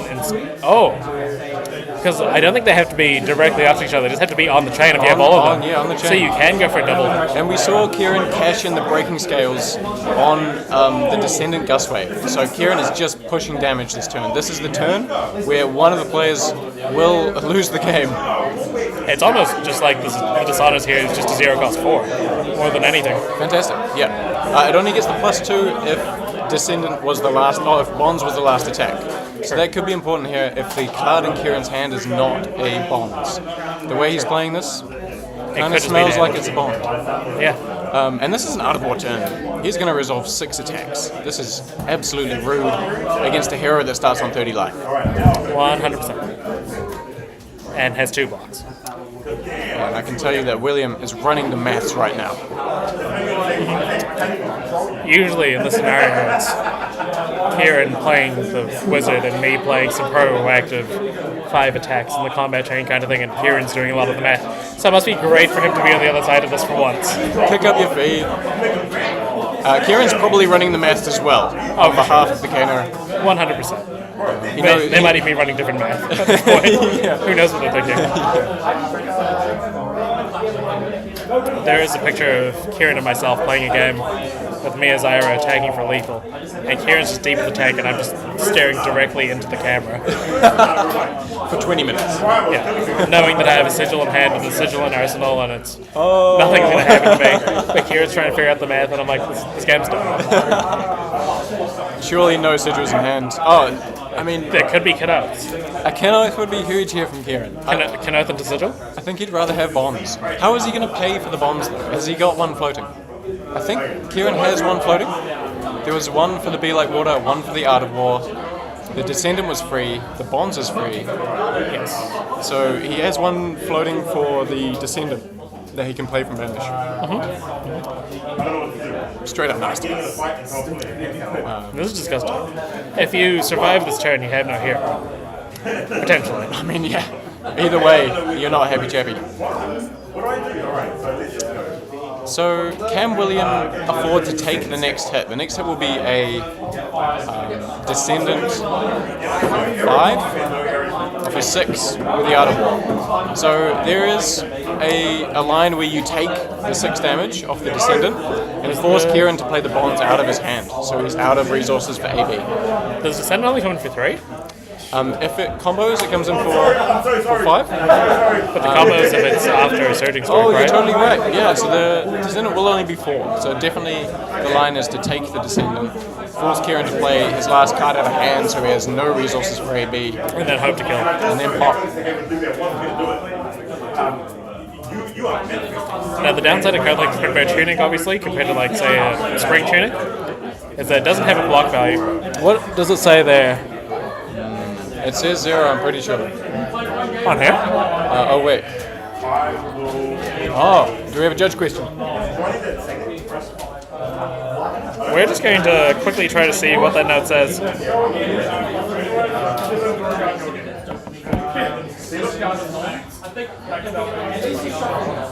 Oh, there we are. Now I wonder...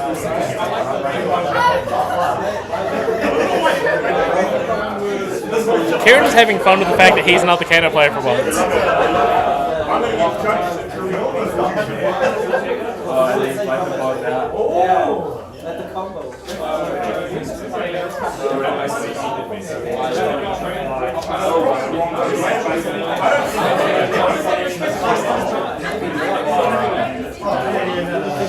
I'll say we're still doing some thinking here. And I guess now's a good time to shout out the fact that we have a couple of sponsors here. We have Card Slayer with a stall here, which is a store in New Zealand, very cool. They've offered up a cool raffle prize for the event. We did have anonymous donations of a bright light box, and that was used for our gumboot throwing event. And of course, we have PCG, who gave out 2 $100 vouchers as random store prizes. And here we go. We're just gunning for it. We're going to try to combo now instead. And we have a Stormstriders into the Crucible. And what are we going to start off with? Can we deal enough damage? Kieran has 1 floating, potentially up to 3 resources in hand. So if you're the Kano, you can expect 4 damage maximum being blocked here. It's another blue. That's a great start. We're sure it's exactly where you want to be. Pitching blues and top decking the best cards, hope. Yeah. The message from Kieran before that we saw on the screen said, "Now you know how I feel."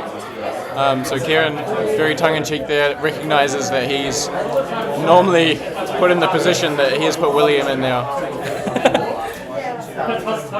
Conversely, now he knows how we feel. Yeah. Which is kind of sleepy. I mean, yeah. Oh, the E-Pot. Oh! With a Metacarpus Nova. Oh my goodness. This is what you want. What's that card's name? It's the one that like adds... Oh, it's not Blazing Ether? I'm just getting all these cards wrong. This is the one that adds damage to each following attack. Or the 4 and a few, yeah. Not Scalding. Aether Wildfire. Aether Wildfire, there we go. So I got Aether Wildfire, and then it came in for 4 damage. And here's a Tome! Oh my goodness, we're drawing 2 more cards. Is that a Sonic Boom? It is a Sonic No, Boom. was it a Vaulting Bolt? I feel like you should get someone on these casts who knows what the heroes do. Well, usually we get Kieran. That's right. If any Lexi cards get played, I'm going to be on top of it. Oh my goodness! Lessons Lava is absolutely massive here. Lessons Lava for a Blazing Aether. This... oh my goodness, this is coming in for 7 damage. What are the numbers here? Has Kieran AB'd anything? So he's taken 1. He's taken 1 so far? Yeah, he's taken 4 from the Aether Wildfire. This is coming in for 7. I believe. Kieran started this turn on 24 and hasn't pitched a card from hand. Okay. So he must have, he's AB'd 1. So he's 5, taken... And so he took... How much damage? He took 5 damage from the 7, so he's AB'd 2 here. He's taken 9 overall so far. So currently, this puts Blazing Aether not in lethal range currently. Okay. So this might have to be like a tome kind of thing. Another tome off the top tome of Aetherwind. Yeah, we do have two cards left in hand for William. And is the Ragamuffins on the stack? No, the Ragamuffins has been used. I believe that was the tome. Oh, yes. Okay, it was a blue Voltic Bolt that gets pitched. And is that a Kano activation? Oh, it's just lethal. Oh, it's just lethal. Did we do the math? The math came out. Oh, of course, it's going to be 13 plus 7. That'd be 20 damage. Perfect. And oh my with goodness. The 82 wasn't enough. Wow, from out of nowhere. William oh my goodness. Just pulls it together with that Lessons in Lava off the top.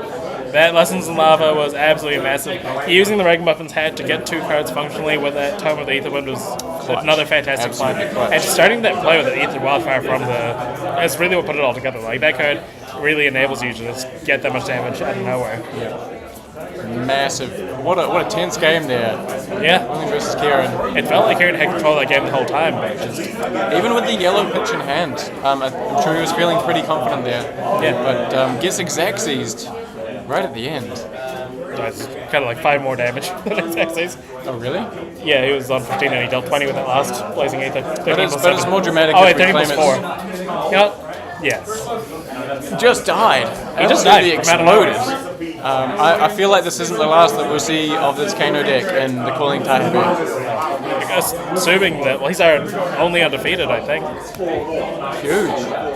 Maybe. Huge. Those at the very least. At 4-0, that's a guaranteed lock for top 8. Fantastic. Alright, we will be seeing more of William. Very excited to see what else they pull off the top of that deck.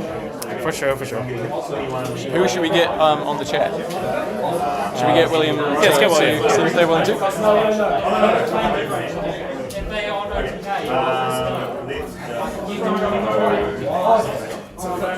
So we're going to try to get William on the interview. They like? What to say? I'm in the pain zone now. Looks like we're gonna do it. Oh, wow. That was ridiculous. Like, just to come back from out of nowhere with that. Yeah. So much, like, damage the high was. Zero skill. It was all skill. You had to set it up, you had to make it to the play where you had, like, the Ether Wildfire in your arsenal, you need to use the Ragamuffins to put that back on top. And, of course, a bit of luck. Like, Lessons Love there was clutch. The Lessons on top was really good. The kill was like exact. Yeah, it was ridiculous, but yeah, that's why you play a deck like Kano, right? Yeah. So, the first question, as always, is how many Kanotes did you play in your deck today? I played 0 today. Yeah. I was thinking that it's not a combo, yeah. Because you can't Kano it off the top. Yeah. So you have to draw it for it to be useful. Yeah, no, for sure. It does make a lot of sense. It does mean that you get to walk away with at least one of them to keep yourself at the end of it. But yeah, so you're 4-0? Yeah. Very exciting, very cool. And how do you feel about your position in this event so far as Kano? Well, I think am I the only Kano? I haven't seen any else. Sure, I think there might have been as well, I can't remember. Usually your opponent this round's on Kano as well. Like, oh, okay. He plays it a lot, and somebody asked him not to this weekend. So it is kind of funny that you're the one to take him down. But very cool, very cool. And look, we have Kieran here as well. Kieran, how did it feel to get Kano? It happens. But it had to be lessened. Yeah. It was lessened. It was arguably the best thing we could have seen on William's side. It was the only card we believed in. Yeah. Just because it's threadbare, there's a lot more awkward if you hit a 2-cost after paying for many counters without knowing what's coming. Yeah. And I was sitting there, I was holding the Salt the Wind in hand, I was really hoping, please block. This Salt the Wind will absolutely kill you. Yeah. So going with what he did was, I mean, it killed me. I was sitting there being like, Kano's got to go for it, he's got to get lucky. Well, no, you came to the conclusion. You came to the conclusion as well, obviously, where you decided that you couldn't afford to block anymore. You just had to go for the kill. I think I blocked like twice that entire game. And the fact that I had to block with arguably a perfect first hand and then drew quad red on the second hand was really unfortunate. It slowed me down a lot. Sonic boom into blazing was a nice. That was just so free. Really that good was. chip, yeah. I got greedy there. I knew I needed to keep 2 cards, like 2 blues for the next turn for it all to work, for it to actually look threatening enough to maybe get me a win. So I chose to take it. But, well, we've seen one blazing already. What's the chances it's another? Lessons lava. Yeah. You sure learned your lesson there, huh? Nope.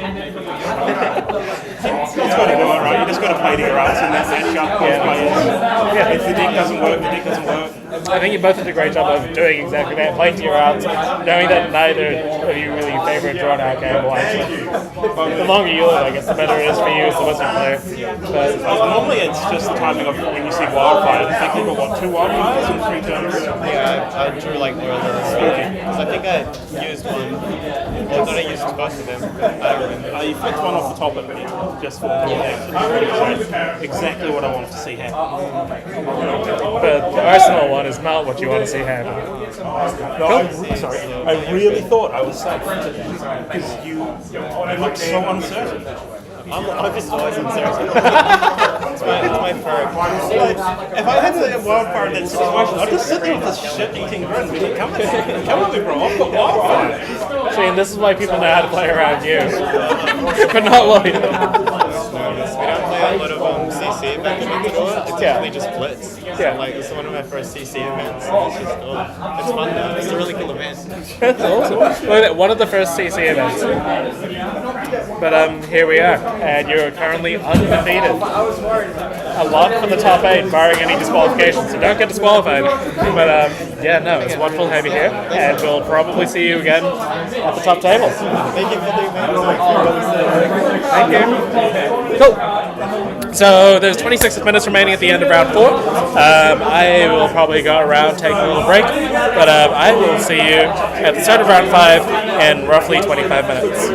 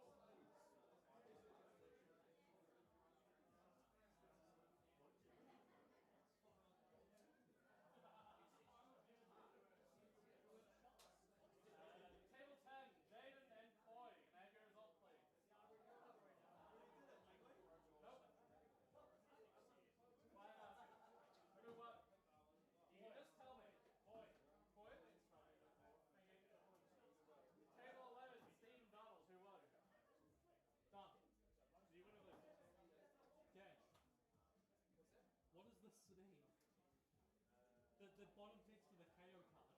It's that Russian deep fried sound that like fucking that cooked. You like when they have like those like deep fried 3 a.m. shredded cheese monster that just has like Caribbean radar. It's like that thing like out of yo France, what you crazy fire truck. Oh yeah. Are you XO or X1 at the moment? You have been they sat down like, oh, I haven't played Invicta before. I was like, don't worry. I mean, they give me the option. All of V5, all of my text has been removed for this match. It's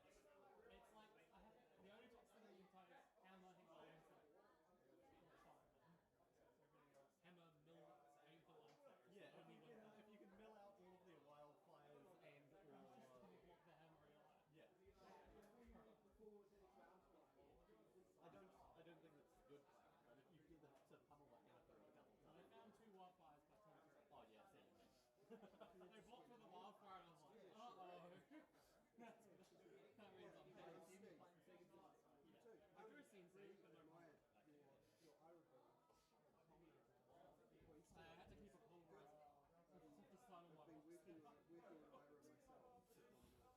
I'm like, I want to pulverize or carbon no text. Like, it's just pulverizer. Maybe I need it. Immediately drew it second time. I'm getting my focus to sign myself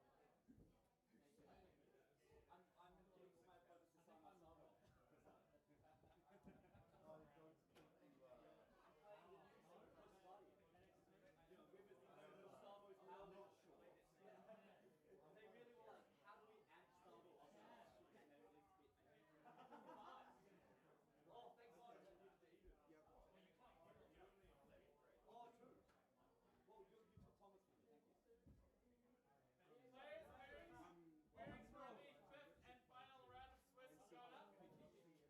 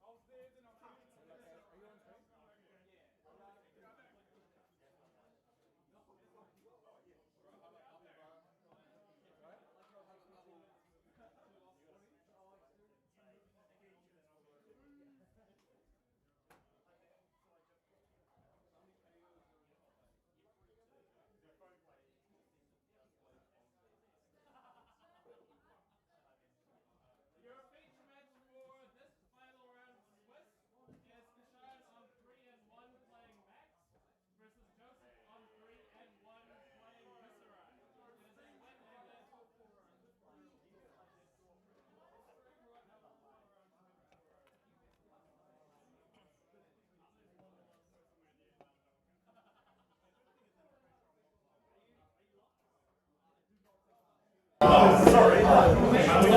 Good afternoon, everybody, or evening, or good morning from wherever you are. We are back here in Taihape. I've turned on the microphone, and we are here for round 5 of Swiss. Your match for this round, we have 2 heroes we haven't seen yet on camera. We have Kashan from LSS, from Wellington, from Team Barely Functional, 3 and 1 on Max, and then on the other side we have Joe from Wellington playing a Runechant build Viscerai. Super exciting. Joe this morning was searching for a scepter of, what is it called? Scepter of Pain? Yes, the weapon that doesn't actually attack. It's not pop the Runechants. That's it. So he was piecing that together on the morning. So he's clearly just cooked this up on the spot, which is some innovation we love to see 100%. In a very diverse meta. But I'm pretty sure if we move over to the table, we're going to notice that there may not be a weapon on Joe's side because he wasn't able to find the scepter. Oh, what? Yeah. Oh, so he was playing one in round 1 because the person with a buy let them borrow their scepter. So yeah, not available in this matchup. I'm not sure if is this a full OTK matchup for this Viscera? I guess so. Like, if you're going to play with no weapon, that's kind of the only game plan you've got. Literally no weapon. Yeah. Like, not even a what's it called? Nebula Blade. Not a single weapon. Playing 79 cards. This is very bold. I mean, like, if you attack with a weapon, you kill your entire game plan. Meanwhile, on the other side, we have Max playing the Nitro Mechanoid. Let's see if we can bring that up, because we've got quite a few words on that. Okay, so we're showing the back side of the card, which is arguably the more relevant side. To transform it, you do need to banish your entire equipment suite, including your weapon, as well as 3 hyperdrivers. Yeah, which means, unfortunately, you have to be running a lot of hyperdrivers, which are no-block cards, which can make Max a little bit janky. But as soon as the Nitro's out, well, it's on. Thankfully, due to Max's hero ability, you don't actually need to run them anymore. I thought you had to sneak one onto the battlefield somehow. You can play 3, like, with the red ones, just because they last a bit longer. Right. But you have your big berthas to keep the mechanoids alive and stuff if you boost into them, and you can just try to make them and get there. Yeah, and I guess Banksy can be used to put a counter back on one of them as well. No, some builds I do know play like the Tactile Plasma Pistol instead of Banksy, as just a more guaranteed way to deal damage if you don't get the mechanoid. Sure. You can still combat that with your high octanes and such. Yeah. But it will definitely be interesting to see. I imagine this Viscera is going to be trying to slow the game down, play defensively, build rune chants, 1, 2, or 3 at a time until we get to the point where there's a 58 damage attack coming at you. And I mean, if you're a Max and you've transformed into Nitro Mechanoid, you've got no AB left. No, but you're also trying to just kill in one turn regardless with your own high octane. You're trying to deal 58 damage back, you know? So this is a massive combo fest, basically. Oh yeah. Fantastic. Oh, we should change the names. We should change the names. Good call. Okay, so we have here, no, that's a lie, we have Kashan on the left.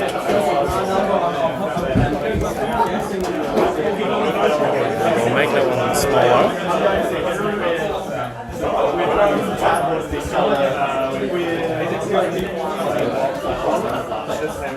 And then we have Joe. Nice simple name, we can make that one a bit bigger.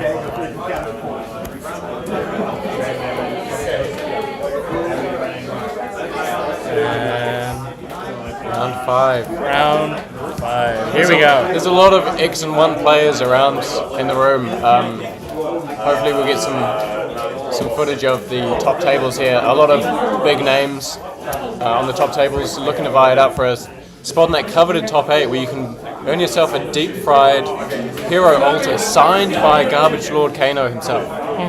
Very sought after. People have been coming up and choosing which one that they hope to get. It's a random drop, so there might need to be some trades happening. I have been getting text messages asking how they can obtain their own deep-fried heroes. I mean, the creator here is on stream playing Max Nitro.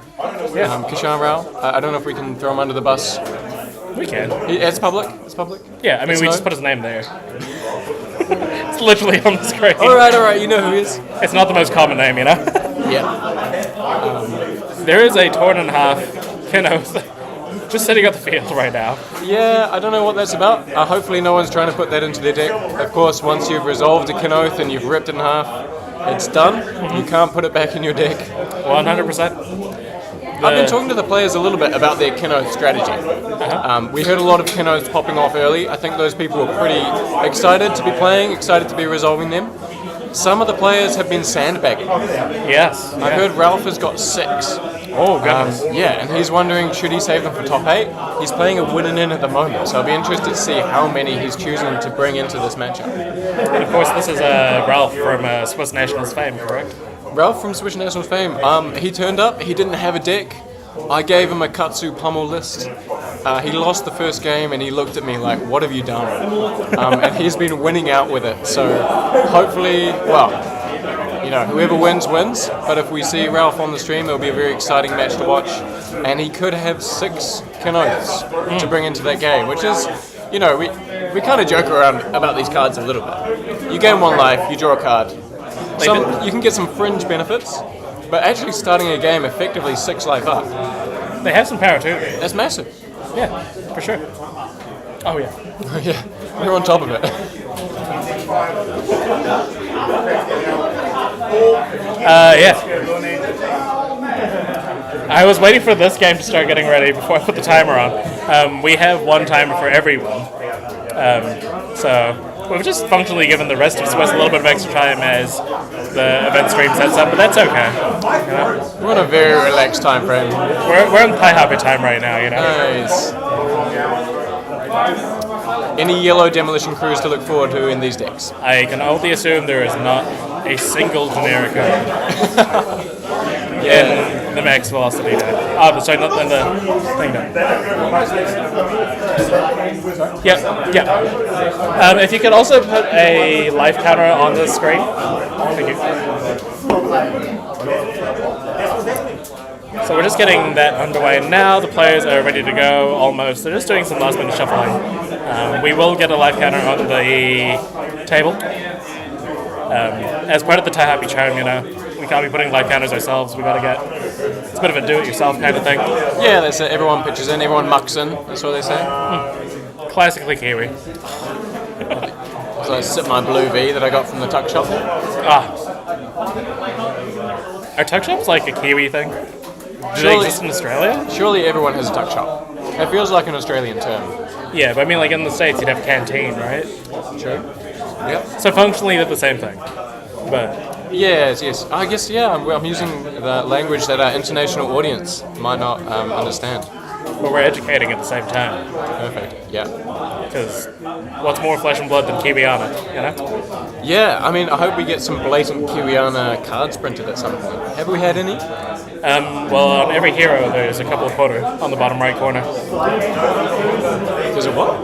There's 2 koru on the bottom of every hero. It is the life total symbol. symbol. The life total symbol, of course. How have I never... That is a koru. There you go. All right. Well, we'll cut LSS some slack. Yeah. But until we get a hero that is a Kiwi, I will not rest. I just want to see some sort of promo that's like very New Zealand. A sigil? What would you put on our sigil of Solace? What's our biggest actually nice looking land? I mean, Oakuni carrot. Surely it's the Oakuni carrot. The carrot, you reckon? Yeah, I reckon it's the Oakuni carrot. It's just literally a large carrot. What is that? A shield? A generic shield? Oh my goodness, we've got a bloodied oval, a new card. Kenoth going off in the background, you'll love to hear it. So if Joe is ever at lower life than Kashan, he'll be able to block for 1 with that. And it is a one-handed item. Yep. So this is like Viserai armed and dangerous. Is that what we're seeing right now? Yeah. The best part is it's an offhand and you can't run 2 offhands. So in theory you could run double shields, but nope. Oh, you actually can't. And here we go. There is a Grasp of the Arcanite making a Rune Chant, and the race is on. Yeah. Okay. What do you know about OTK Viserai? My understanding is you just get a lot of Rune Chants and then eventually kind of play 1 attack and hope that kills. We have 1 Arcane Barrier, which is all you need against Rune Chant tokens. We are starting to, like, if I'm not mistaken, there's the new Double X Sonata and Joe's hand. Very exciting. What does that card do? That's a good question. Maybe we should bring it up. We should bring that up. What's the name of the card to start with? It definitely has the word Sonata in it, but we can figure it out from there. So the wrong Sonata will likely appear first of all. Wait, actually, there's a solution. Because they're all different colors. There we go. Sonata Phantasmia. So this X rune chance, X is 6 or greater. Target discards 3 random cards. So if you can pitch 12 into this, then your opponent loses most of their hand. They did print a Skeleton as an on-attack action, so the kind of thing where it's cost reduced for... Oh, is that only for attacks? That's for attacks. Oh, so it doesn't even work with this. this. They learned their lesson, yeah. Okay. I think you just have to pitch a handful of blues to play this from Arsenal to get that effect. And Kashan unless he's running energy potions. Maybe, yeah. Kashan has seen some ugly banishes there. Ooh, a high octane. What else was the other one? There was a Nitro Mechanoid, which is the key card in the deck that severely reduces the amount of like potential hit. Like you are now down 33% of your Nitro Mechanoids, and that's kind of your win condition. Massive. Does it get to a point where you stop boosting because you're afraid of boosting away the other copies? Oh, sorry, we've got a Kenoth resolution. Do you need something as well?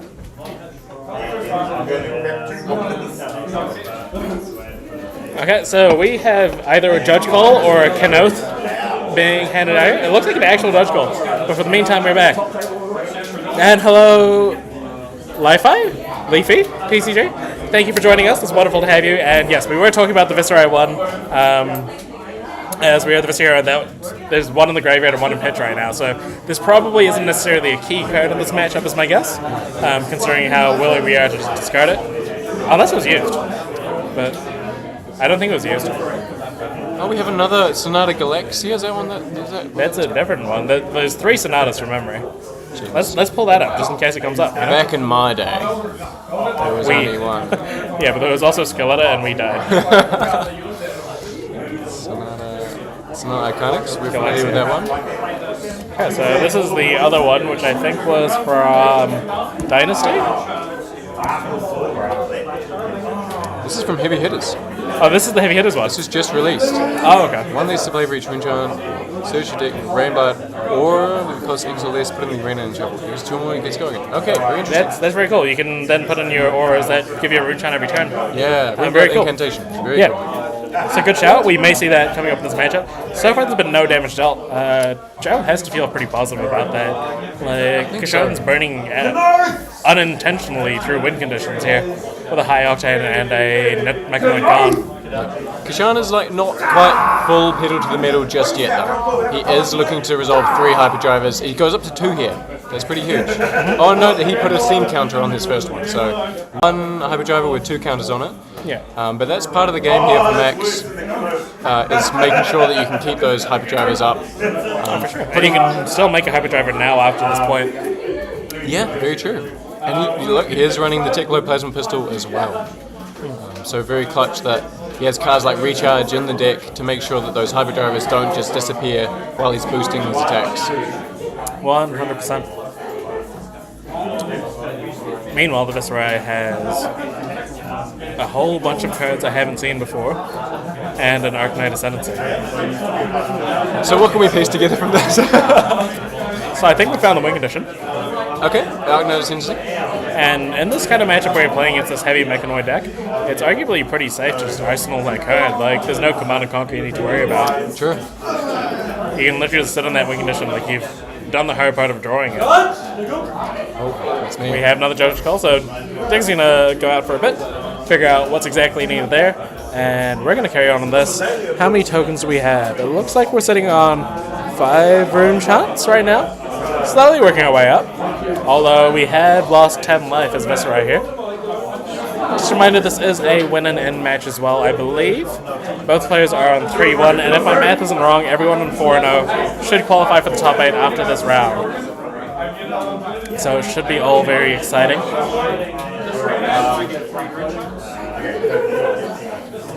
Let's fix ourselves up a little bit real quick. There's a hyperdrive in Kishan's hand, so we can get to 3 hyperdrivers on the next turn, but we need the Mechanoid. Or he needs the Mechanoid in order for this thing to happen. Are we just going in for attack early? Are we just going to try to get some damage through? I'm glad the audio is smooth. The video is a bit choppy. So maybe we can try to... Maybe top 8 we can go down that end. Okay. We can see. And then move the top 8 players down here? There's right here. It is possible. It's just Taihape internet. Yeah. We could do some experimentation. We do have a break after the round 5. Yeah. So we might play around with some things. Granted, we were supposed to have an hour and a half break between round 5 and the top 8, but it looks like it might be half an hour instead. Max is real top 8 in my heart. Thank you, Maxie. Aww. Max, local player down in Wellington, couldn't make it because of the dreaded COVID, but with us in spirit. As always. That kind of sounds like he died. Can oath to you, Max. Can oath to you. What's been and happening? I'm glad you're not dead. Okay, we've got the Ascendancy. Hooray. So we've put an attack in the combat chain now. This might suggest that maybe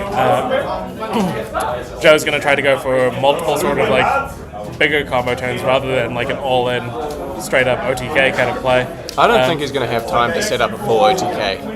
I mean, this Max deck looks like it's slow at the moment, but as soon as that 3rd driver is out, everything's out the window. Oh! No, this is just not what I was expecting at all. There is a pummel here. Whoa, love this! There's been a lot of pummel around the tournament. It's definitely the flavour of the month. Was Kashan expecting this? He's going to discard a hyperdriver. You've got like an almost infinite supply of those, you know? But, that was the third hyperdriver. Yeah. I mean, there's an argument you could have just like played the hyperdriver and Arsenal to card. Yeah. As an option. Yeah. Discarded your other card. Clearly wants to keep. What is this? This is a 3 for 6, I believe. It is, yeah. Becomes a 2 for 6, so you can put the counter on the pistol, or there's already a counter on the pistol, so. Oh, it's boosting. So this is going to be a pistol afterwards. Yeah, so you have 2 resources here, 3 resources here. You can make another hyperdriver of max. And then you can choose to either crank it and attack with your pistol, or just keep it there and have 1 on 2, 2 on 1, and kind of rotate them through as well. Yeah, excellent. Judge Goal?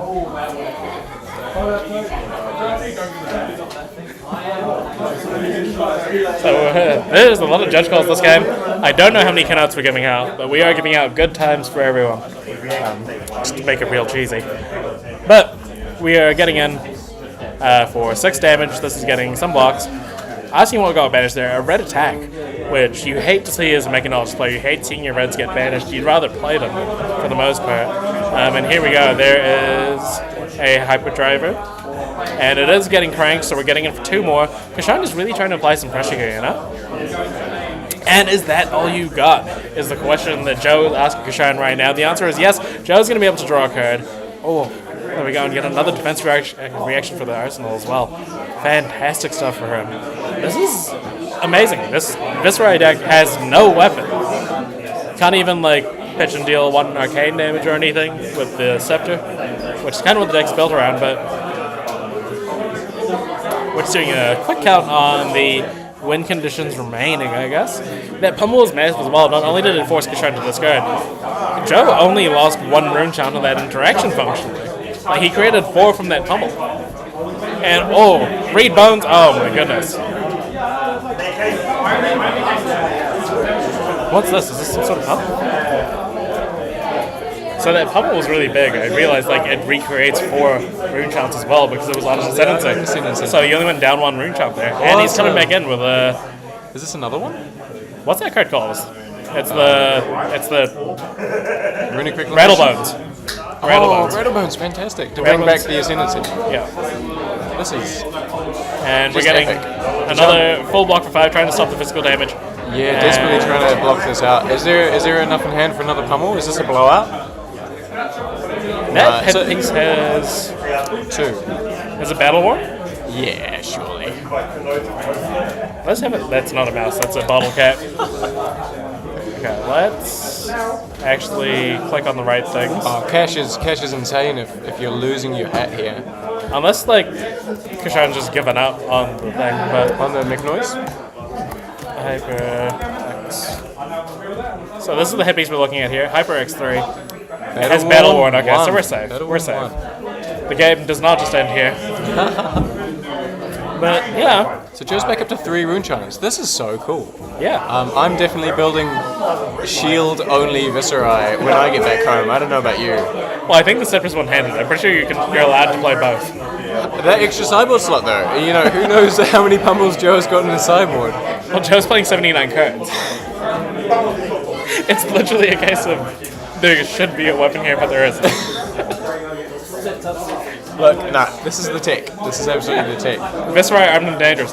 He also didn't want to point out, but I'm doing it now, that he's actually got a young Viserai, which we're allowed for this event because young heroes aren't legal, so, you know. You know, cardboard's hard to come by here in Taihape, yeah, so they make it work. There's no LGS to just buy your last minute singles from here. Reduced to rune chart. I've really missed Viserai.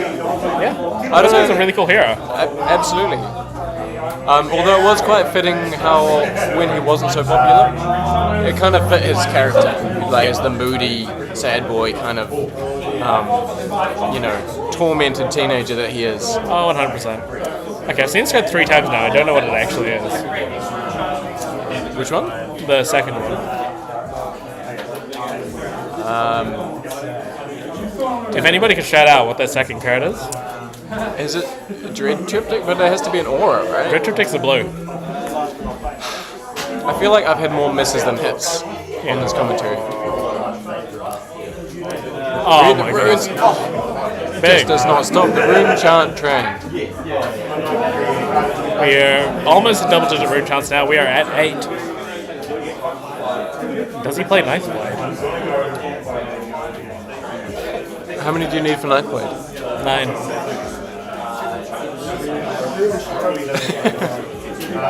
I've heard people call it Ninth Blade. I'm like, that makes no sense. Like, why would you?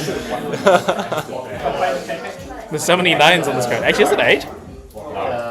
It's definitely 9. Does it reduce by 1, or do you have to use 9? It reduces. Okay, so you can, Then reduces. Oh, it's 9. Okay. I just. 9. A flesh and blood Mandela effect right here, where I just convinced myself it was 8. And then What is? Oh, Shadow of the Cult. Is this the one from Dynasty that lets you make a rune chant every turn? Ah, doesn't it? We will see. Thank you for being an interactive chat here. Okay, so. Is it Blessings of Occult? Oh, yes. Yeah, because they're all blessings. Yeah, Blessing of the Occult. It might not have the S in Blessings. Oh, that's one too many S's. That's 3 S's. Oh, and it's not plural. It's just Blessing. Oh, no. Oh, yeah, we've got it. Got it. At the start of your turn, destroy it and make 3 rune chants. Okay, so it's like a read the runes that you have to spend resources on, but also read the runes is like the best version of the card anyway. So being a worse read the runes isn't a bad thing. That you can tutor for as well? For sure. And we're getting some blocks. There's a rune. Just laying them rune down. Berry. Oh, this is the Mordred Tide. If you're a Viscera fan, you hate to see the block the Mordred Tide, but sometimes it's just what you gotta do to survive. Joe's been having big turns without them. Yeah, but they could be bigger, you know? Could always be bigger. Have we seen any skull form? Like, is there the Mordred Tide gives go get 9, or is it the rune chants make rune chants +1? Rune chants +1. Make an additional. Yeah, no, that would have been pretty good. So Kashan's still laying on the pressure.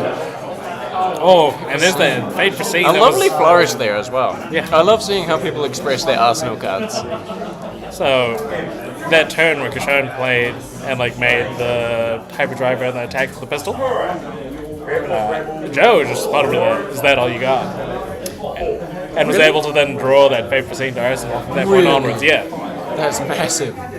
Joe with the spiciest tech we have ever seen in Flesh and Blood history. No weapon viscera. No weapon viscera. Tell me something spicier, seriously. I'd say yellow demolition crew. Yeah. Pitching 2 Kenotes. A notable absence in his deck. Actually, playing a Kenote to get the second card to reveal to the demolition crew. True. Yeah. Up to 11 rune chants now. And, you know, that's a lot. And Kashan can't pitch through that. So that you kind of have to look at that as guaranteed damage at this point. Yeah. Maybe Kashan can block 3, but the life totals look pretty even, but really he's down a few. We just had another demo crew. Sean resolved like 15 demo crews already. So we have a block here. A banish here to the boost.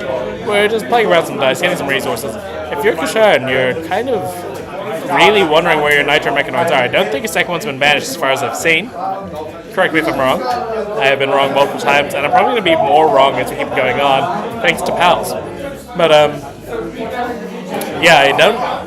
If I'm Kashan, I really want that Mechanoid to come sooner rather than later. And of course, as soon as you go to Mechanoid, you lose your Arcane Barrier.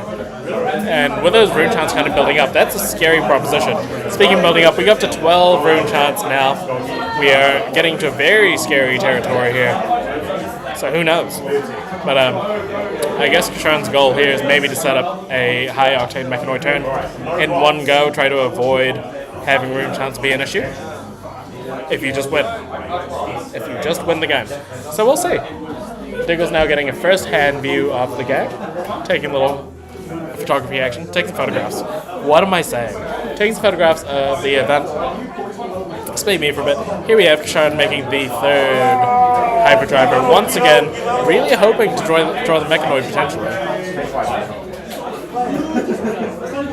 Thinking about a pistol shot. Yep, just loading the pistol a bunch of times.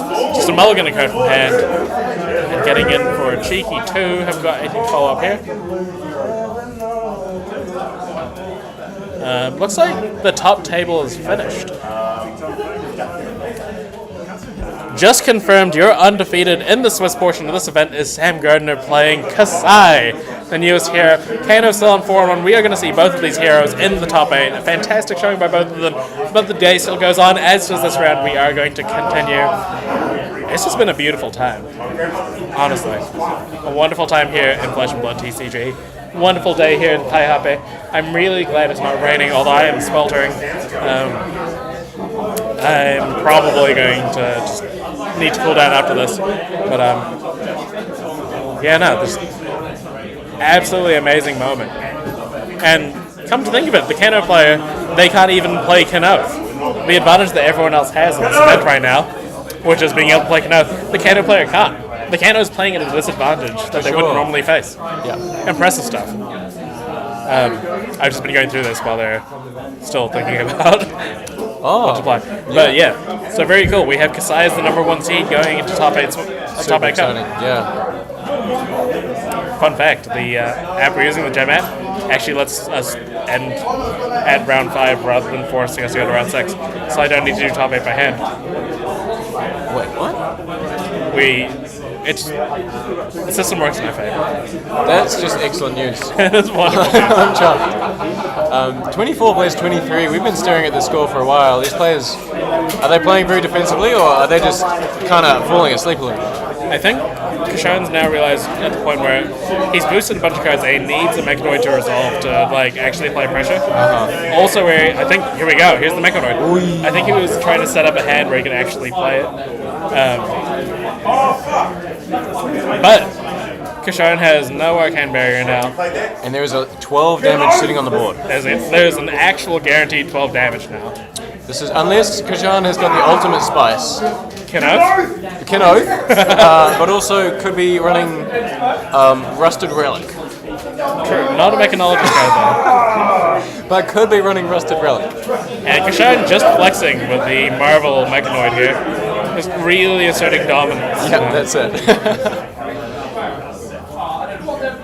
Sorry for another time, but I did actually play a Rusted Relic in Sealed while playing Mechanologist. Ooh, and it won me a game. Oh, true. Look, I think it's playable. I think it's playable in Katsu. And we'll see it come out pretty soon. But future meta. Alright, how does the game change now for Joe? Well, Joe now has increments of free damage, or unblockable damage rather. Yes. So Joe just has to try to figure out how he can block and survive. Fortunately for Joe, his main attacks, all get cost reduced by having rune charms. So if he can find an Arcade Ascendancy or something, that's just a massive game. You can block with every card in your hand, bar that one, and just play it out for free, and almost get Kashan in one hit.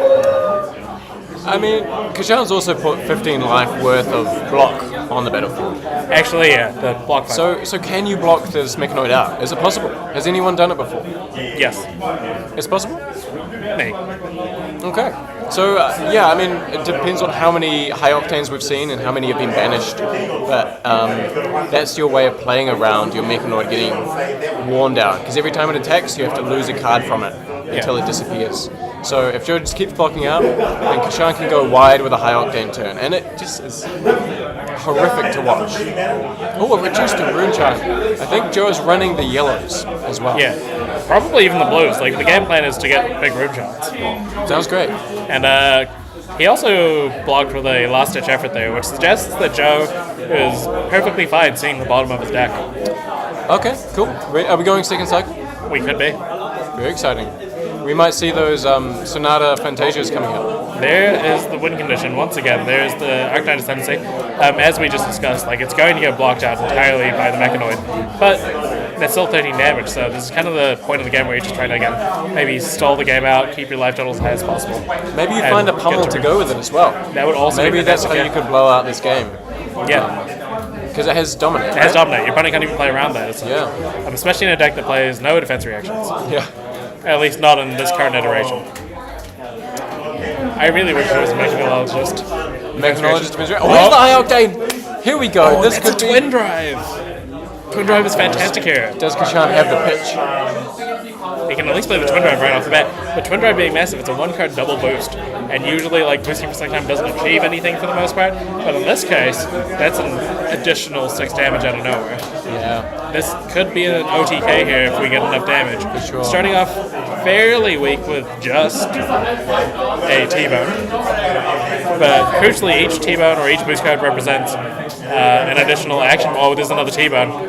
We're going boosting the Mechanoid. That's good to get that out of the deck at this point. Yep. At this point, you definitely don't want a yellow block 3 that doesn't boost. After 3 action points, I think we could be saying goodbye to our Viscera here. Shards has 2 cards in hand. So the Twin Drive's going to provide go up to 5 action points. And if that's another 0 in hand, which it's not, it's a big breath. So we're going to see 5 more attacks after this. Ouch.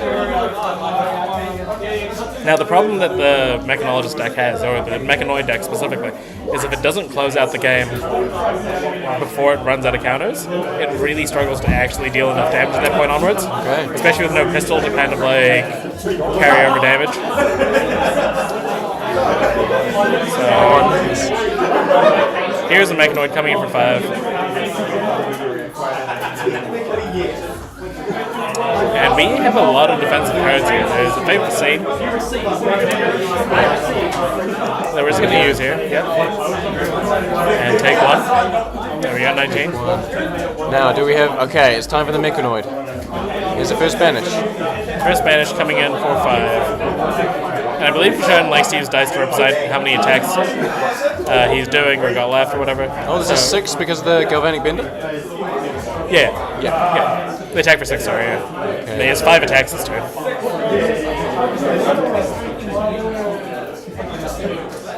Down to a mere 4 action points.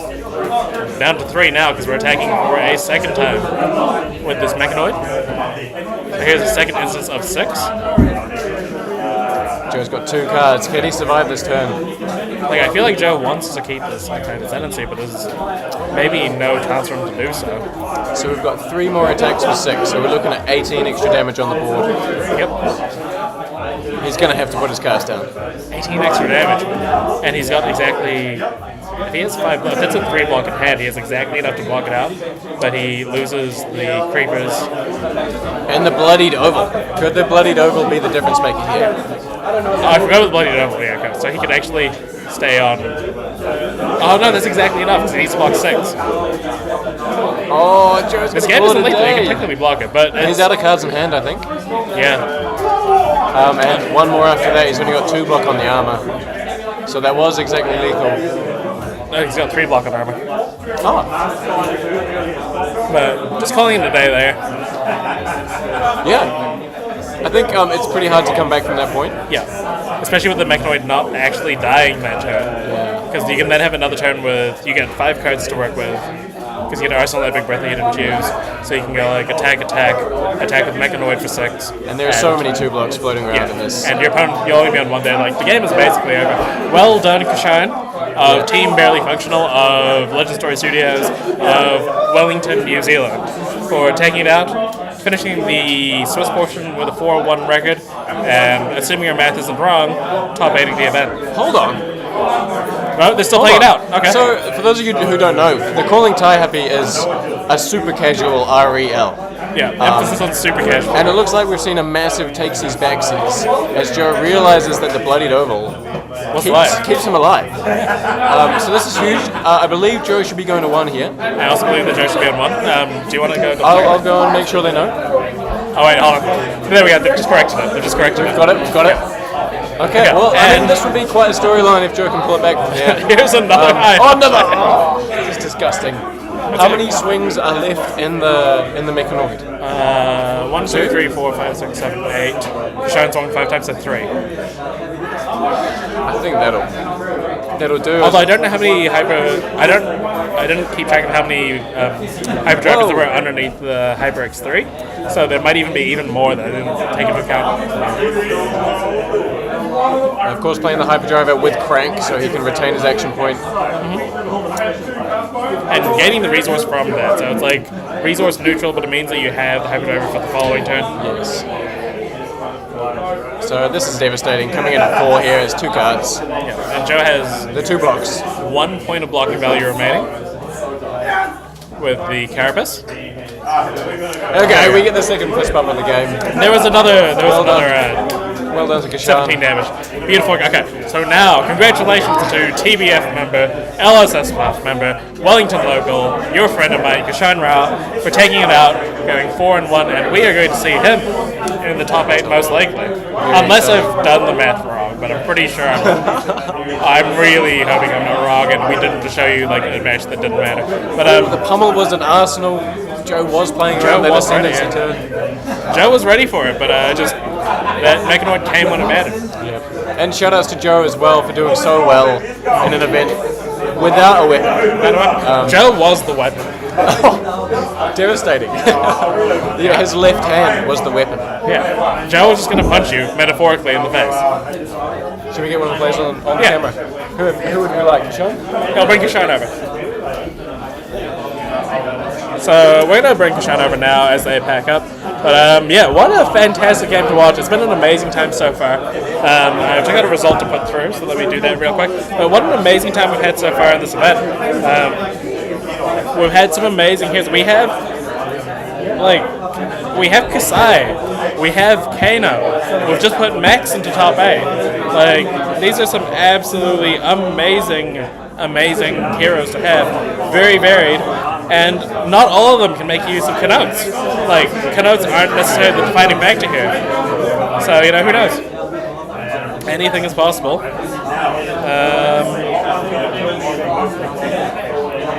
Sorry. Apparently I'm not as good at multitasking as I thought. But, yeah. Okay. So, we are waiting on the last few results for this. We will probably take a small break after the top 8, just to give our top 8 players a bit of a break, maybe a bit of a snack or whatever. Who knows, maybe we can give them a chocolate bar or something each. But yeah, but we will get at least one of the players with an interview just for that game. It was really interesting to watch, not quite what we expected at all. Really interesting that Kashan was able to play so much pressure that those rune chants did not matter in the end, and not having rune barrier didn't matter in the end. So, yeah, absolutely amazing stuff from our players. I'm just going to roll my sleeves up. Let's just look real cool for a bit as we wait. The downside about this is camera angle is not great. But come over here, Kashan. Congratulations on what I presume is the top 8. A little bit. I'll sit on the armchair. Yeah, there we go. G'day. Good. How are you doing? Yeah, great. It's good to be able to finally play a calling again. So for those of you who aren't aware, Kashan actually works for LSS and therefore has some restrictions on what events he can play. But the calling Taihape, arguably the most important calling in New Zealand this year. Yeah. First time I found it live too. No, I'm just kidding. No, it's been fantastic to have you here. It's been great to see you get excited about the game. Now, the question I've been asking everyone, how many Kanotes were you playing? None. Yep. I can't play any because I'm a mechanologist. That was kind of the assumption. As a fellow mechanologist player myself, I'm aware. And also, your boosts are a lot more important than mine. Yes, yeah. Well, it's a max nice throw, so it's 69 cards. Nice. And it's actually a reason for that. So okay, so beyond the meme, what's the legitimate reason for running a 69 card deck? It's mostly to do with the fact that high octane and mechanoid are such important cards for winning the game. And sometimes you boost them, sure, but if you play 69 cards or just more cards, you have less of a chance of boosting them. So you have to boost to set up your hyperdrivers and everything like that. Yeah. And if you play a clean 60 deck and you boost 2 of your mechanoids, it's what are you going to do to get that third hyperdrive? Are you going to risk it? That third mechanoid. Yeah. 60 more cards. I know it sounds weird because you're less chance to draw those power cards, but you actually go through your deck quite quickly. And every time you boost something that's not a power card, you get deeper into it. And at least you play when more you draw the blues. power card, you can just boost the black card as well. Yes, yeah. Yeah, I was thinking in that last game, I was thinking about popping off with that high octane with the 2 blues I had in hand with the mechanoid. Yeah. But he still had a lot of equipment blocks, and I was kind of just I feel like I need to push a single bigger turn. Yeah, I think you need to threaten to kill there, right? Because as soon as you get a Mechanod, you lose your Arcane Barrier. And there was 12 rune chants staring across from you. You want to take every card out of hand every turn from that point in the game, otherwise you risk just losing. And that's what I was trying to weigh up. I was like, if I play everything out now and it's not enough damage, and then I just eat those rune chants, it's like, it's not great. Yeah, no, for sure. Yeah, poor Joe wanted to bring in Scepter, and if he'd had Scepter of Pain, that game would have been a lot closer. I would have probably been on 1 or 2 life by the end of it, from like 4 Scepter pings to get 4 more rune chants and 4 damage to me, and then throwing in something. But I mean, of course you can block the Scepter with your deck. He wanted to play it, he wasn't able to pick up a copy. I mean, like your deck has the Arcane Barrier to prevent it, right? Yeah. So it changes the math a little bit throughout the game, makes the game a bit slower. Not necessarily going to get those rune chants with Arcane damage, but it means you're pressure back. And it is unfortunate. It was a bit of a meme just seeing just the solo shield. Yeah. I saw it and I was like, it's like full OTK Viscera. Yeah. But of course, the Scepter's also one-handed. In theory, you can play both, but just, like we mentioned, card availability in Taihape isn't necessarily the strongest. There isn't a local game store here yet. Yeah. You never know. Taihape could be a hub one day. Take notes, Rangatiki District Council. Time to fund an LGS in Taihape. Oh, 100%. It was wonderful having you. We will hopefully see you at the top 8, assuming my math isn't wrong.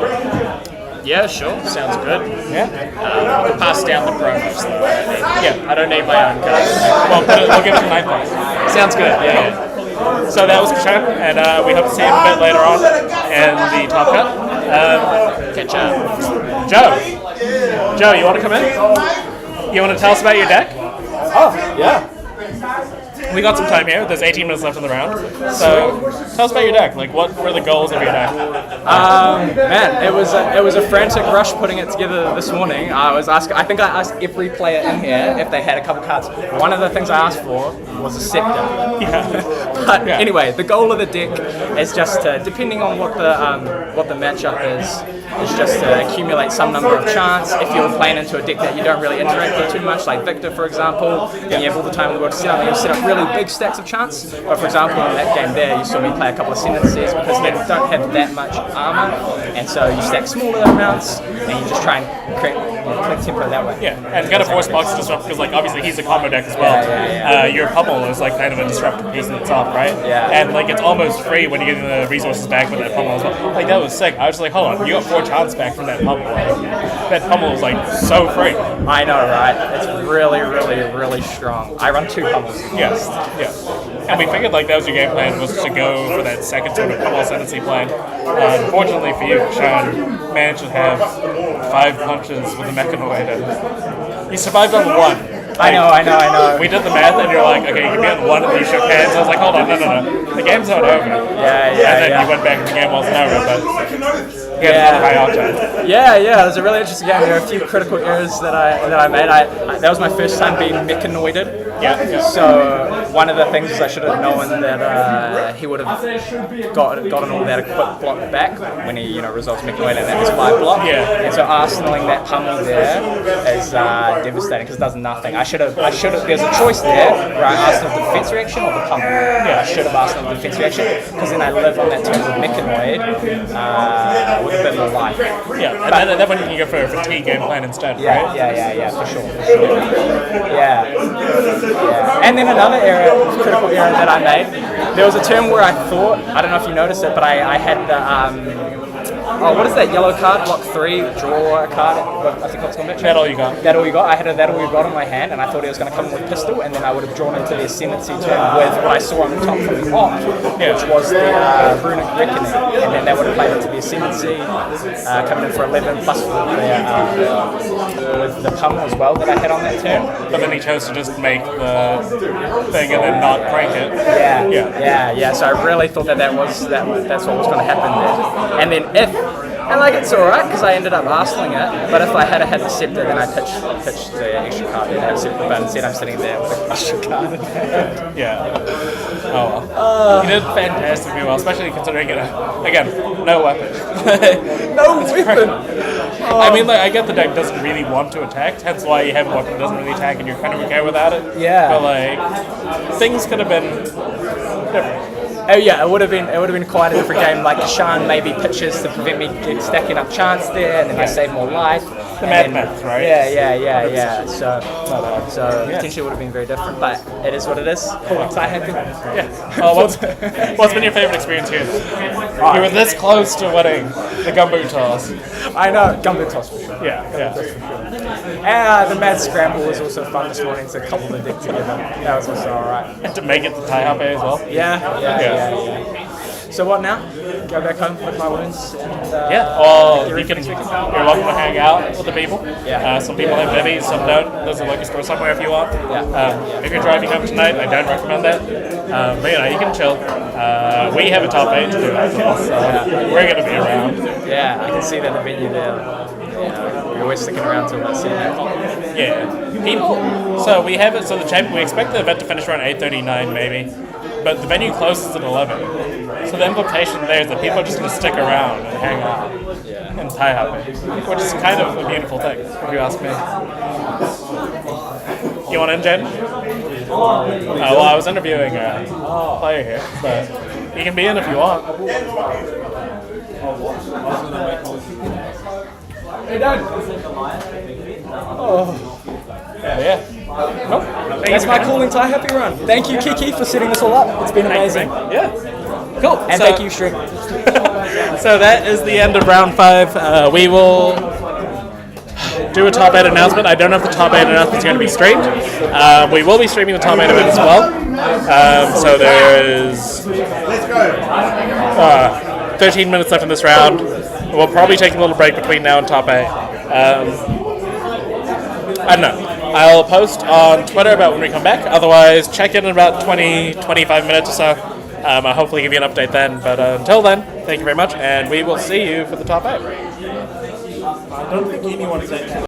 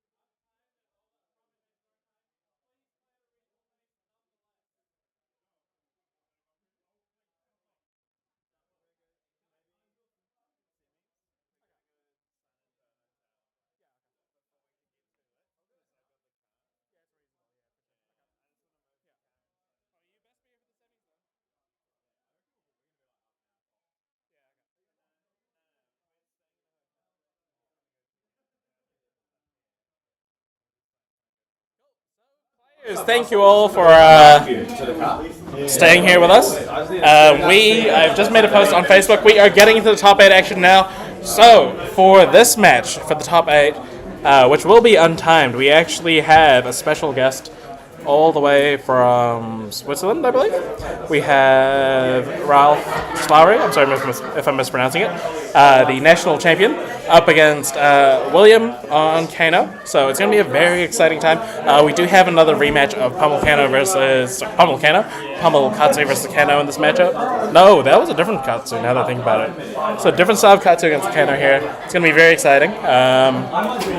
Let's get onto it and move over. So here we go. Let's change some names real quick, which I probably should have done.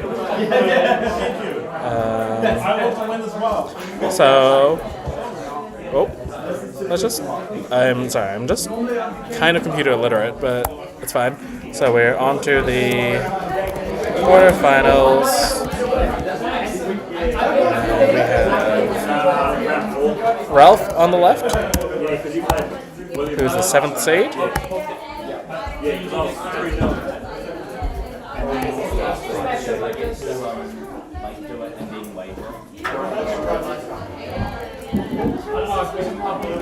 Yeah, this is weird. Most big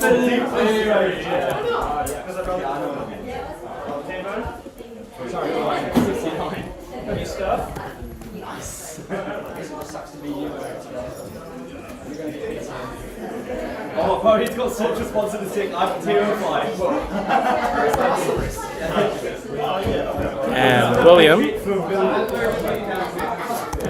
who is the 2nd seed, I believe. So, okay. Amazing. Okay, so now I've got this sorted. Let's save that, replace this. You're just hearing my thinking process out loud. This isn't my usual forte, but we're running with it. Cool, it's been changed. Okay, so we handed out to Cook Heroes, and it looks like William is the recipient of the lovely Kano promo. Oh, not promo. Deep fried Kano that was done, of course, by our lovely Krishan. Fantastic teammate and friend of mine. Let me just double check that was, in fact, the correct standings I gave.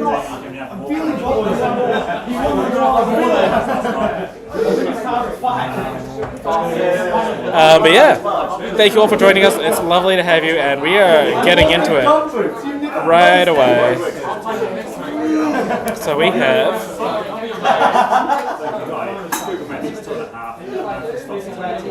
yep. So William is 2nd seed and Ralph is 7th. I got that correct. Plug that in. And we are getting started to go.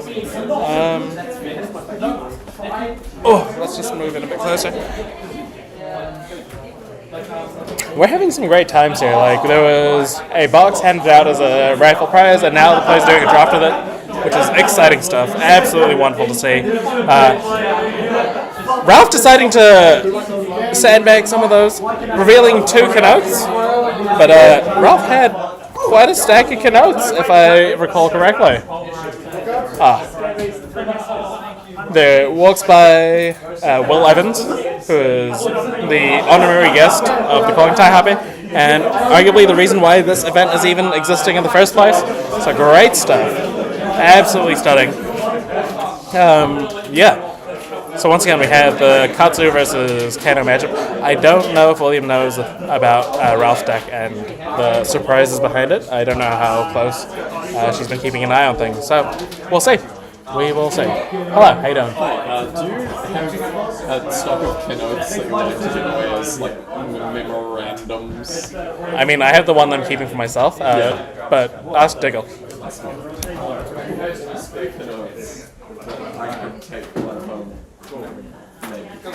You should just take home a torn in half one.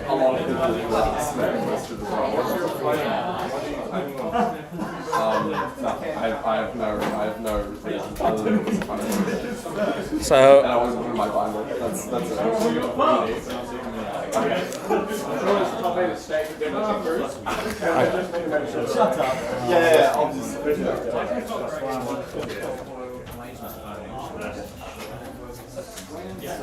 buddy! Oh, look at you! Oh, beautiful. Diggle.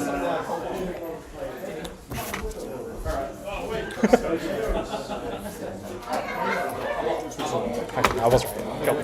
So yeah, so we have a truly international experience here at the calling. Just had to confirm some things, but yeah. So we had Khoi Din appearing in this event, Vietnamese national champion. We have Oliver Berry, who is the New Zealand national champion.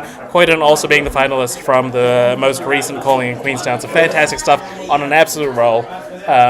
But on screen right now we have Ralph, who is the national champion of Switzerland, currently on his honeymoon, but enjoying some fab here, right in the heart of New Zealand, Taihape. So it's a beautiful time.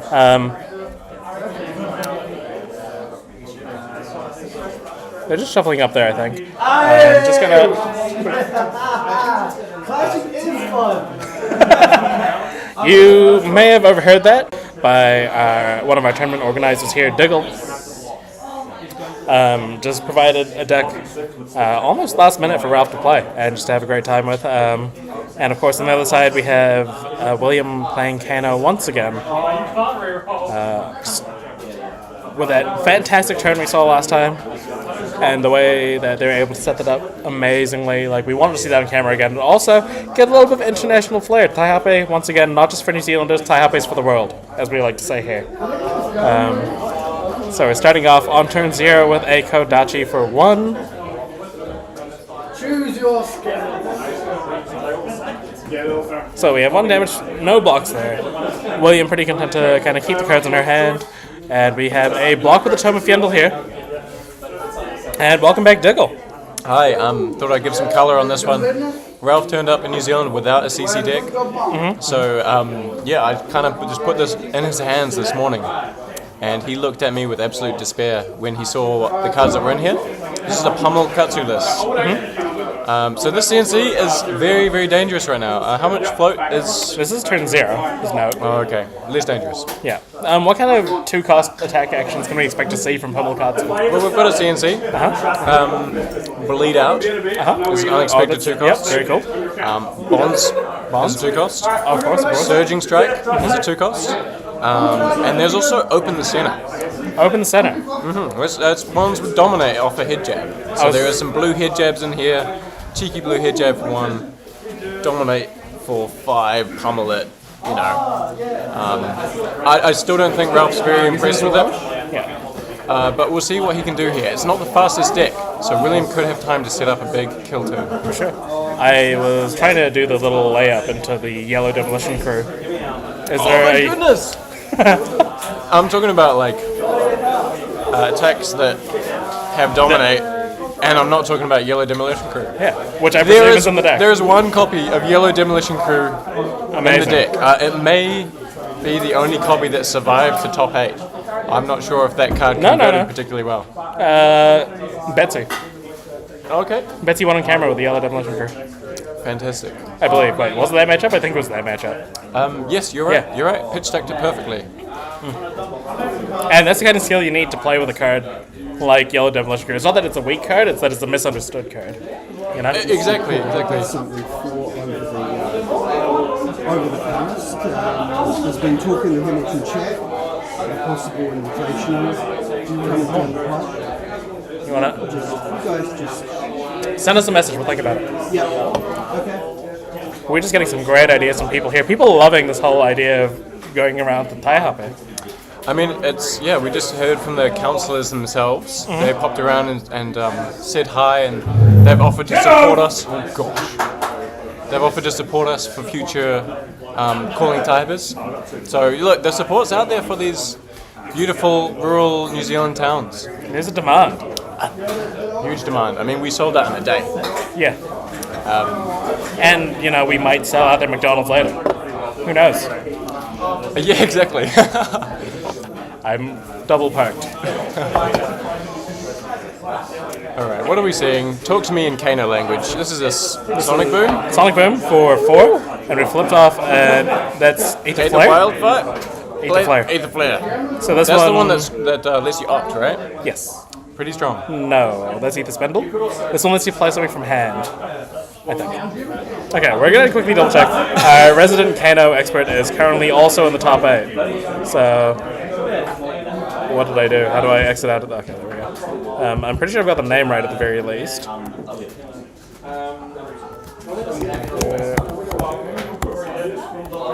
I'm so bad at pressing the enter button on this thing. There we go. Yeah, so let's you play... Oh no, it's a damage buff. Oh, okay. Damage buff, okay, there we go. Cool. So if you're William, you're really hoping to play multiple attacks here after this. But I guess like this one was played from the Sonic Boom, so it's kind of free in that sense. We're looking at AB1 on the Kano side, if I'm not mistaken. Yeah, look, we weren't really expecting many Kano here, and I think this Kano was torn through the field off the back of that assumption. Oh, 100%. Like, even the last Kano matchup that they had was Arcane Barrier 2, which isn't the usual 3 that you'd expect, but it was almost enough to kind of stem the bleeding if it wasn't for that lesson in lava. That was massive. But in this case, like, Kano just has free reign to just pour lava all over the opponent. Yeah, is that pitching a red to prevent some of this damage as well? I think it's a yellow Descending Gust Wave. Okay. So a little bit more. There's an extra resource floating there, should William have anything after this. Hello, Ginevra. Welcome to our event. Thank you for your lovely comments, and we hope you see some absolutely cooked stuff on our stream. Right, what have we got in Ralph's hand? There is a Command and Conquer, a Descendant. There's a lot of reds here. There's a Surging. Oh, that's a blue Flusterfist. That's pretty perfect. clutch. Gives you the resources. We are up once again. This is No, didn't happen. the Calling Taihape, and takesies backsies are not only welcome but encouraged. That's it. Super casual Ariel. Super casual Ariel. An Ariel that hasn't existed in the past. That's the innovation that's happening at this tournament. Yeah, exactly. Hashtag innovation. When we say rules enforcement level, there's really no enforcement. Yeah, it's like rules suggestion level. Yeah, yes. Have you done any rules enforcing as the head judge of this tournament? No, in fact, I think you've done all the judge calls. No, people are just yelling at me when they resolve yellow demolition crew because they get a promo. There is one judge call I did, which happened on camera because I noticed that a player tried to block a Command and Conquer with a defense reaction, so I sprinted across the room. Oh, nice, clutch. Gave them a stern talking to. No, I just calmly suggested they rewind because I hadn't progressed past that point. Nice, that's good. Yeah, you know, got to keep an eye out when you're on these things. So we just saw a Mask of Momentum draw here, and Ralph is drawn into a Whelming Gust Wave, which is not on, but it is I think this is a blue. So it's a resource card, right? Could be a CNC here. We could go Kodachi into CNC, which would be pretty devastating if William is trying to hold on to that arsenal. For sure. Oh, maybe it's a red. It does look like a red. Okay, so this is a cheeky 3. Bit of damage.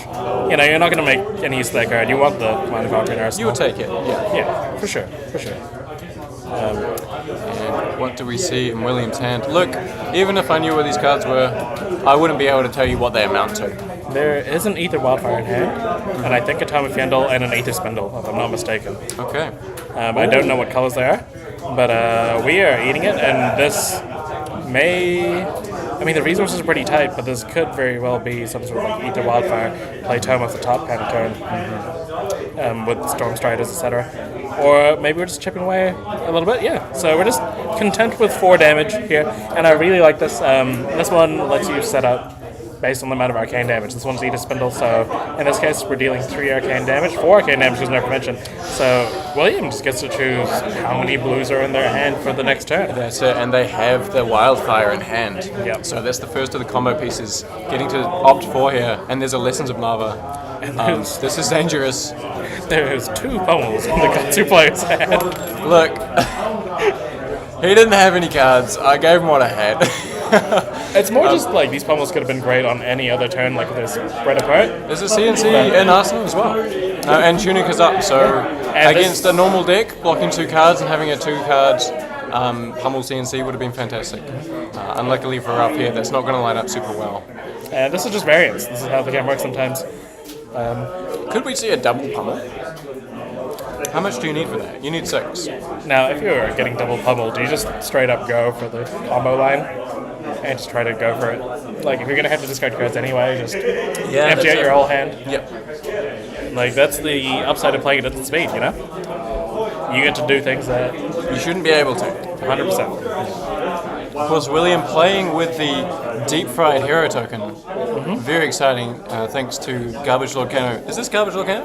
This is Garbage Lord. I mean, Garbage Lord Kano has normal Kano art. I guess so. Yeah. I guess so. If you haven't heard of Garbage Lord Kano, there is a YouTube series. Do we suggest looking that up? Yeah, look it up. Look it up. Do It's yourself a good fun. favor. Yeah. Educate yourself. Some flesh and blood history. It's the kind of humor you expect from Fab Kiwiana. Sure. Which is very in tune with us. You know? I mean, that series actually got a spoiler for Arcane Rising. Yeah. Back in the day. So it's high content, high quality. It might be high content. It's not high content. The content was once every set. And has been not around for a while. Volume, yeah. But yeah. Okay. What can Ralph put together here? He's really got to put some decent damage on the board. That's a Surging Strike. That's a good pummel target. Pitching a Poison the Well. Now, why would somebody run Poison the Well on the Savannah? Like, what kind of cards gain you life on the Savannah? Well, there's the fabled Kenoth. Oh, and of if you remember, if you kill a player using their own Kenoth, you get awarded 3 Kenoths. So Poison the Well is a way that you can force someone's own Kenoth to deal them damage. We haven't had it happen yet, but I'm holding out for it. I don't think it'll happen this game. I think it's very unlikely. William is playing Kenoths. But I'm surely it can happen before the end of the tournament. I was also wrong. There was only one pummel in the wizard hand. Oh, sorry, the Katsu hand. It is a Flusterfist, which has a similar color scheme at a glance. Okay. Now, depending on the color of the Flusterfist, this could be a lethal turn here. For one player, who knows? Is it that turn? Is it okay, there's the pummel on the Surging Strike. We're just going for it Pitching now. a blue. There's going to be a Command and Conquer after this. If there's any turn after this. So I really like this play. Because if William tries to go for the combo here, then you have 2 more resources, 3 including Cheerio, to try to stay alive and keep through this.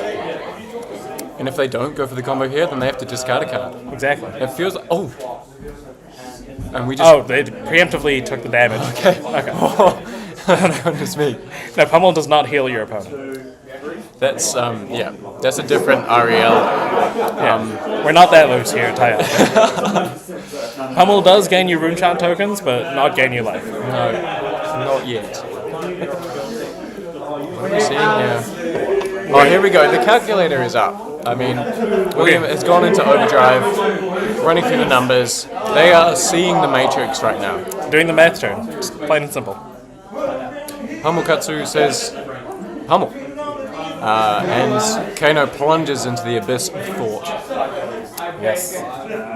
Now, funnily enough, there isn't actually enough damage, even with the pummel, right?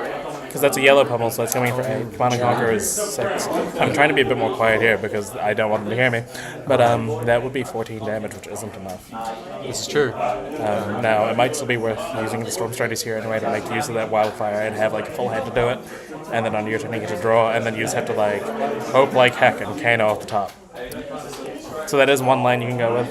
And just accept the fact that this pummel plus X is probably going to deal damage, but not enough damage. I mean, you've got to go off here, right? There's no way you're discarding a card and still getting a full combo off. Yeah.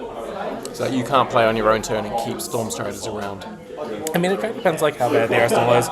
Like, you can maybe afford to block 3 cards here, accept whatever the second attack is, not knowing the second next Command and Conquer, but that instantly frees up your arsenal to then arsenal the Wildfire and play with a whole new hand that might have. I mean, sure, so you're saying discard 1 to the pummel. I mean, just like block 9 on this. You can't. It's it's reaction. We've gone plus blocks. Okay, true, yeah. It's like, happening. It's like potentially an option because like there's almost no combination cards at this point that actually kills you as the Kano player in this turn. Yes. Or you could, But also you just set up your hand a little bit with an 8 to spindle, so you probably have a good hand for comboing. Did we see how many went to the bottom on this spindle? I honestly wasn't paying attention. That's alright. We're just gonna keep it honest here. Yep. Ooh, okay, we have a Kano activation. Oh my goodness. This changes things. It's huge. Okay.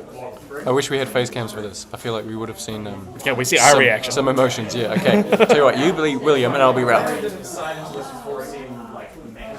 Okay. Nice. All right. We're estimating here. We're guessing. Okay, so Ralph just making it clear that he has 2 resources floating. Ah. Probably a question asked. It's important for both players to know this. Okay. And Time gets we are resolved. getting 2 cards. Oh, that's a Gaze the Ages. If you can play the Gaze off the top. That's functionally free resources and a free counter activation. We still have the Ragamuffins, which is available as well. So there could be shenaniganery. My brain hurts to think about what it is. Yeah, of course. The Ragamuffins, of course, is a bit harder. You're probably going to see the Storm Strider's activation first, is my guess, as a way to kind of empty your hand out a bit faster to get to the Ragamuffins. Yes. I am not a Kano player. I have tried once. Okay, we see the Gaze getting pitched. Is that? It's a prognosticate? What's prognosticate? It's a blue, I believe. A blue with minor upside. I think it has a surge surge payoff. I think it's just a blue that Kano players were like, in every 100th game. It's strictly better than the equivalent. Exactly. Than the vanilla. Let's see. So if it's a blue, it deals 1 damage to Arcane Heroes. Yeah. We won't worry about getting the blue version on there, we'll just assume it's a blue. Okay, so that's a whiff. That's a whiff off the top with Kano. William's going to be pretty disappointed though with that. Should we do the facial reactions? Yeah. Relief. It's pretty hard to put your hands on your head while still holding 4 cards in hand. Yeah, that's it. It's not keeping your poker face as well. No. Okay, so this changes everything, and I wish Resident Wizard player was actually here to explain how this changes everything. What we could do is just make things up and assume that half the stream will believe us, not knowing. We just keep it really vague, like we revealed a less impactful card from the top, but actually it's not the worst because it's going to get the damage bonus from the Ether Wildfire here. Okay, what is this? Is this 3 Kano activations? Oh, this is Sonic Boom being pitched here. We have activated the Wildfire. Okay. Not the Wildfire, we activated the Crucible. And because of the way we pitched, we can now put the Wildfire on top of the deck. Okay. So there must be a Kano activation on the stack, is that right? Yeah. Okay. So now we have Wildfire there. So Kano resolves, we show the Wildfire. Now, do we have the Blazing Aether to go with it? I wonder what the draw off the top was for William. It's probably just a resource card, is my guess. And I like this play because now you're not forced to use the Storm Strider, so you can deal a decent amount of damage here. And nullify the pummel, functionally. True. And yeah, you're right, there is no Storm Strikers needed. We're going to see Metacarpus go on the stack. Is this activated, or is this just declaring that the trigger is on the stack? The paid one, so I imagine it's been activated. Okay. Because the prognosticate costs 0, so you have 0 1 for that as well. The resources just, the mathed out. Mathed out. It's not Kano gonna be players, who knew it? The math would math out. It's not going to be absolutely lethal, but... So, the question for Ralph here, really interesting. He's got the CNC in Arsenal. Does he keep... does he, only AB 1 here? Or could he AB 0 and go Kodachi into CNC? No, there's only 2 resources. Oh, this is true. And that's only 15 damage. So it's not lethal. It's not lethal, but it does push. It's a Master Trigger. It is a Master Trigger. That could be... You get Arsenal? Yeah, so you would get a random Arsenal instead, but the upside, the Arcane Barrier here is that you're actually preventing 4 damage instead of 2 because of the damage you're getting here. Yep. So Ralph's only choosing to prevent 1 there, probably still go for this Command and Conquer play afterwards. Yep. So this is still presenting a lot of damage here, and Storm Strider is still up, so Ralph's got to be sweating. The Command and Conquer could be huge here. William will definitely have Arsenal as a combo piece. That's a dice. I thought William was just having a little snack on one of the dollar baggies of lollies that we have at the tuck shop. It would not be the first time you've seen somebody eating on camera here. Hopefully not eating a dice. No, I was eating one of the vegan sausages. Oh, that's provided by Donna and Auntie Jess. Look, they've put on a splendid spread here at the Calling Taihape.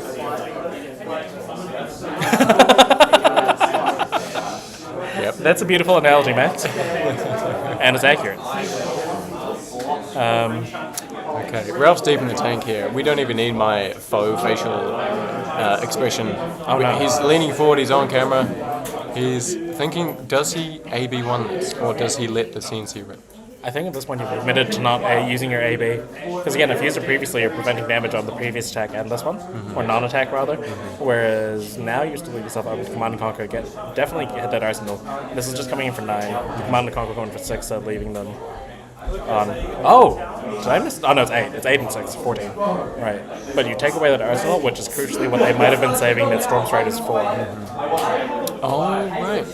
Because they didn't use the Storm Striders this turn. Yes. This is very tense. And having one... Oh wait, hold on. They can't prevent 2. Sorry. My logic's thrown out the window. There's only AB1. Of course. What's the decision point here? Kodachi or no Kodachi? The decision point here is prevent arcane damage. Because now it's justifiable knowing that, they couldn't. Or come in with a Command and Conquer. But you could choose to AB1 here? Yeah, you could AB1 and Kodachi. Or you could just AB1 not Kodachi, keep the tunic for next turn. True. Yeah, very true. Either way, there's a lot of decision points here. Yeah, that's it. A lot of different options, and I am neither a Kano nor Katsu player. Considering this is, going to be maybe 2 more turns in this game, the players can definitely take as long as they want on this.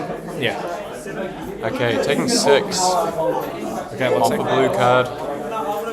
And oh my we're goodness. using the resource here? We're going with the Stormies. Oh my god! Hold on. Is this the number? Yeah. That's the number! We had 4 damage from the Ether Wildfire. We had 6 damage from the Prognosticate. Yep. What is the number? So it's 10 plus 4, which is 14. That was exact. Wait, is AB1? Hold on. So we had 4 from that. Prognosticate was 5 from... Was there AB1 that went into the wildfire? Or was there no AB into the wildfire? 5 maybe there wasn't. Into 6, which is 11. Maybe there wasn't. We could rewind it and find out, to be honest, but it looks like they're content to moving on. It's a bit too late to rewind this board state, so... Alright. Okay, there you go. We have William on Kano once again showing us how it's done. Clutch. And making up some magical numbers that we can't understand even over here. Should we get William on the interview? Yeah, let's bring them back. Cool. Maybe bring Ralph too.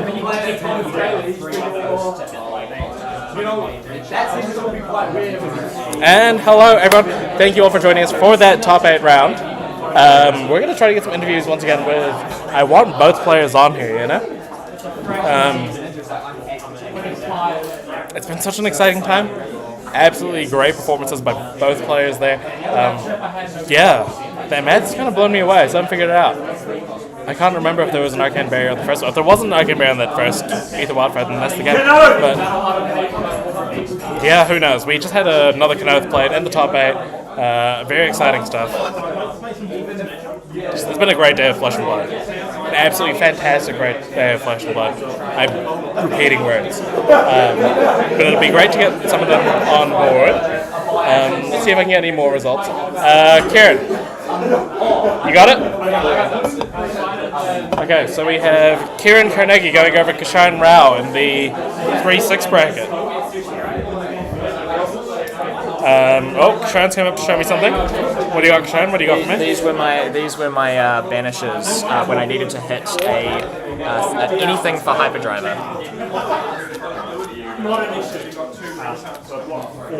Very consistent. These happened before the Hyperdrive. Of course they did. Of course they did. It was unfortunate, and he double bonds comboed me too.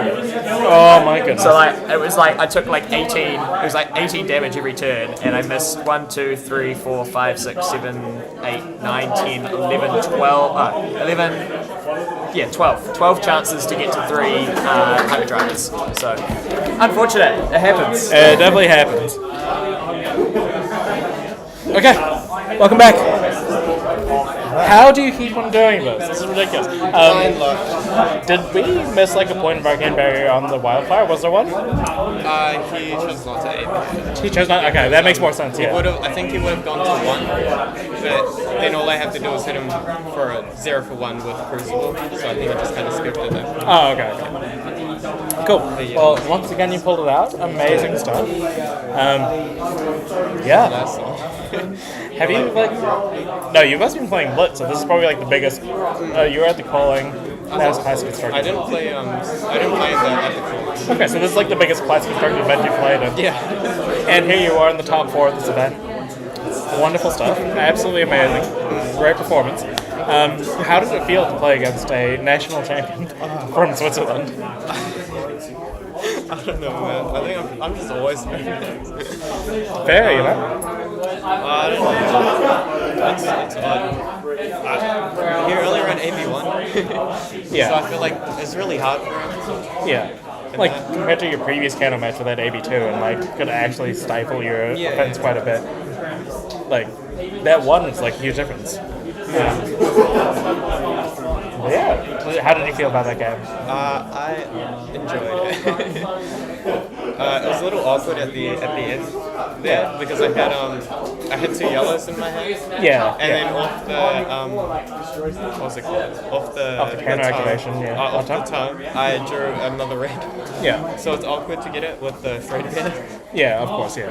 I guess that's why I won Spellfire. Yeah. I was happy that you were able to like craftily use all your resources to get yourself to the point where you could use the ragamuffins to put the wildfire on top, and I really love that you did it that way because it meant like if you weren't going for the kill that turn, let's say, then it means that you had access to the Storm Striders still for the following turn. Of course, like nothing was blocked, and then you had access to the Storm Striders kill with Blazing Ether, dealing an absurd amount of damage. But like, I feel like that was like really well played and kind of give yourself more options depending on what happened. Thank you. Yeah. Like us at the commentary booth, we knew it was in the arsenal, so we knew like the maximum damage output that could be dealt to you.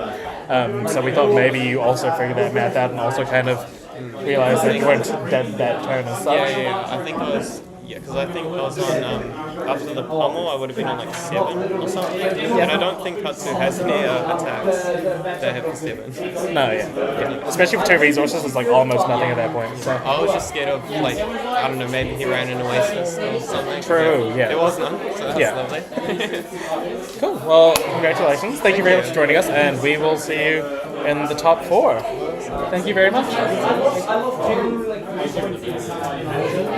Let's see if we can bring Ralph onto here as well. Ralph, do you want to be interviewed?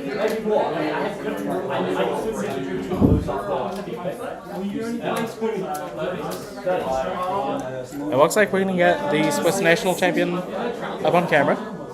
A very special guest for us. Not something we expected, but here we are. So let's bring him on. Hello, how you doing? This is the awesome interview couch. Yeah, this is the interview couch. This is the commentary couch. So here we are with Ralph, the Swiss national champion, and also enjoying a lovely holiday here in New Zealand. Yeah, fabulous.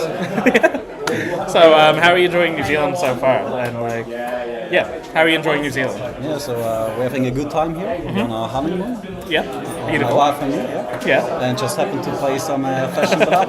Met the Wellington guys on a camping ground. Oh, very cool. Yeah, in Franklin when we played the calling in Queenstown. Yes. Yeah. So they invited us here, and we had a blast playing this awesome calling. So how do you find the experience of playing in this compared to like any other event? Like, is this event very different? Yeah, I think so. It's like super casual, right? Everybody plays like super funny decks. Diggle gave me his deck. His was awesome pummel Katsu. Yep, we did see the pummel at the end of that game. I think, Tier 1 deck now, I guess. Oh, who knows? Maybe top 8 in a calling. Yeah, exactly. We might have just spoiled the secret, right? Yeah, definitely. So I see here you have a number of Kenotes still remaining. Yeah. How many of these did you end up with over the day? Because you used a couple. I used a couple, but I played the what's it called? The yellow shilling card. The demolition crew. Yeah, I played the yellow demolition crew. Yeah. And I managed to resolve it twice. With some? Yeah, 2 extras. Oh yeah. Because I'm from Switzerland, I got an extra one as well. Yes. Yeah, I was stacked on Kenotes. And I just started using them for my winning end. And now for the Kano matchup, but didn't get to that. Unfortunately, that extra life would have been helpful. I think it wouldn't have.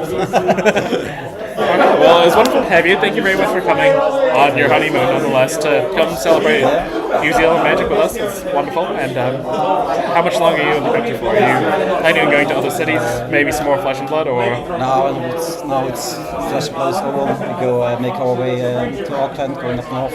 We'll hang out at the beach. 1.5 week left. Yeah. And then we go 2 weeks to Vietnam. Okay. But yeah, we meet Corey there again. Oh, of course. Perfect. He's back in Vietnam again. So Koi, another national champion that we have at this event. So. Having a good time. That's great. Hey, thanks for hosting this this party.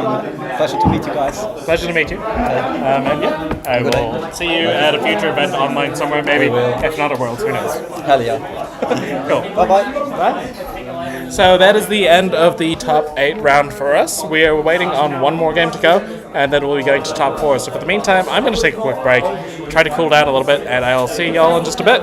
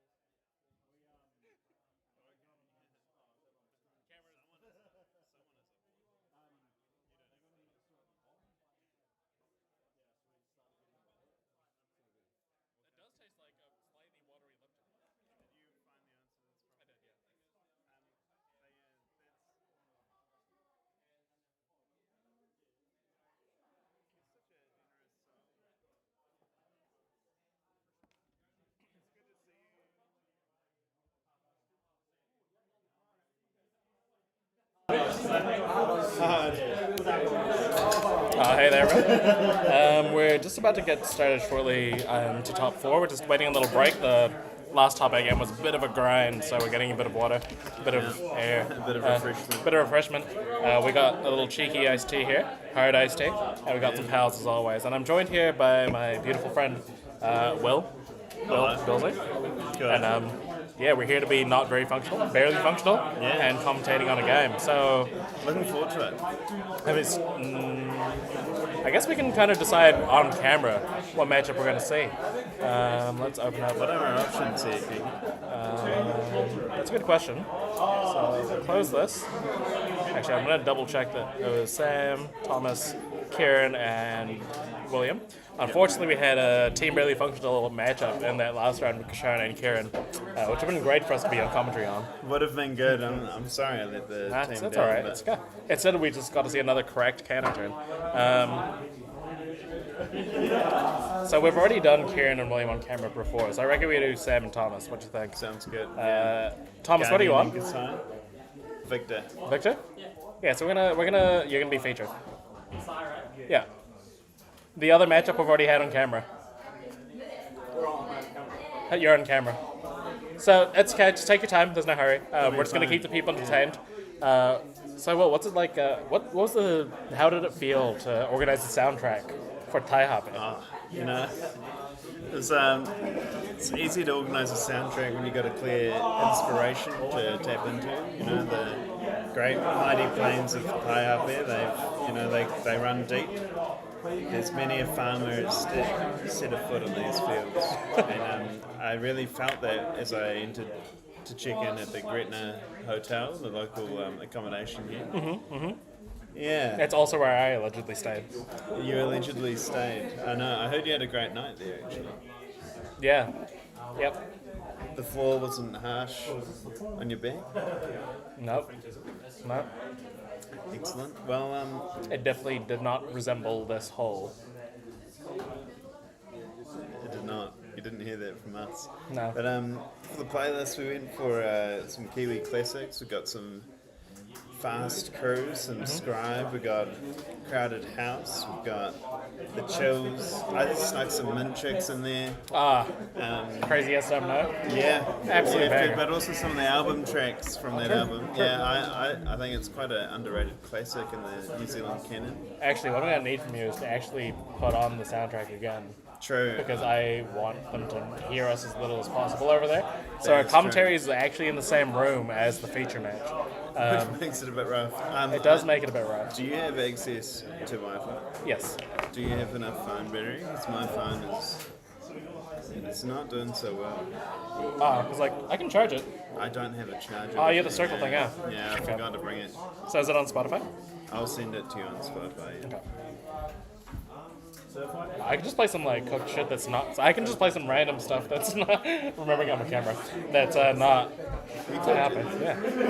You think people notice if I just suddenly play K-pop? I'm like, Taihape is known for its K-pop love, I'll send it to you, and the choice is yours. What's the speaker? Is the speaker on? It is on. I'll go get around it. So it looks like the players in the top 4 are actually sitting down and ready to go. So we might move over shortly to that. You're going to be in the hands of Bill and I. So our 2 matches in the top 8. We have a rematch in round 4 feature match. We have William versus Kieran. So we're doing that. We're doing that again. It's going to be a great time. William, this is their first big CC event that they played in. So they actually came to the calling last year, but they didn't play CC at the calling. They played side events, which is great, excellent, beautiful stuff. So they're going to be against Kieran again in a rematch. But the feature match we're going to see is the undefeated Kasai versus Victor. We are getting heavy hitters. Undefeated. We're getting heavy hitters in a classic constructed-ish matchup. It's fascinating because although this is the cooling Taihape, people are bringing some spicy lists. Oh, for sure. Has anyone had a look at Seb's list? Like, No. we're still early in the CC meta. We don't really know what an optimized Kasai looks like. Going undefeated even at an event of this prestige, it's no easy feat. Oh, for sure, for sure. People are playing tight. We're just going to get some music playing by the game. We can't give them headphones because we're not that technologic, but what we can do is blast some Kiwiana in their game, which we won't be able to hear hopefully because we're going to be on the other side of the room. I think what we'll do, Kiki, we'll get it going here. We can swap it over later on. Okay. We'll get it. We'll do it. So one of our contestants has just left the stage, which is a perfect time for me to do some editing. So let's just zoom in on our face again so you can really see my concentration, you know. We have on the right side, it's Sam.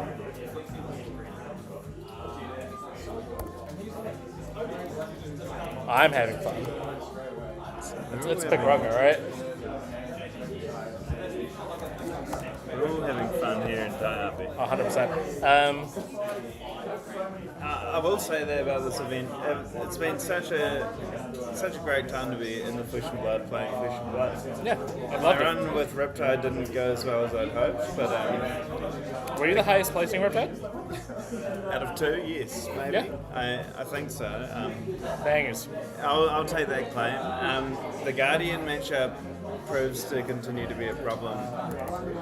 I played a second Guardian in my last round and ended with my opponent on 31 life, which was felt like I was banging my head against the wall the whole time. Yeah, that does sound like a rough time, for sure. It's only so much work Fletch with Red Tail and Blue Tail can do for you at the end of the day, but it's good to see. It's good to see Kano eating well at this event. Yeah, and a variety of decks. We've just seen a variety of decks, you know? Yeah, it's been a very nice open meta with a very relaxed atmosphere. Yeah, and like clearly, like as much as we say this Keno is powerful, like some of the decks we see don't use them. No. Like Kasai can use it to turn on the swords. Actually, that's broken.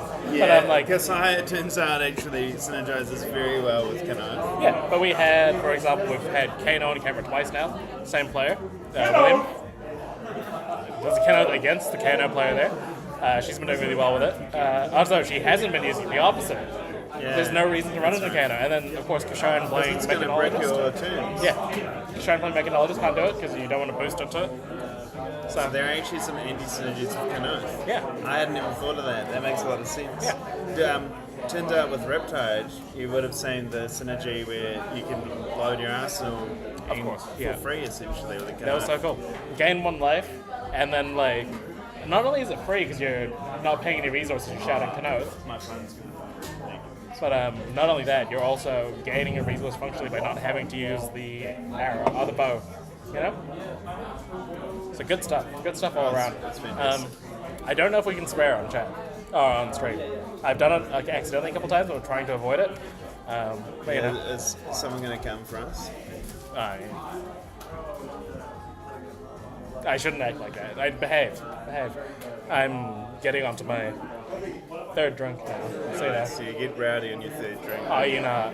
The audience don't want to see you on your 4th. Oh, my guy. Right there. We got. So Wait. Can I just double check? I've got some vegetarian patties. Just double checking. Sweet. Thank you. Maybe we don't need the butter chicken. I mean, I'll probably say. Oh, cool. Who knows? Who knows? Have they got the seal of approval, Kiki? Huh? Have those patties got the seal of approval? They do, yeah. Fantastic, vegan friendly, vegan fun. Yeah. V for vegan. I'm so there sorry. You go, the latest in Bolton specialisations, V for vegan. If only. If only. You'd probably play the era, wouldn't you? Oh, yeah. I mean, I just want a reason to play him, and that would be reason enough for me. Is my charger being used? It seems to be some movement on camera here, Kiki. We're getting a show of the equipment. Yeah, for sure. So, I mean, people have seen this Kasai before. I actually haven't watched any of the games, so I'm just checking it out. It looks pretty standard. The Arcanite Skull Cap, is that a budget option It could be. To replace the cop, or what do you reckon? The song's great. Great song. We got some, So I know that Sam did take a break from the game. So it might have been around the time in which Cop was more easily available. But that being said, it's not to say Skullcrap is a bad card or even a bad option. Like, it is a very defensive option. It's not doesn't have the same sort of tricks. Incidentally, there is actually a wizard in the top 4 currently, the number 2 seed. So there's a non-zero chance that Skullcrap does prevent 3 Arcane Barrier. Can have it is difficult to trigger it, but it can and will. Just no blocks, then just trigger it all the time. There you go. That's a Kiki the Bard strategy we're getting a glimpse of there. Yeah, so I've kind of become more unhinged with my plays as I've kind of delved into Livia gaming. Yeah, you've taken a liking to the Brute, well known for your mechanologist, your consistent mechanologist play. And now I've been on the receiving end of some of those Brute games. Oh yeah, just completely switch the flip, flip the switch rather. And like, I was playing against my good friend Ross, and I was talking about how I need to be more straight to my Brute play, and how I need to be more hinged. I don't need to leash the beast. So be less unhinged. Yeah, so we're not unleashing the beast, no, we're leashing the beast, keeping it on the chain. Kind of like the certain member of LSS's Twitter account.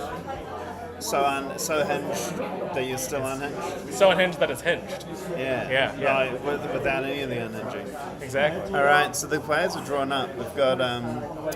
Do we know who's playing? Kasai's saying first. So we have Sam going first on Kasai, starting on turn 0 with a.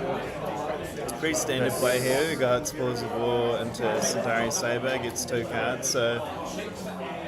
Why do you reckon he's attacking instead of just Arsenal passing or pitching, fixing up his hand a bit? What's the advantage of attacking into Thomas here? So in the previous round, we actually had a Kasai versus Bravo matchup. We did. That was the one we were waiting on. Sam was actually able to fatigue the Guardian player at that point. So it's possible we're trying to just run cards out there. Whose hard iced tea is this? This one? Or that one? That one. That's Braden's. And we have Koi over here. Koi, come back. Koi Din, Vietnamese national champion. He's gone. I'm going to hug myself. Koi's not about it. Staying true to his name and being a bit coy. He's coming back. Here he is. We can do a 3-person boot. Let's do it. Nice. Alright, so Thomas's first turn is at a red debilitate. Red debilitate, cards, Arsenal card, classic Guardian play right there. Classic Guardian play. Now also, Koi, you managed to do pretty well at the Calling Queenstown playing Victor, right? Yeah, I'm now also a calling finalist. Calling finalist, yes. We got 2 calling finalists. We have 2 calling finalists here. And a hillbilly. Yeah, there you go. Guess which one's the hillbilly. But yeah, no, so how do you feel about Victor in the current classic constructed format? I know you were trying to find cards for it. Or for Guardians. I think Victor's not that good, I think that I think a lot of people tried to pick up and play him, and I think in the last CC, in the battle hardened at the calling in Hartford, he was the second most registered hero. Yeah. And his conversion rate is very negative. Yeah. So a bit of a Dromai syndrome almost. Yeah, but it's I am trying, but I don't see the value in him in CC. Yeah, interesting. Right, that's my opinion.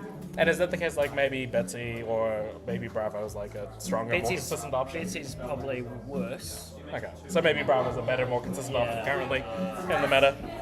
I don't know. I've only played a very small amount of Victor, but I'm optimistic that he could be pretty strong. But it's still early days and people are working out their lists. Thomas's list is a lot of Clash blues and not a lot of gold generation, just the Trounce and the Clash of strength, test of strength. Yeah, well, I think in my humble opinion, you need to focus on either the Clash or the gold generation. And like maybe the Clash version is going to be better, but I don't want to sit there and block all day. Fair enough. It's not your place. And get block value.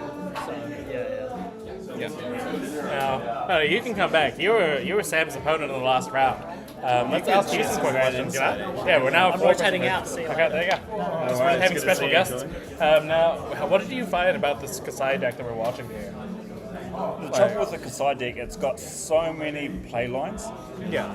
And the Kasai ability he played 3 Nourishing Emptiness against me because Yeah, his Kasai yeah. ability allows him to banish red and yellow cards.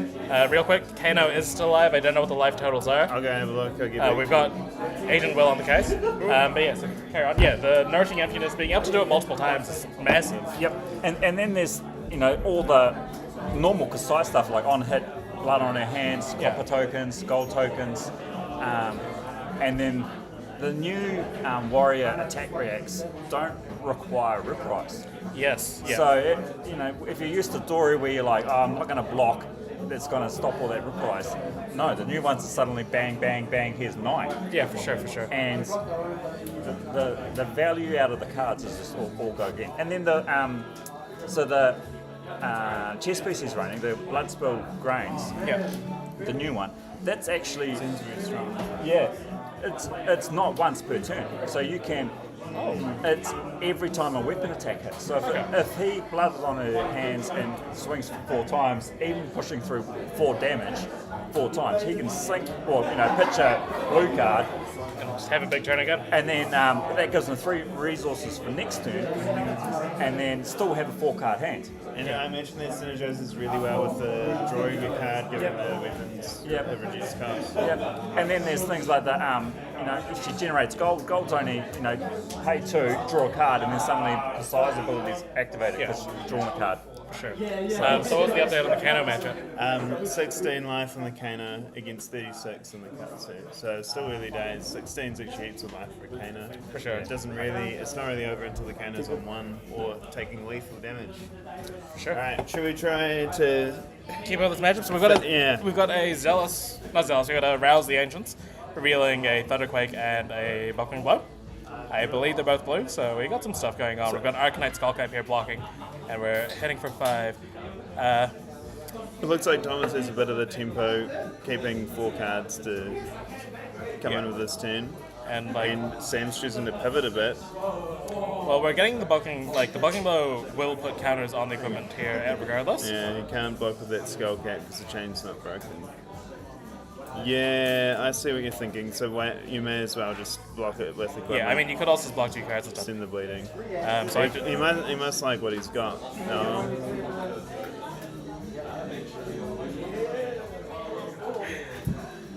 Fantastic. I can't tell if that's like an insult or a compliment. I think I know who that is. He's a dirty druid-killing scumbag, but from Stokes Valley, if I'm correct.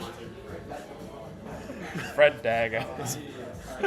I've never been called Fred Dag's ass, but I'm sure I will be again.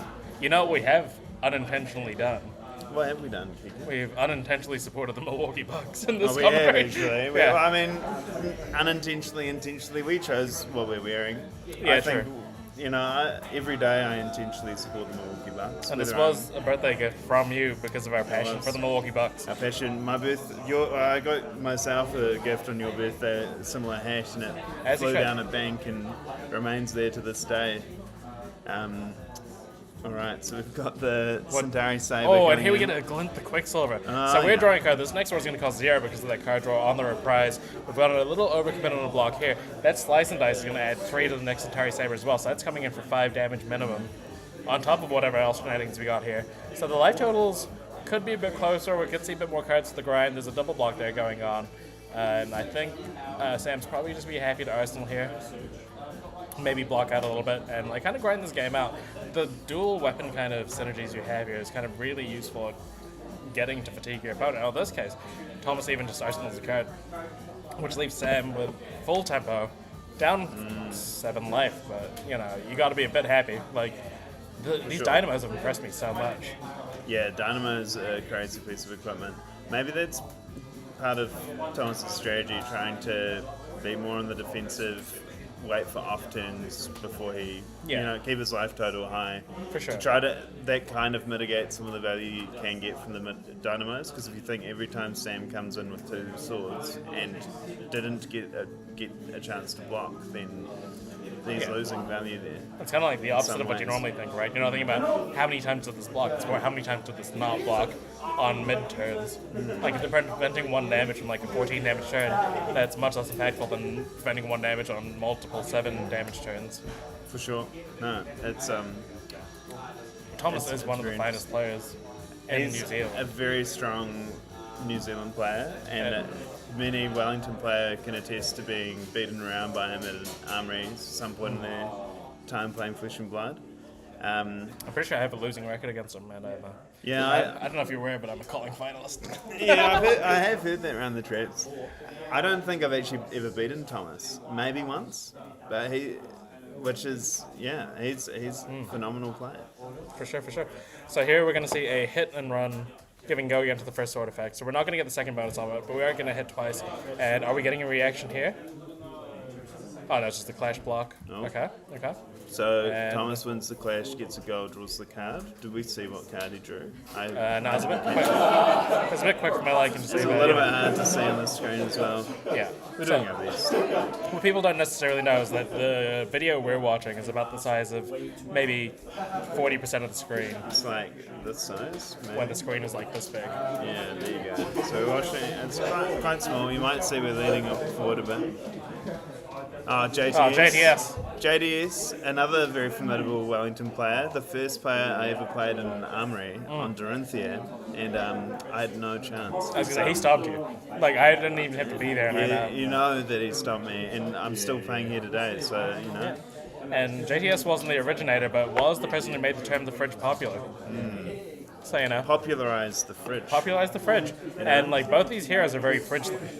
They both have a bit of a fridge. You know, they've got a sponsorship from Fisher and Paykel. Oh, of course. So it's good to see you, JTS.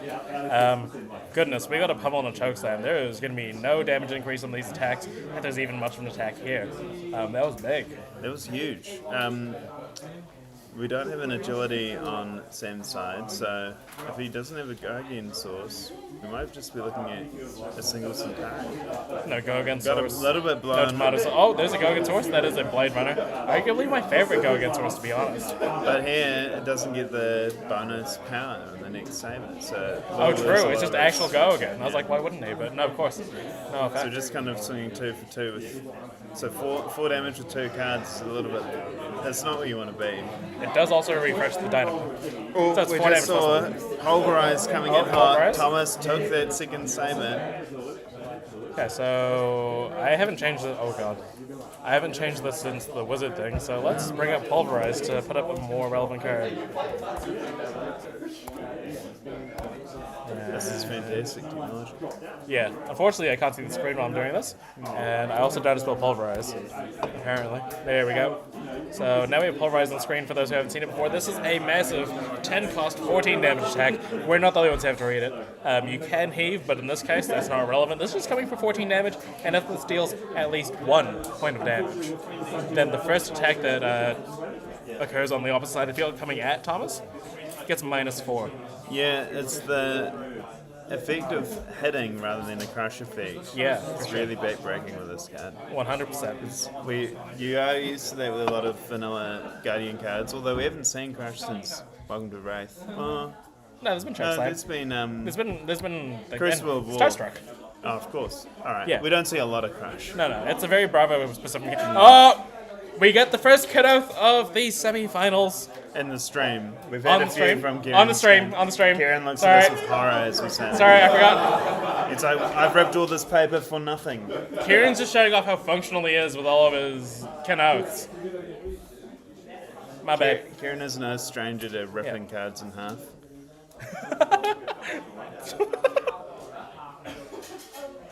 That is. But, think into that what you will. Okay, so here we're seeing a block of. Draws the secondary act off the top.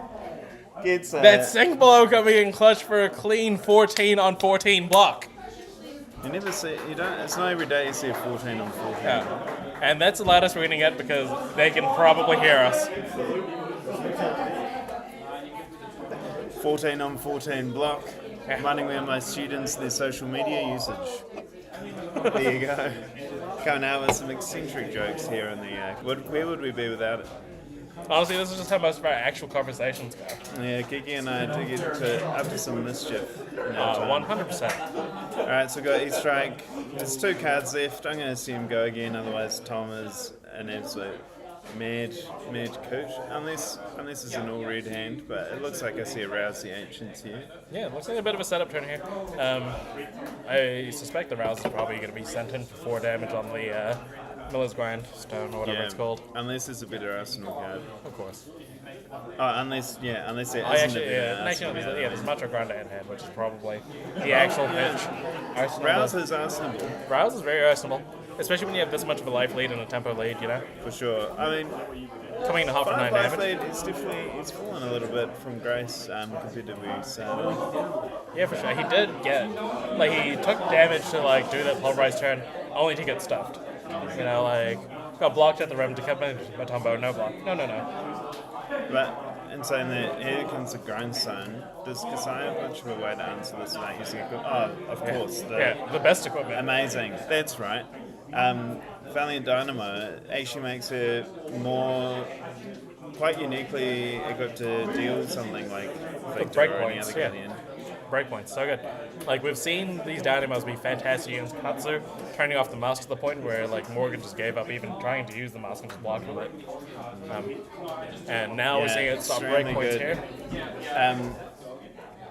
So even on Riptide, which is a pretty defensive deck, or it's the potential to be quite defensive, I didn't have many ways to deal with them on this Grindstone, besides the 3 Synchros.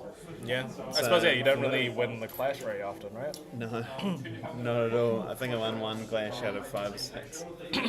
Okay, so we are activating the Kasai effect. We are banishing 2 reds and 2 yellows, it seems. We're just quickly going through the graveyard, double checking. And again, I've been more and more impressed with this ability, even if you don't necessarily get the gold token, but just because it forces blocks. It encourages blocks, and that's a great way to get your tempo back. Yeah, it's good. And also, it turns on, it reminds me of Burn Them All, turns on Nourishing. It's great to see.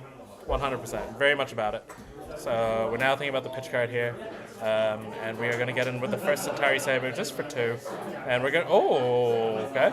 I really like the Civic Steps block. Yeah, because it's really unlikely that Sam has anything to follow up this Saber, isn't it? Unless it's a Nourishing and Arsenal, which I imagine Thomas is pretty confident that isn't. Yeah. Thomas is not one to, make careless moves. 100%. Very methodical player, very,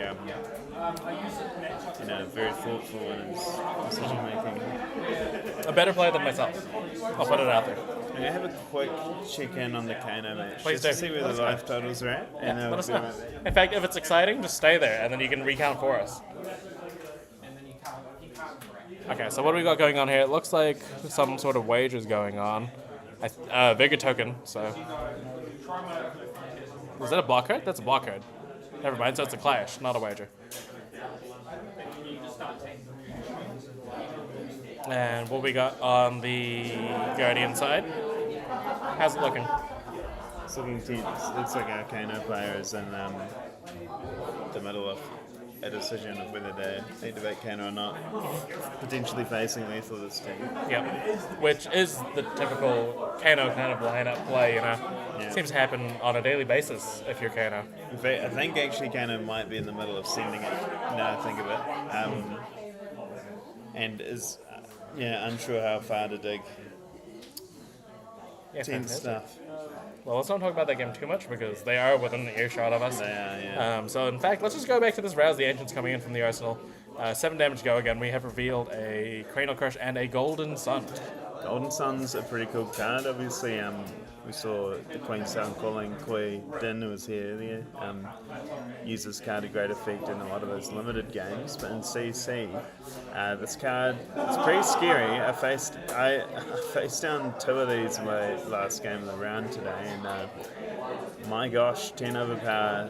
Sometimes it just gets you at a bad time, and you have to take 7 to 10 damage. And just the ability to have Vigor tokens or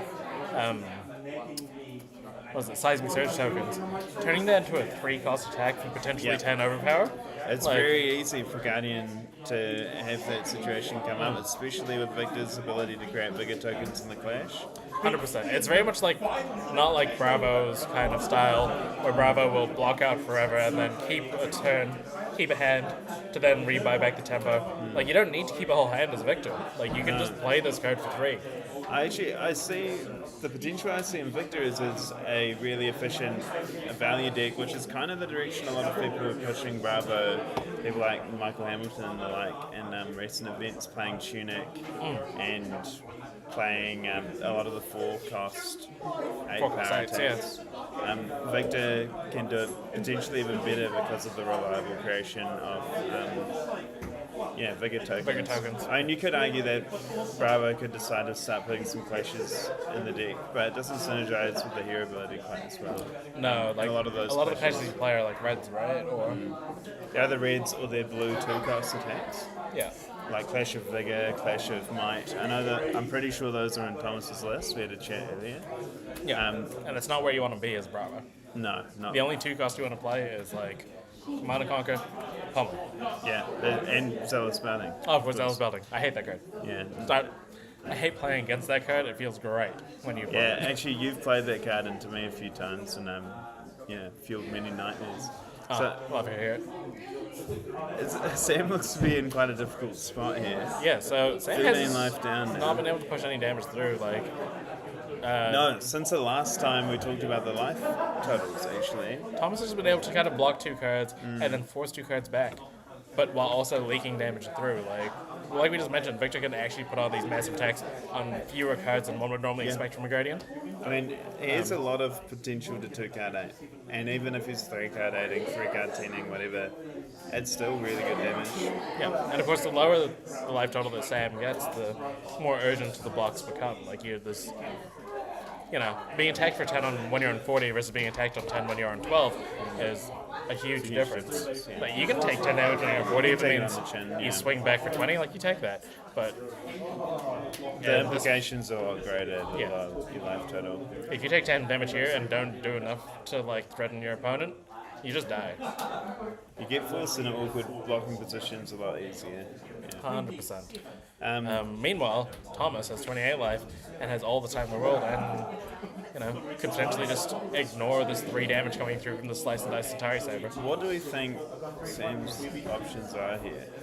Do we see any gold or copper on the board? There are no tokens on Sam's side of the board at the moment. So there's no potential for a blood on hands or raise an army? No, not at the moment.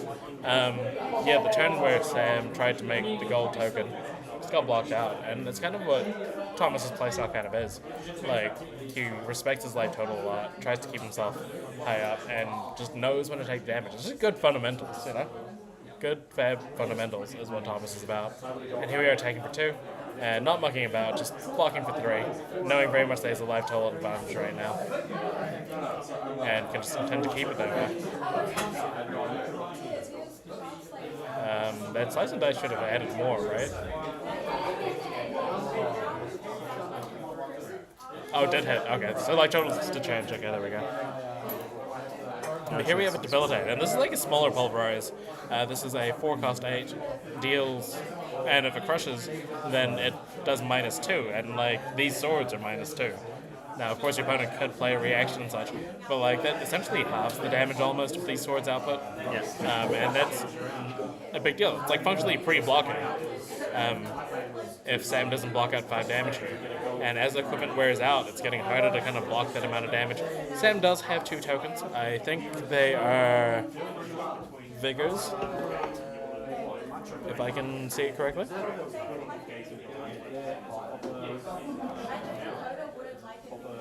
It's in the bottom right. Oh yeah, I see.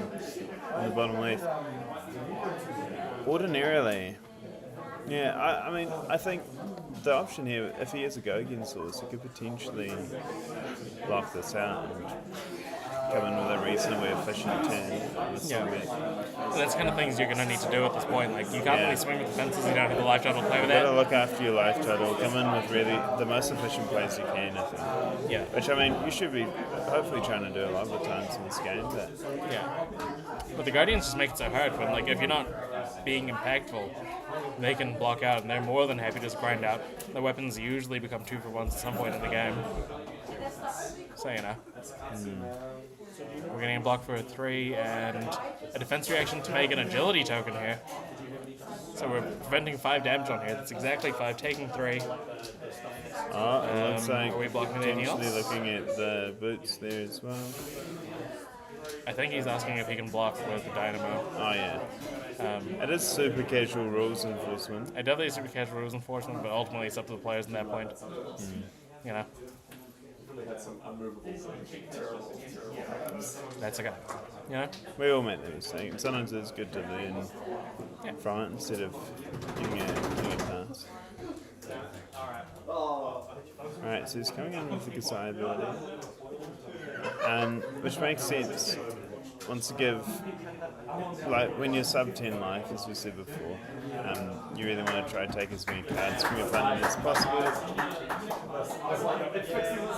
Looks like we got a result. Yeah. I'll go find out what it is. Okay, so Will's going to go find out what the result is. See what's the scenario on the Kano versus Katsu matchup there. In the meantime, this Kasai is just trying his best to grind it down, but Thomas is relentless with these blocks, just making sure he's well in this game. Kieran got there with Katsu. Okay, so in the rematch of Kieran and William, we have a result. Kieran wins as Katsu over the Kano. If you heard that was Uncle Don preparing food for the whānau. Doing exceptional work today, of course. Uncle Don and Jess. They've kept us nourished, you know. There's no nourishing emptiness here. We've nourished the emptiness inside. We've nourished the soul, we've nourished the stomachs. And yeah, we have Kieran moving on to the finals. Nice. Fantastic work from our players. Yeah. So unfortunately that's the end of the road for our Kano. But what a run. We still have the barefoot wizard himself. Kieran, come on. We're jumping into a 3-person booth once again, this time with Team Barely Functional as a trio. I don't know what Kasharan is, so it's just the 3 of us now. So before we interview, let's talk about this game as it's happening. I can't see anything on the screen. Yeah, that's how we feel. Yeah. Right. So we have a spinal. Yeah, there is a spinal currently in. There is a healthy 8 life total lead for Thomas right now. Things are kind of rough. Do we know anything about power cards missing? XND, it was Kano, so it was Katsu that won. Yeah. Let's go over here. It's just very confusing because normally this is the Kano player in any matchup. Just not today. Yep. I'm expanding my horizons to other heroes that start with K. Were you threatened if you were to bring Kano to this event? No, I didn't want to play my absolute top tier deck. I wanted to have a little bit of fun, play something more in the Taihape spirit. Who can blame you? You've taken the Taihape spirit straight to the finals. And I'm about to drink some spirits that aren't from Taihape. We're both about to drink some Taihape spirits. Okay, so here we have a nourishing emptiness. Speaking of nourishing, now Sam has done a great job of banishing previous attacks in the arsenal using the Kasai ability. So this is a deck that can feasibly nourishing 3 times in a game, which is kind of cracked. He did do 3 nourishings in the late game in his semi-finals. There you go. Quarterfinals. We are also staring at a billion equipment still ready and available right now, though. But, Thomas is going to make sure that he can kind of block this as well as he can and try to keep that equipment as much as possible, most likely. We're looking at a graveyard check here. I don't think we're not close to second cycle or decking out at the very least yet. And Thomas is running a Clash Deep, so he really will have more attack actions than most Guardians would in this situation. Yeah, for sure. There we go. Blocks are sort of at a premium for the late game. Yeah. Okay, so there's a 6 block in that. We do get a Quicken token for the Kasai, and I'm sure they'll be happy with a Quicken token. You can't be too bad about that. We've got some Scribe on the speakers. You can't hear it, but we can. And we have a Might token coming in. And here we go, the Golden Sun coming in for 11 with Overpower. There is 1 point of block left in the equipment. This is potentially illegal. Well, think about it. Kasai is better equipped than many other heroes to deal with overpower. Lots of with reactions. the attack reactions. And Sam does really like to arsenal his reactions and hold them. Actually, that's a good point. Okay, so it's probably not the end of the game. You want to come in? Oh, we finally have the full team barely functional. The New Zealand. We're actually New functional. Zealand. We're still Xavier, but Xavier's just an urban legend. I mean, he's a legend, all right, but in the good way, in the positive way. So here we are. We are facing currently, or watching the Golden Sun with the Might token come in, but like you mentioned, there are a whole bunch of reactions and non-action cards in the deck that do actually still block, and like you mentioned as well, defense reactions. It's just crippling crush at home. Yeah, for 3 resources or 4 resources, like it's kind of cracked. That's pretty cracked. I'm not talking baubles. Yeah, that was 1 card for 4 cards. I think you're happy with that, you know? Absolutely. And we've lost Team Barely Function again.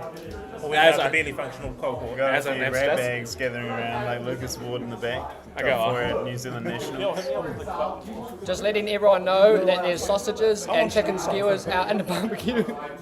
Thanks. I'm sure they're gonna come running down to Taihape right now. Come down to Taihape, there's meat fresh off the barbie. But I mean, that's always the case in Taihape. Okay, so here we have there was an automatic block right there. Doesn't even get the bonus because that was a block card, I believe, Clash, right? And is that a Golden Sun? Off the Clash? Oh my goodness, are we getting back-to-back? Are we getting back-to-back Golden Suns? Is this happening? There's a Seismic Surge token there. Like, are we happy pitching a card, play a card, getting 4 cards blocking? And the real question is, how many Golden Suns? So we've seen 1, have we seen 2? I think this is the 3rd. It's maybe dangerous to use the last of your big overpowers when it's not lethal like this. He's got 74 cost states, he can fatigue. Right. It's just like, you know, the heavy hitters on like growth war opponents. It's like, oh no, you have more block trees? Well, I have 8 powers. Here we go. We're not faffing about. We're just golden sunning right here. Right now. We are fabbing about, I guess. Do we know if Thomas is on pummels? Yeah, we did see a pummel earlier. I don't know the number. This is the first match I've seen with Thomas, but this is threatening. Like, any way you put it, like, these are the kind of Guardian turns where they functionally take your opponent's like turn away from them. Like, this doesn't have a non-hit at least, so it's not like the same sort of taxing effect you get from Bravo, but it is what, like, almost 140% of your life total in damage. I suppose one of the real problems for Sam here is that he had to block with his second block on the blood spill quite early. Yeah. So he doesn't have the ability to carry Vigor tokens between turns to block out and still actually do at least a little bit of damage back. Yeah.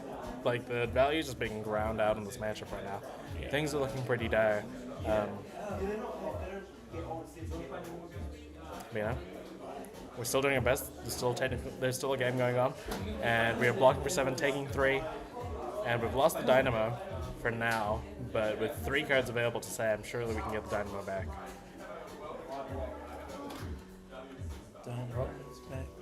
And here we go. Activating the Kasai ability. We again just trying to force blocks here, but like it seems like Thomas is always keen to block when we're at this anyway. But you know, if damage gets through, like we need these gold tokens. We need to keep on getting this incremental value back. And like there's enough cards in the discard pile that you can afford to just be banishing these cards for a hope. It's good to see both players doing their best, but what do we think Sam's outs at this point? So if any. Can't always do a lot of damage on his turns. So if Sam has a situation where he's able to just stop checking many tokens on field, no. So we're looking at something like Blade Flurry and Run Through on the same turn. Yeah. You know, something that just chips the 4 damage over what Thomas is wanting to block with. Yeah. Somehow winning a clash might be good too, but I think that's very unlikely. With 3 attacks on the deck. Yeah, but 3 attacks on the deck. And, you know, some have been played already. At least 1. I guess, like, not losing the clash would be, like, okay.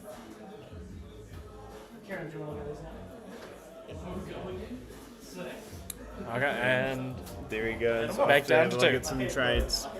That's the Kieran we know and love. Oh, that traitorous. I'm not going to care. Traitorous. Yeah, I see where you're going. Oh no. Oh. There's a little takesy backsy. Completely within the spirit of Taihape.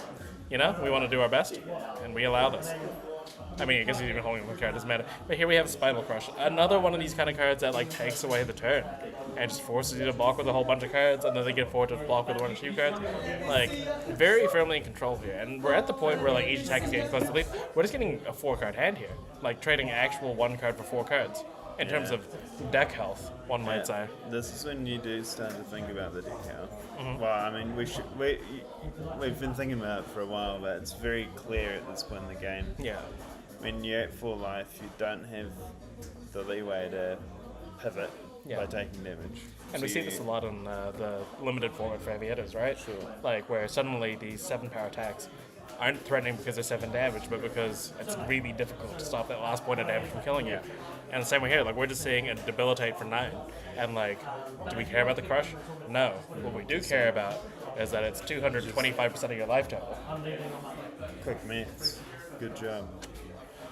Proud of you, Keegan. Thank you. Thanks, Teach. No worries, champ. Maths teacher. So we could have three blocks here. No? I thought that was Assault the Wound. I'm sure there's a defense reaction because that's 6. Taking 2, going down to 2 here. So Sam must be thinking he has some way to push. I mean, you kind of have to, right? You have to take these chances where you can if you have a big turn. But 17's a lot to come back from. 2 cards. Yeah, so we got. I see. So we have a 2 block there in the cash in. Yeah. At the very least, it's better to take 2 life to come in with. Yeah. Both sabers instead of just pitch for 1. Just fair enough. Do we get 2 clash triggers there? We do. We have 2 Might tokens. It's absolutely massive, and it's just turning these attacks into Command and Conquer for 8. I feel like we haven't actually talked enough about the fact that this matchup seems pretty good for Victor in the sense that he wins every clash. Yeah, the way this deck is built, like I said, the best you can hope for is getting a Nourishing Emptiness. Yeah, or is there even any non-attacks in this deck? In the Guardian deck, there are Trounces, Test of Strengths, maybe some. Oh, there were some block cards, yeah, okay. So the best you can hope for is like a tie. Yeah. Really. But Realistically. then Victor's gold destroying hero ability kicks in and he just gets rid of it, and there's a very low chance he'll hit both. True, yeah. So it's a pretty extremely high chance of winning any clash. So the value from this deck is just off the charts in this matchup. Mm-hmm. Also, almost every attack here blocks for 3. This is really nullifying that Atari Saber effect kind of thing. Yeah. And like now we're just playing to the game where it looks like Thomas is hoping to get cards to trade 2 for 1, 3 for 1 at this point. Like E-Strike for 7 is almost like a 3 for 1 at this point. Almost. Because of course like the cards you're spending don't actually go, this is 9 damage. And the Dynamo's already blocked this turn, so that can't come back in. And yeah, there's like a 2-card block here. So when does the Clash trigger on the Miller's Grindstone? When it hits. Okay, so if it's fully blocked out, it doesn't matter. Yeah. And here we have a Dominate attack, and that's the game.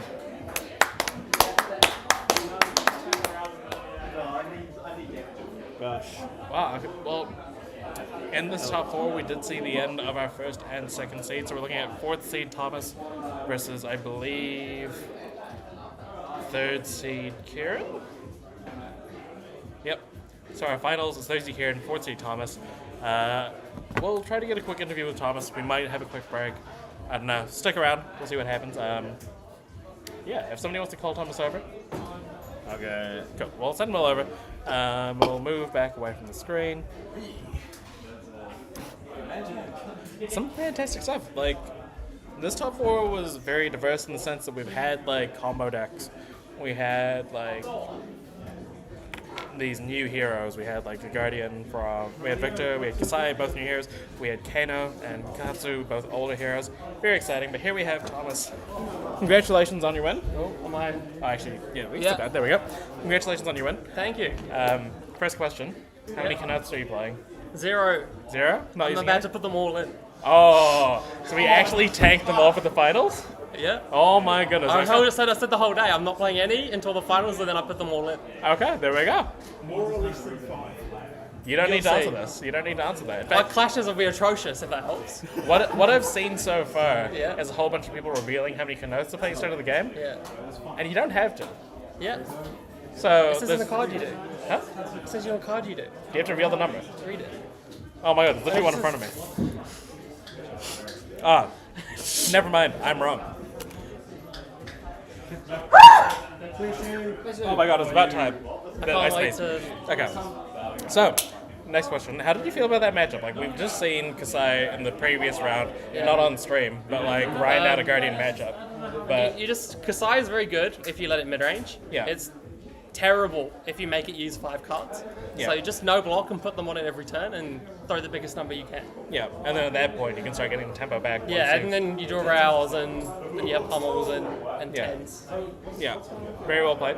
How are you feeling about this next matchup you've got coming up against? With no Kenos, I'd say this is one of my best matchups. Katsu is terrible at clashing. You know, you don't actually have to play the Kenoths, right? I might roll a dice. To dictate how many you play? How many I'll play.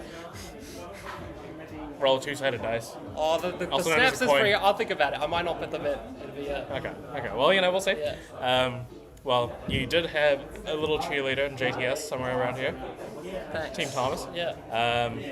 I don't know who this is, but I think they're maybe cheering for you too.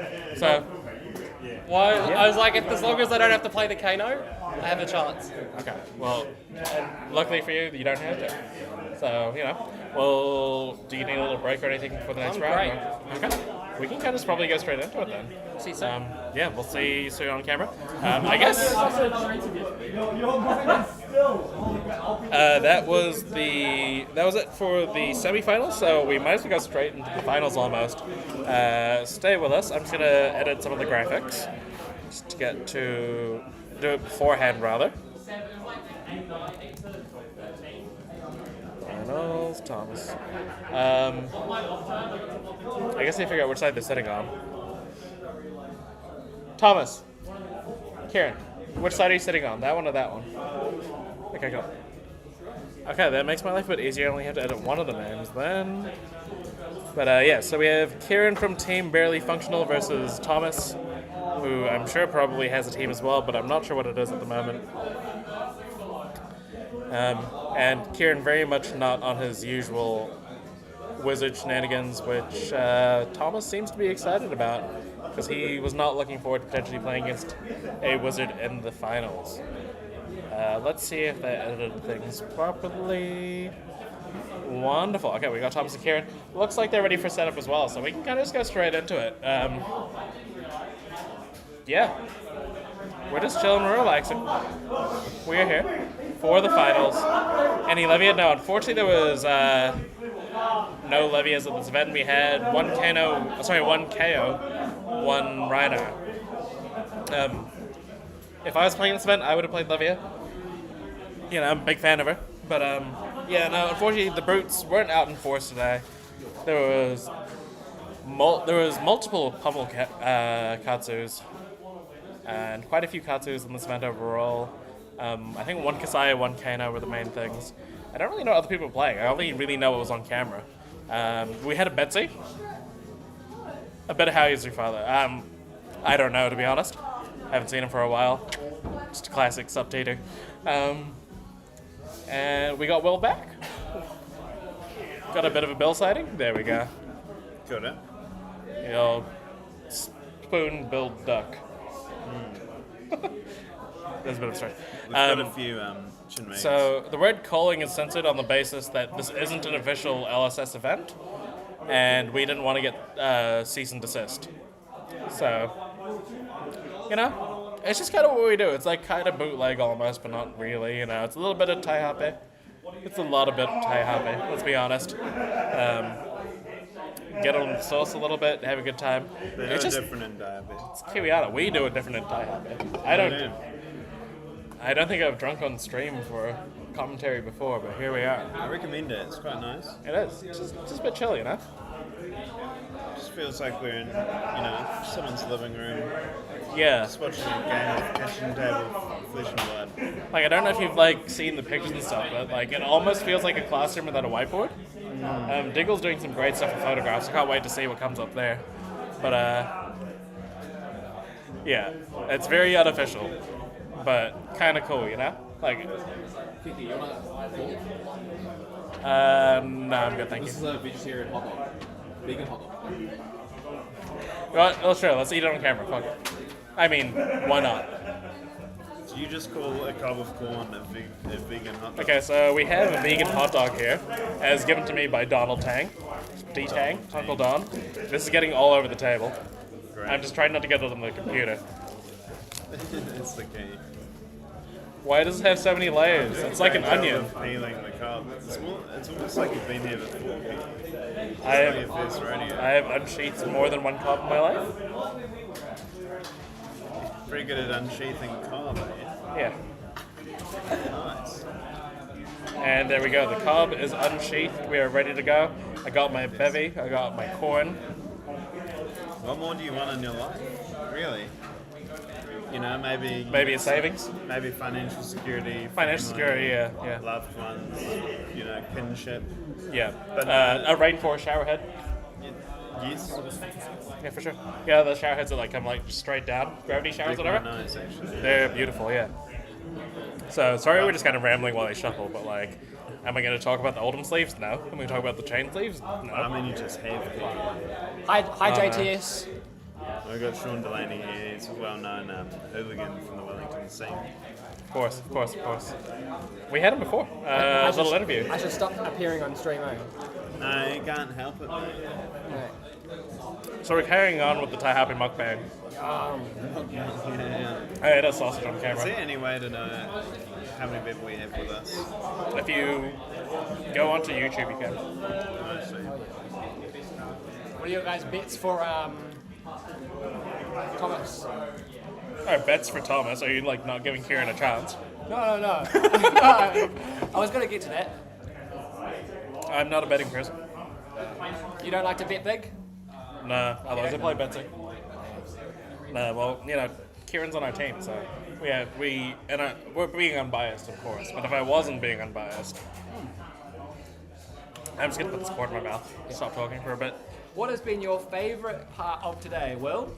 Kiki, I'll ask you the following question as a moment. Lucas Ward, friends. Apparently Apparently the stream was really laggy, so Lucas just pops up and then...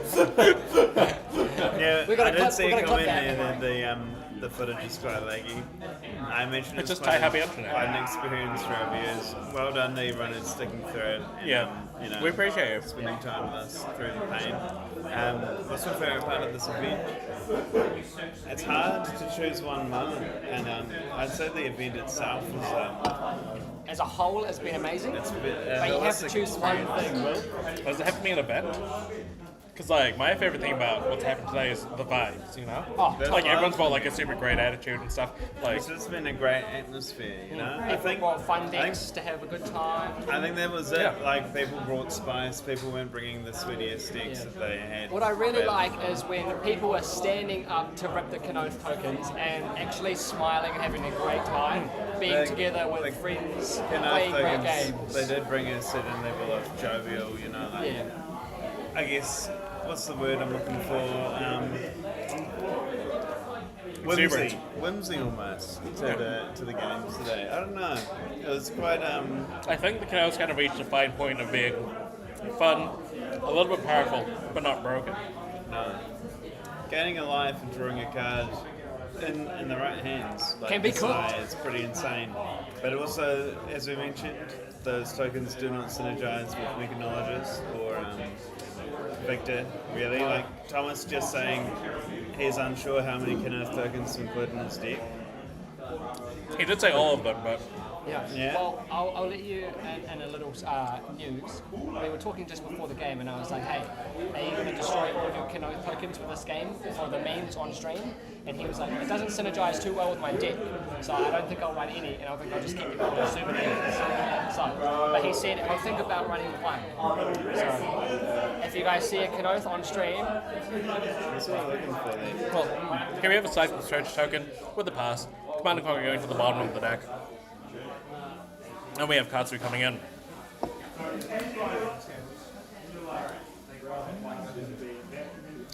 So, a bit of insight around Kieran's deck.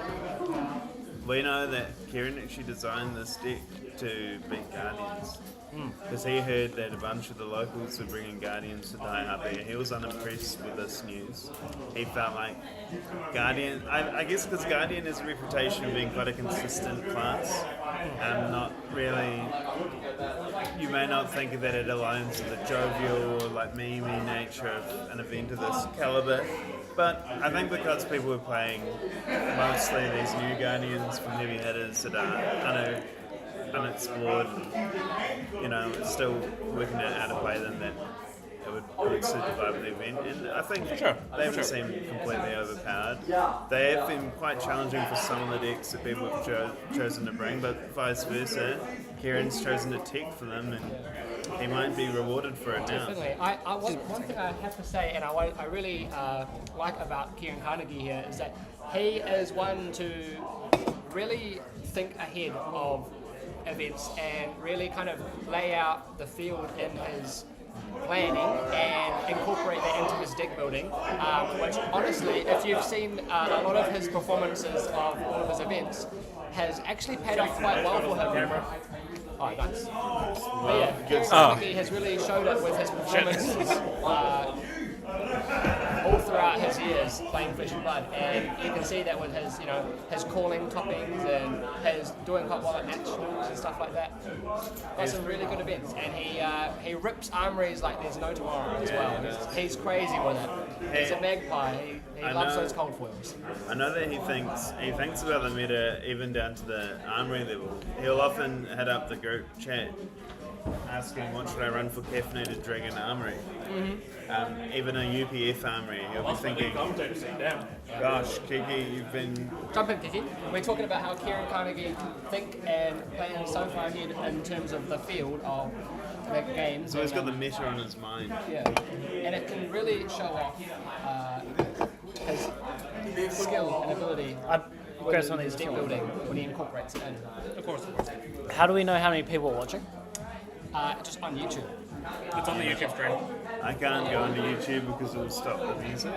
One thing, I really like his idea and his takes on Sealed as well. Both Thomas and Kieran actually have really, really good thoughtful, what's the word? They think... Ideas, yeah. No, I'm trying to think of a word. It slipped my mind. I feel like they've got good fundamentals when it comes to like seal or limited in this game. Breaking the numbers and the cards down to just their bare basics and understanding. We have 8 watching currently. Sorry? We have 8 people watching currently. All right. Good on you, 8 people. Thank you for sticking with us. I'll get back to Coke here once I'm done with this board.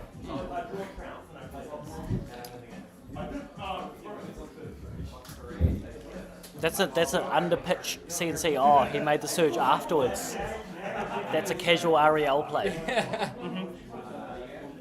That is a casual Ariel play. Not just a casual Ariel. Super casual Ariel. Yeah. Super. Kieran's looking at hand. We can't quite see it. We do big. I don't think he has 2-3 blocks here. He's going to have to donate a couple of cards to the cause. Oh, what's happening? Yep. I'm looking, I think it's going to be 3 cards to the cause, Yeah. Kadachi. That's part of the fun. Well, with this game here, we see Thomas obviously on, I was at 33. Have you ever seen a bug And while whereas also Katsu's on 36. We will have to see here Now, if Kieran if you watch Carnegie this can video. pull through and really show us that he here is today the champion and the Lord of Wind, if he's going to pull through.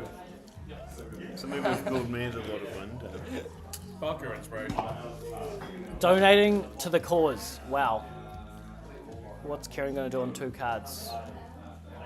Probably just 117. Like I can't see anything. Can you comment? I do 117. Oh, pitching. So got Surging yeah, Strike yeah. coming in. What's he pitched there, Chloe? Can't really see He's pitched that. a red and tunic, so that was pretty average. So Yeah, just yeah. a 2-card fight. Yeah, yeah. I mean, he wants to make sure that he's forcing something out of cards. Red disable from the Arsenal. Is that red? Yep. 9. This is relevant here because if he does, he needs to block 6 or more to prevent the Arsenal from going bye-bye. But what you're missing crucially here is he's floating 2, so he's offering cover. Yeah. He hasn't made the seismic either. There you go. And we've got a... Oh, we've got a double Kenote? Double Kenote, correct. He's ripping it that way. Yeah, there we go. I always aim for a horizontal rip.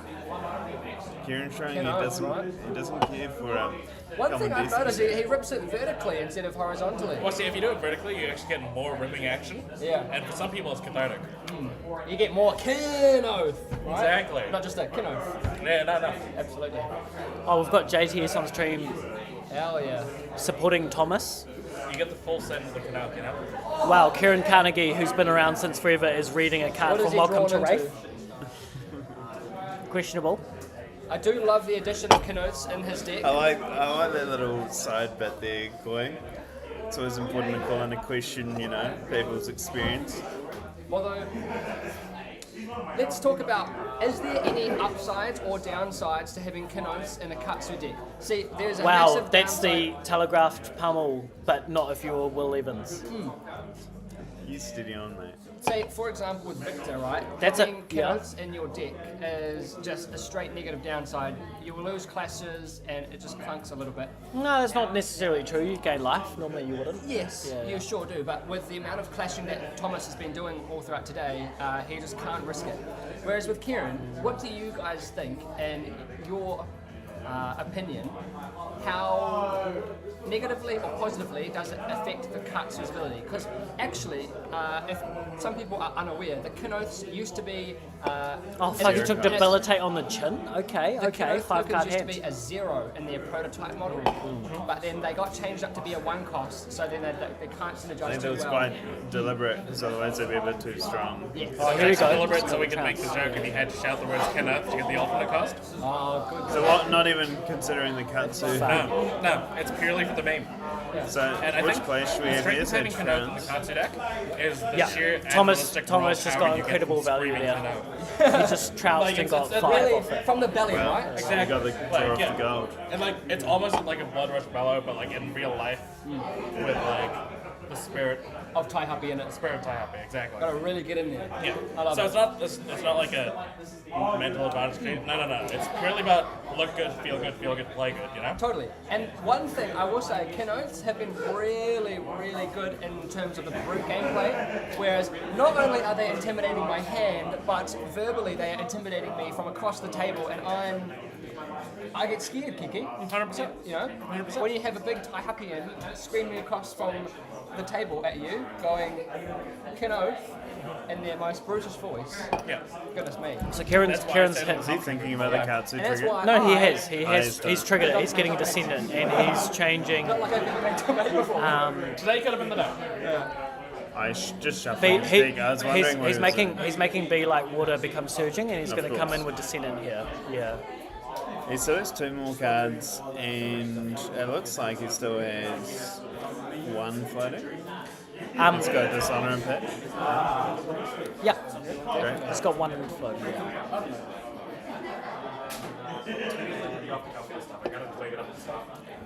And we see Kieran's got Mask of the Pouncing Links in his equipment book. I know that he's running Tenacity, which is a pretty good anti-Guardian piece of tech. Gaining power for every piece of equipment on the, or just card on the chain. Alright, so we've got Descendant followed by Bonds. He's getting a spinning wheel kick. Okay, so that's where the 1 floating's gonna go.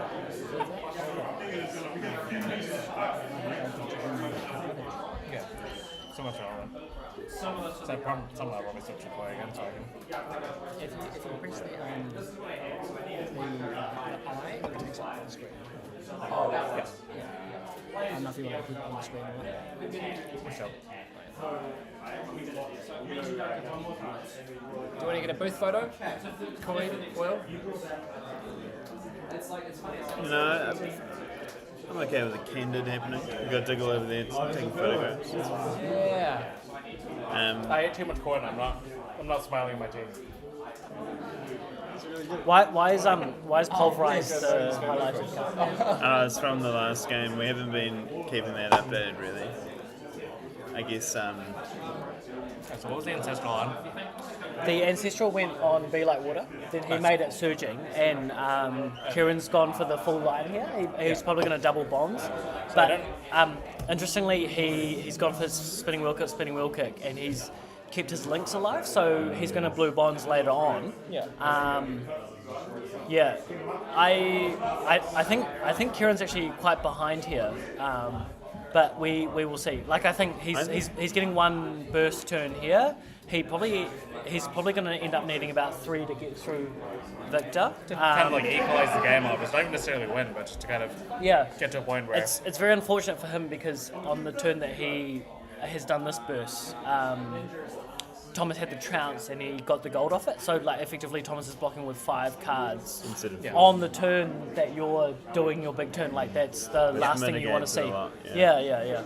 And Thomas is just stacked up on tokens here because he won like a blue clash with Vigor, I believe as well. So yeah. Interesting that Kieran did not opt for the lengths into tenacity. How many cards are blocking on that chain?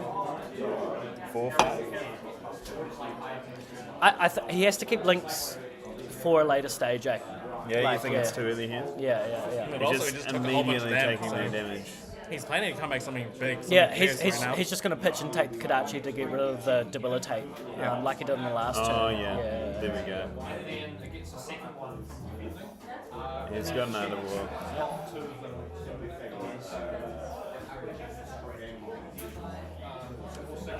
I think one of the other difficulties for Kieran here as well is that because like Thomas has the new Guardian arms, like it's going to help him here when they gain damage and stuff. But yeah, he's definitely steering up. Sorry, a very inclined hill. I didn't catch, but did Kieran tunic the Art of War in, or does he still have to pitch? Yeah, he tunicked in, Yeah. I think he's thinking about what card to banish. Yes. It almost looks like he's doing Cannon math. He's just gone back to some of the other zone. Where he's tapping that board. It looks like he's having a look at what he's spent, like what cards he's used, what cards he can expect to see in his deck. And that's going to influence the card he banishes. Like I can't really see his hand, but I think if he's thinking about it, that probably means that he doesn't have 2 blues, so he's got 1 blue and the rest of his cards are red. So he's thinking about whether he gambles and banishes the blue. If I were him, I'm so behind, I'm going to banish the blue and pray to God I draw another one. Yeah. Like if he ends up with 2 blues on his burst turn, he's just going to lose. Yeah. You're a bit of a gambling man, eh, Coy? No. It's more just like I actually don't like gambling. He's banished red bonds. Okay. Because you're so far behind. He's gone quite safe. If he ends up with 2 blues in hand here, it's not a great time. We can't see his hand, but yeah, we'll see.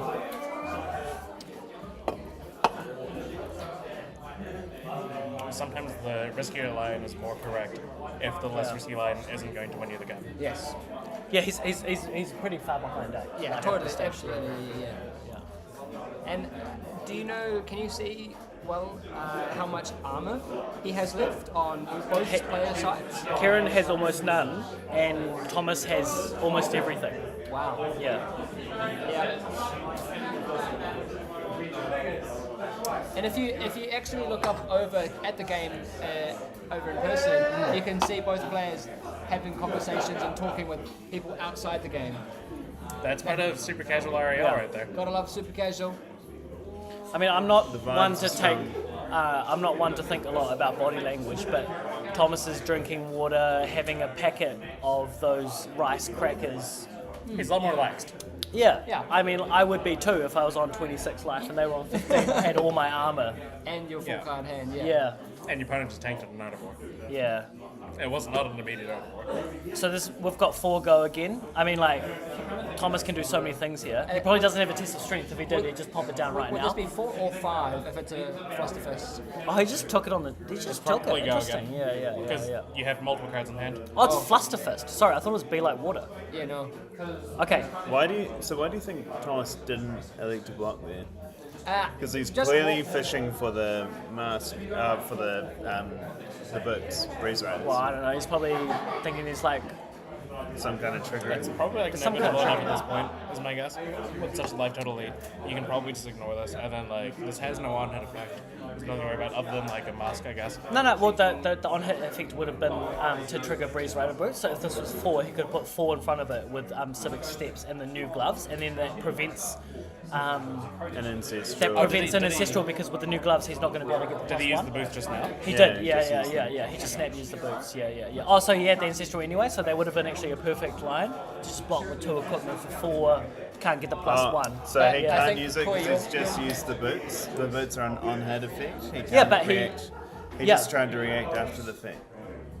He just tried to play an ancestral after And the Thomas boots have been pointed used. out that the boots have been used. Sorry, keep going. Well, no, because like when he offered the Foster Fist for 5, right? He could have put 5 in front of it, including the gauntlet, the new gauntlet. I agree. Right? Yeah. But yeah, that's right. Hang on a tick. Are we counting that ancestral it's being played or is that No, he's picked it up again. Okay, good.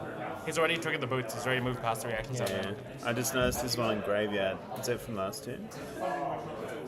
Yes, because the There was one play in the previous turn. On that bigger turn.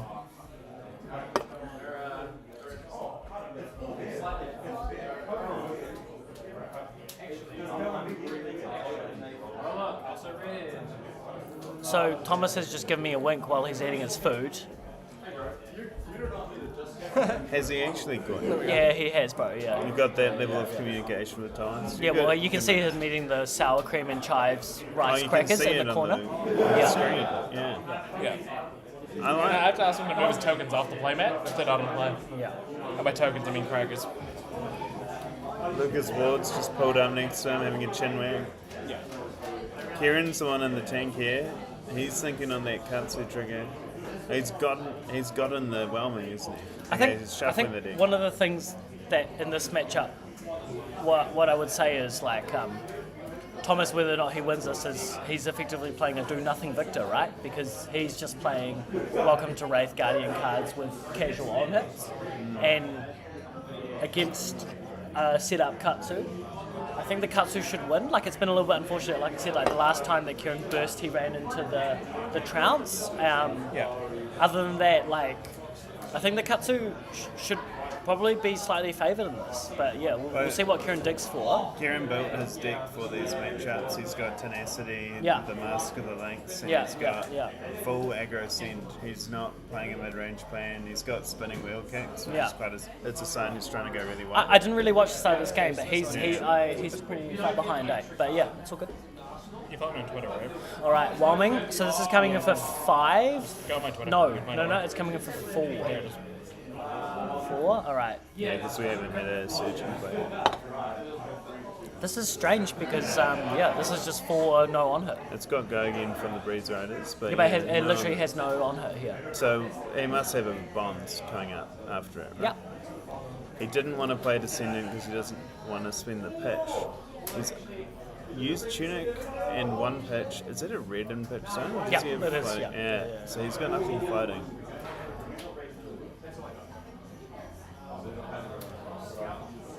So he's getting another bonds here. So Surely, Shawnee, someone who's on the stream casting, has just congratulated the casters. and he has And that is included in what the I- people that he's congratulating. You're all doing so great. Yeah. That's just part of the Taihape spirit, you know?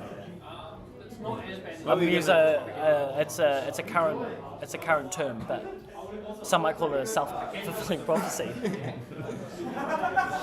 Nice. Yeah. Others will just call it love. You know, it's all love. Yeah. So love, and Sean Delaney is full of love, and I learned that firsthand in I've got Queenstown. so much love to give. And that's a call out to any single individuals watching the streams, and particularly anyone in Taihape, Sean Delaney. He's looking for love. And by God is he deserving of it. I've got plenty to give. Oh, he's going to cop. That's a great play because when they burst, you want to be blocking. And, wanna have more play. and if he draws one of those crucial block cards and he manages to block here, he's basically won the game because his ability to anti-burst is just so good. I almost think he might have, if he had one, should have played the new headpiece here. The draw card. Yeah. Yeah, unsure if it's in his list. Well, no, it's not. He just likes steady cop. Yeah. It's very similar to when Cop came out and everyone had Skullcat, and it took a few weeks for everyone to realise the power of the always 2 block and the cycle of Cop. But yeah, I think in time people will see the value of the balance of justice. Seems like a powerful card. Obviously, it doesn't always. It's not always going to be relevant in every matchup. But there's a lot of relevant. I think in the matchups where it is relevant, it is more relevant than Cop. Yeah, for sure.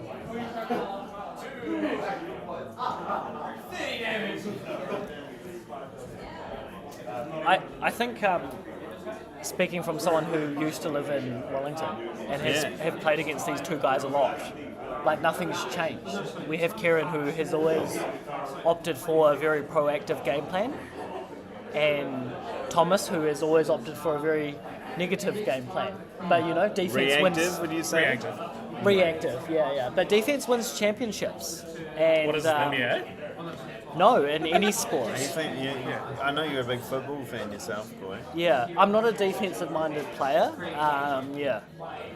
I have heard that from your defense team. against offense or something from the NBA? Offense is the greatest defense in many sports. In Fab, I think it is also the case. Yeah. I mean, if you fatigue someone by forcing them to block, it's often better than fatiguing by just simply blocking card for That's often how I play control decks, is the proactive control deck, where you're trying to, not necessarily try to tax them, but when you get them to a position where they're forced to block, and therefore can't do much back to you. For sure. Which is why I liked to dash the control deck back in the day. A lot of it goes with fatigue by damage as well. Like sometimes you can be on the receiving end of Bravo's big hits and such like that. And especially now with the new Guardian heroes like Betsy and Victor. I'll trade you. Sometimes you just get caught. Just use my drink. Oh, can I trade you? I've got a yellow one. Oh, yeah, sure. Yeah, cheers, I'll get the beverages. Sometimes you just get put into positions playing up against a Guardian, and it's just all you can really do is block. And if you don't, you just take damage, and they just turn off your game plan. Yeah. And I really struggle with Bravo, but that's just me being a Dorinthia player. The matchup's just cursed. I don't think that's true. Not so much anymore now. And you know what? I was there when Sean won a Bravo match as Dorinthia using Emboldened Blade, mate. Emboldened Blade, popping a red unmovable. Yep. Never seen him so happy in my life. Slammed it down against Cameron, and goodness me, I looked, as soon as he flipped his arsenal and put it in the bin, William here was the first person I looked at in the eyes with sheer excitement. Ecstasy. Perfect connection on the high five. I mean, like, this was just bliss. Yeah, this combat chain is exactly why do nothing victors aren't that good, because you sit on that back foot and you paddle and you just shimmy, but eventually you're going to be hit. And a good player like Kieran, and he has the setups, he will fuck you. You know, like he is right here. Yeah, and so he's the got thing a is, lot like, of wind to come. the other thing is like exactly, smoked here. I think the other important factor is, imagine where if Thomas didn't have the trounce on that turn, the last turn that Kieran burst, he would be maybe 5 down here. Yeah, like for sure. he would have also dealt less I damage. don't actually know the remaining threats in Kieran's deck. If he's on Aotearoa, I think he's still going to have quite a lot. Also, Yeah. he's got Salt the Wound coming in here, or is that's correct. Yeah. So if we think of the value from Out of War, it's gotten +6. It's a lot if they're not doing anything. You know? It's +7 actually, plus the drawing. Yeah. Huge turn from Kieran. So how many cards did Thomas block with in the end from hand? Does he have 1 card left? Yeah, he's blocked with everything he copped. He's So given he the bought 4 absolute house to cards, that. gave all the equipment, and Yeah. still took Yeah. over 10 damage. After this tournament happens, we could interview him and ask him why, for a Guardian player, he's using a trench playmat. Then after that, we could also ask him why he didn't just block with the gauntlets on the first Flusterfist. That would have prevented the shoes from I happening. think that's a great point. Get some insight into where his head's at. We also need to keep in mind. I mean, like if you're blocking with a card and the gloves there, you're blocking for 5. He can't get +1s on you. The only thing he could come over the top with is a Razor Reflex, and we are no longer in 2029 meta. I don't know when the game came out, but yeah.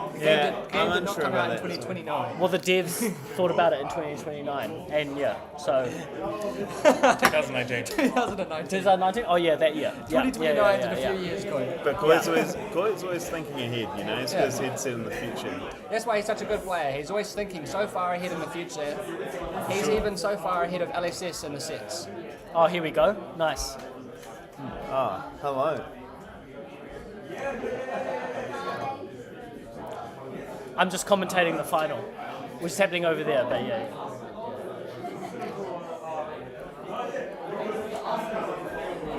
Okay, so what attack are we looking at on the Guardian side there? Well, Thomas has kept 1 card to Grindstone for 4. Yeah. Block 2 might use. I probably. I mean, but I mean Way at this more stage, value. like Kieran no longer has an arsenal. He just blocks 2 cards, gets And an takes that up arsenal, again, and yeah. he just bursts him again. Like, yeah. He's already put his calling championship Snapdragon Scalers in the slot. Yeah, 2029 Razor. Yeah, that's right, mate. Max saw. Yeah. Yeah, Max. Look, honestly, I don't remember the last time I used Razor Reflexes. I do, today. And I think that was. Did you? Yeah, I used. Did you make the top 8? No. Yeah. But I registered Riptide. Yeah, not bad. Yeah. Razors and Riptide. Just as a one-off, just to spike damage. You would say that Kiki Bite is a 2-off, As Oh, a 2-off, Kiki, just actually, to spike damage. In fact, today I noticed that you were wearing the Stroop Waffle team I was, t-shirt, yeah. and what's interesting is like I've seen some people don the Stroop Waffle, and I saw a Kiki, and I was like, is that our Kiki? It is. Turns out it was. I And am there the you go. Oceania representative of Team Street Ball. Good team, that one. Yeah. Lot fantastic. of championships. Oh, just A taking few the whole second Macho places. Grande. Well, yeah, it's below rate. Right? If you got the life, just take it. Yeah. All right, Kieran, he's got an Arsenal. Got the 5 grand hand. Let's go. Tunics coming up. Did you tick it already or not yet? I don't think so, Okay. but I don't know if he has access to it. I think Tunic is on 2 this turn because Okay. he used it on the Art Yep. of War turn. Yeah. Okay. What did he come in with last turn? I wasn't think paying attention. I'm looking at Thomas's hand. I can't see it, and yeah, it looks like 4 cards that block 3. Pretty standard Guardian fare there. They might win you a few armories, but that's not going to win you the calling Taihape. Very prestigious casual event. Yes. Does Super Kieran? casual. Okay. What is Kieran pitching? Some may even go to say the He's most pitching a blue, prestigious super casual event ever Let's get hosted in Archie's existence. stings. Currently. Mad up. You know, as we say, my maths class. Descendant. One. 3 go again. This is going to be Bonds. Yeah, Bust, this perhaps is definitely a big turn. Will we see Kieran? Oh, he did have a block card. Did he get it? He got it. Interesting. Okay. Thomas stays in it, so that's what he needs. And yeah, it's Yeah, a huge card, test of strength and vigor. Essentially blocking 4 for 0 cards a lot of the time, and helping a clash in a future turns. Spinning wheel kick. Okay, interesting. Interesting. I like the use of spinning. I think if you have excess pitch, it's very good here because you will better keep red threats in your deck, and that's what Kieran's been able to do here.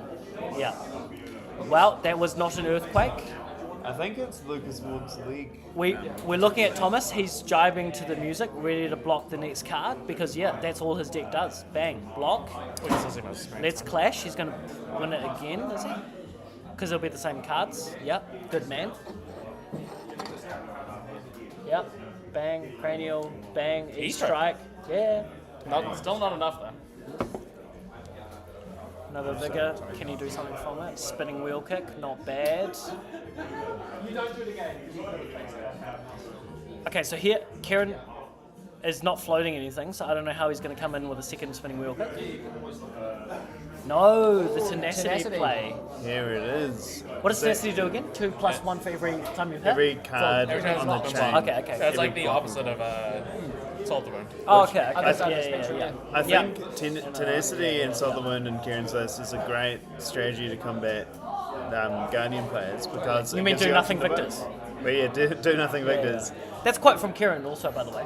Yeah. Because it gives you have both options with your mask, so you just go for whichever one will get you more value. If they have chosen to no block most of your turn, you can go for Salt.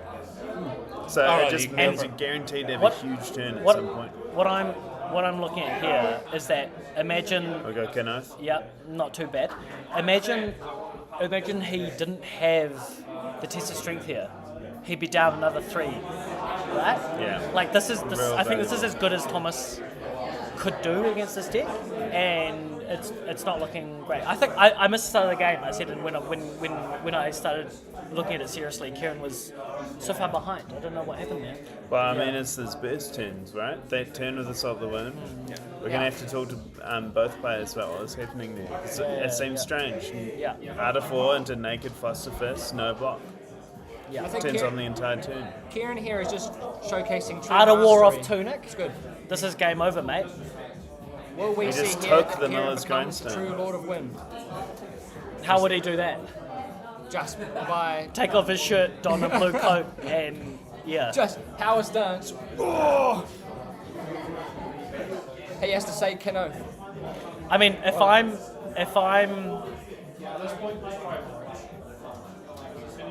Looks like we're doing a quick graveyard check, seeing what threats are left in the deck, possibly for any sort of searches with Kano, Don Kano Katsu, or perhaps the Bonds of Ancestry, or deciding even just like what's the possible out here to banish and such. Honestly, if there's any combo lines left. Yeah. I'll say if I'm Thomas, I'm looking at this thinking like, how do I win from here? Yeah. I don't see an out. I think he tries to play the most efficient turn he can. He's going to have to I don't know how many he's played. He's going to have to double trounce. No, he can't even draw twice. So yeah. Okay.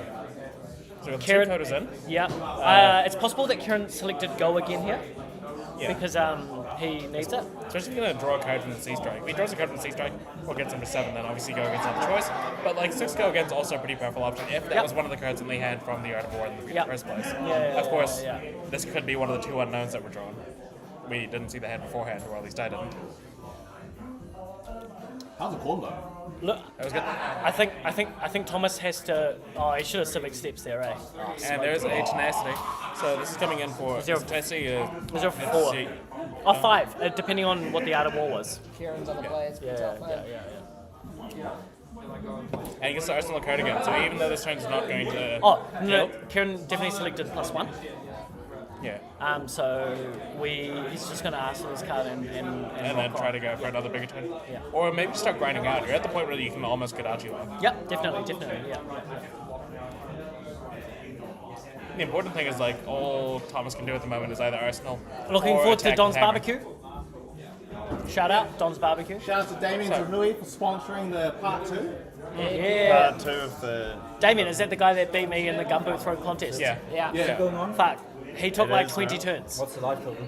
The We barbecue. got 3 playing. 3 versus 2 in favor of Team Barely Functionals, Katsu, resident player, Kieran Carnegie. But yeah. Okay, looks like they might have miscounted the block there because Scan 1 life coming in with the Millers once again. Kieran's at the point where it does actually force a card out of hand. at minimum. But Kieran's still going to come back with 4 cards and force probably more cards in return.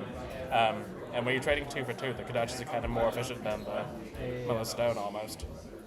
No, Thomas has heaps of armor block left though, so the Kodachis won't. They won't be drawing cards. Does it heaps? He has 2.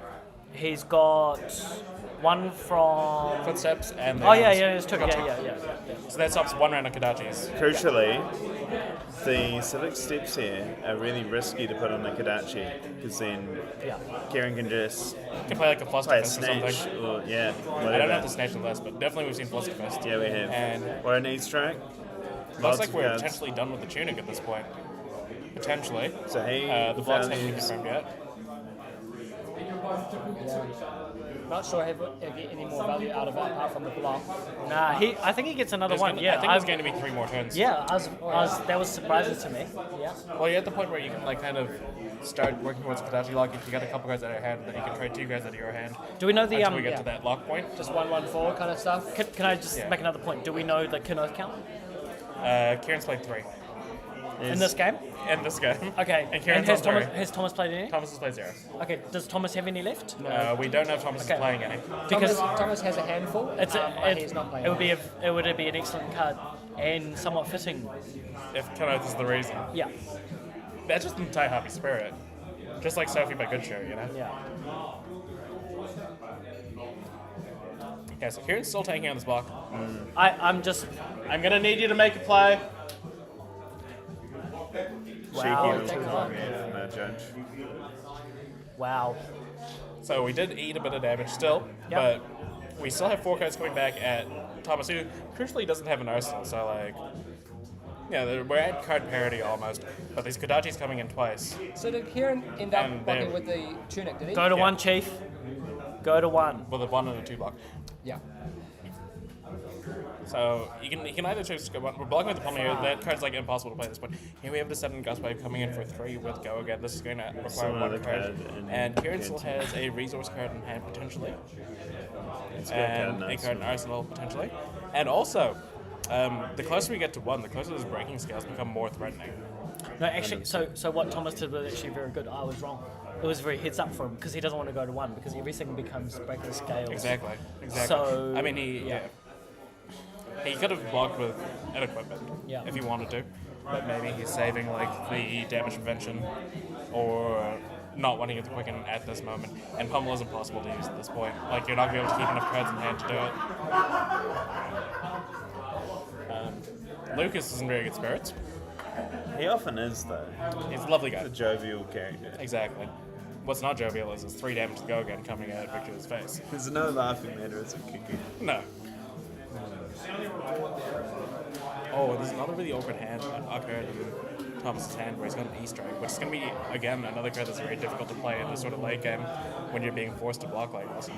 So there's a chance he might try to save the equipment to a point where he can E-strike for 7 and buy some tempo back, but like... It's a very good call. That's also very ambitious depending how many more attacks we see here. Like, I guess... Maybe you can try to arsenal the E-strike and then try to keep a 1 card head the next turn as a line. But if you do that, then you're giving Kieran 5 cards probably.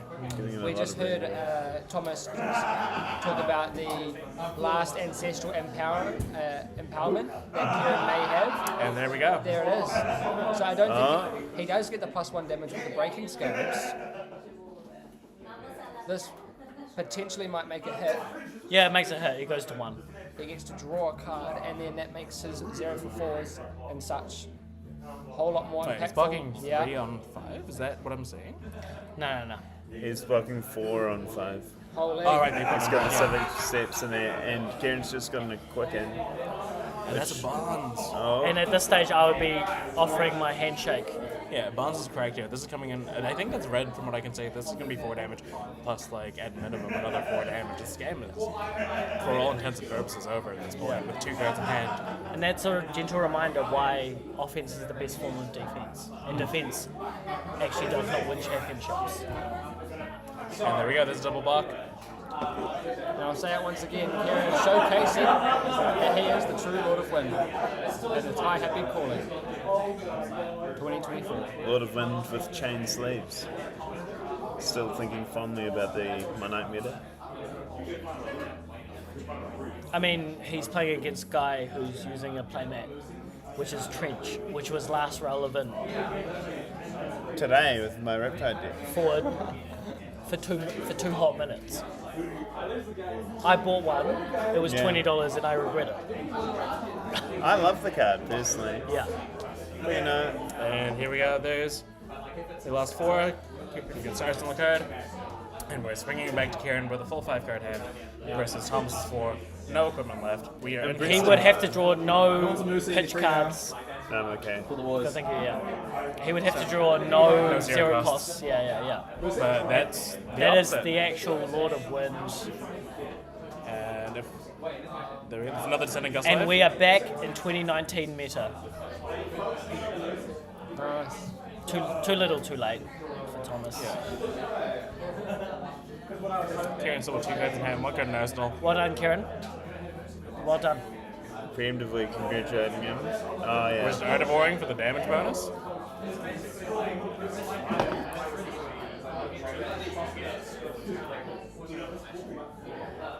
I guess he's gonna draw 2 cards as well, knowing what's up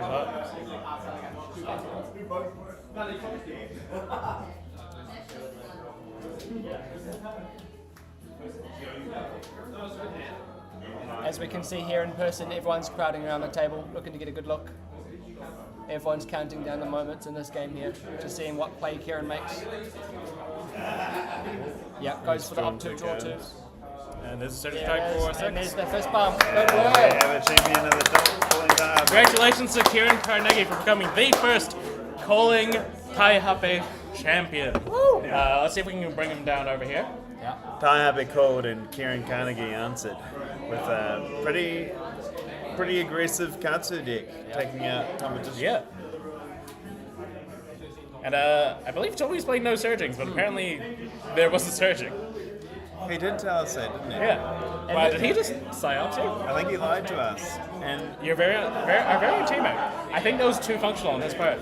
former barely functional teammate Kieran Carnegie has just won the Taihape calling. Well done to him. And this is what I'm talking about, eh? Who's saying that welcome to Wraith Heroes? Tenacity, Oh, yeah, go you got Bro. sorry, yeah. Thank you, Jason. And can somebody get Kieran over here? Just goes to show, welcome to Wraith Heroes are still in the game, still making an impact. Okay, I'm so one for Dorinthia. there we go. So that was the end of the calling in terms of the gameplay. We will be trying to get a quick word with Kieran about that game. That was pretty fantastic. Just a special thank you to all the special guests we had for that finals match. A little bit hectic, but we got through there. Got a lot of different points and a lot of different insights. It was very cool. But if we can just get Kieran to come over this way. He's looking over this way.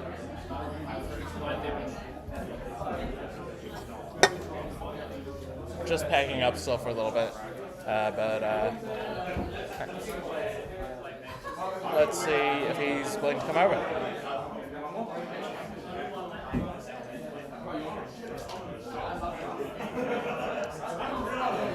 Now I'm just awkwardly sitting here. We'll be getting him here soon. But, it's been a pretty great day. The sun's starting to go down a bit. We got some celebrating to do. We're going to do a little after function here in the Taihape Garden Club. So it's going to be a great time. We've already started our second barbecue of the day, which is pretty cool. I ate an ear of corn, or like cob of corn, if you noticed, as the things were going on. And we're getting chicken skewers and all that jazz put out. But that's not my life. So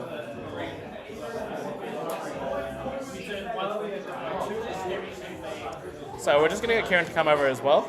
And maybe he can show off his fantastic little prize. We'll do that on camera.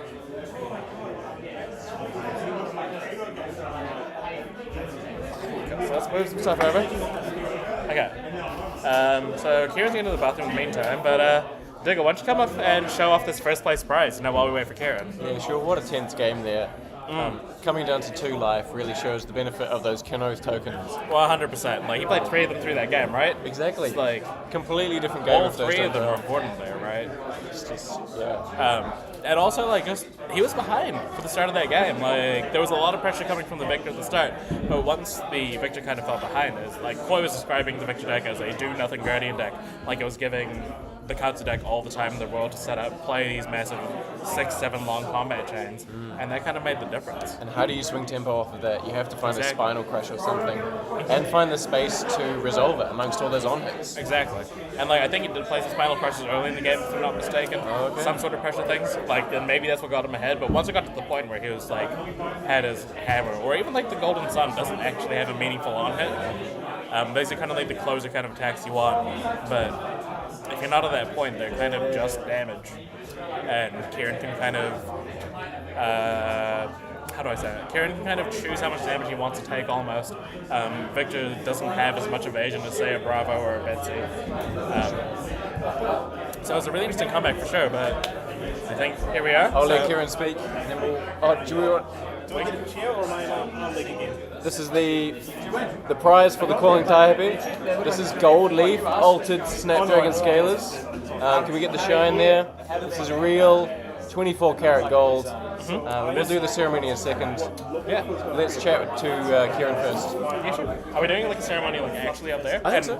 Should we record it on your phone or something so I can be on the screen? Yeah, totally. So Kieran, welcome to the hot seat. So, first question. How many Kenotes did you cast throughout the day? I've been asking how many that played during the deck, but Sorry, how many what? Kenotes have you cast throughout the day? 6. 6 Kenotes? And you played 3 of them in that game? And I played 3 of them in the semi-finals against Kano. Oh, so you saved you went through the strategy of saving them for when it counted, right? Yeah. And like, they were clutch. You finished the game on 2 life, and you cast 3 of them. It absolutely saved me that game. Yeah, 100%. And that's the kind of effect the spirit of Taihape has on people, you know?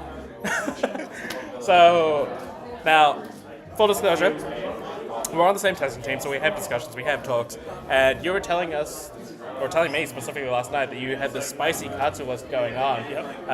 Now, what was different about this Katsu list? Like, we saw some differences, obviously, but like, talk us through the process of like how you came to the conclusion of this deck in particular. This plays, it's a lot more like Fi in that I'm attempting to aggressively use pouncing links as soon as possible for damage. Yeah. And huge out of war turns for the kill. And my actual turn-by-turn combos aren't that good. Like, I'm only on 3 surgeons. Yeah. And so we thought you were on 0 surgeons. And then you had I was one on 0 up until like 1 a.m. last night. Okay. But the idea is you go Descendant Bonds, and then you create Master Pouncing Links and get either a Tenacity or Assault the Wounds depending on how they're blocked or not. Yeah. So Tenacity, of course, increases damage based on the number of cards they're blocked with on the chain, right? Yes. Not the chain link, but the chain as well. Yeah. So if they're trying to play around the Assault the Wounds, here's a different threat. Yeah. So I'd say the majority of my damage today was from Tenacities. So, I mean, you saw what I did in that game. It just repeatedly was the single card that stopped him being able to play. Yeah. Like when you're coming in with a 0 cost 7, like that's kind of cracked. It's kind of great. I love the card actually. And it blocks for 3. It blocks for 3.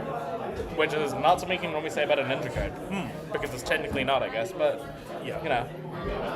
Well, and, so that matchup, you were behind at the start of the game, right? Yeah, absolutely. I drew some pretty weak hands, and the Command and Conquer came in on a hand where I couldn't actually afford to lose Arsenal or any of the cards in hand, so I was really worried there. Yeah. I think I had Surging, Whelming, Art of War, Bonds, and a blue were my 5 cards when that came through. So I was getting really worried that I was being forced to block with really key combo pieces. Yeah. And like, luckily, the first attack gets -2. Oh, whatever, Kadachi. Yeah. So you're one of the decks that can kind of get away with that sort of like negating the pulverize effect or the disability. What's it called? Just something. Disable? Disable's Arsenal. Debilitate. The other day. Yeah. So you're one of the decks that kind of get away with having that effect on you because you have like, not only do you have a free attack or free, you have a second one anyway. Yeah. So very cool. What kind of mindset did you have to be in to kind of get yourself out from behind and try to catch up? Like, did you know that like maybe it's just a matter of time where your draws kind of fix themselves and that like the Victor deck will ultimately like get to a point where it stops being as like impactful? So There's two things. Victor is dangerous with the overpowers in the end of the game, but up until that, it's mostly just little bits of disruption. But because when he crashes and wins, he gets the gold and draws a card, his big blocks are really thick. So I had to get a perfect in. My entire game plan was sit there and just be really greedy. Yeah. So take damage and just hope like hell that out of war gets me a good hand. And then Thomas got really greedy. He looked at it and was like, I think I can end the game. Didn't block that Fluster Fist. Yeah. I did 30 damage because he didn't block the Fluster Fist. Yeah, absolutely massive. And I had to look for an opportunity like that. That was the only way I was going to have a chance. Yeah. Wonderful. Just Keek has to play droughts.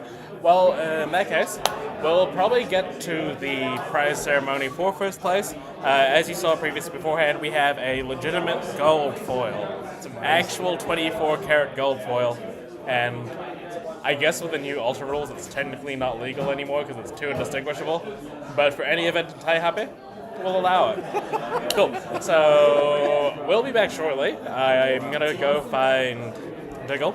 We're going to try to find the camera. Up the wires! There we go. And Kieran's out. So we'll be back in just a short moment. Do you know where Diggle is? Oh, Diggle. Orange vest. Do you want to do the ceremony now? Yeah, let's do it. Okay. So I just go back to the game stream, I guess, for using that phone to record it. Yeah, here it is. Oh, you ready to move from there? Maybe we can get someone to hold it. Yeah.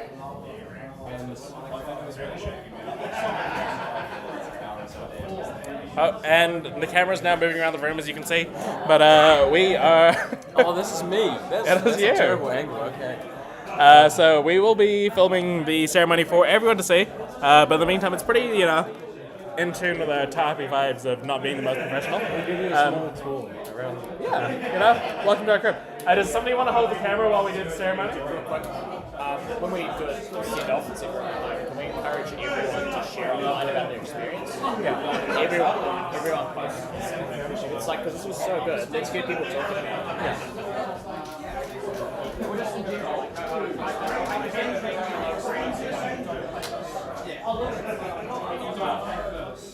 Do you have the purchase there?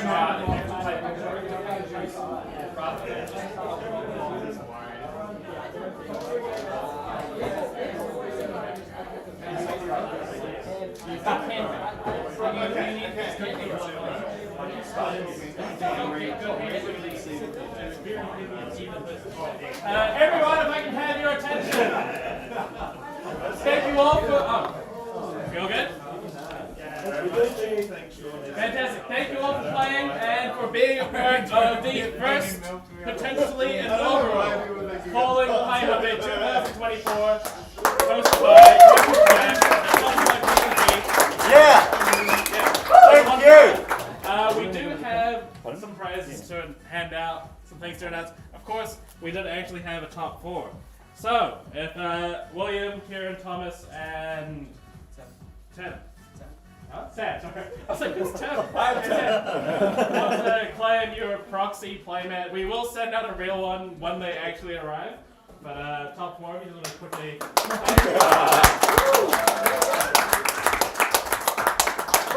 you want to contact us at some point later on, we'll grab some details and send them out to you. Thomas, we have a prize for you. The zones are a bit small. You can use your mic tokens. Yay! But of course, that's not the actual prize we're here for. First of all, we want to thank you all. We've already said that. But for first place, we have this actual 24-karat gold foil. None of this like fake gold stuff. No, this is an actual gold foil. Because of the new Ultra rules, may not be legal for like competitive tournaments, but it's always going to be legal in Taihape. In first place, from Wellington, New Zealand, we have Kieran Carnegie. Congratulations!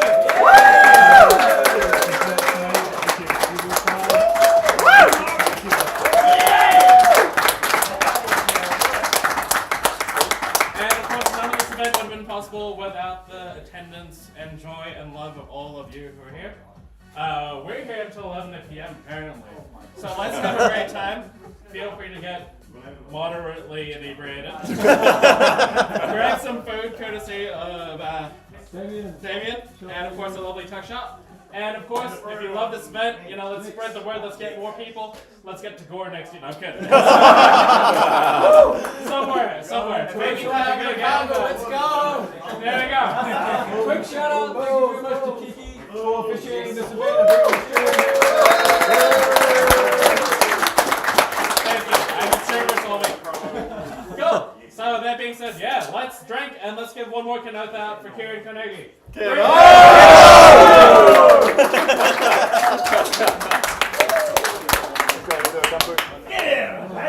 Oh, should make Kieran do a shooey out of a gumbo?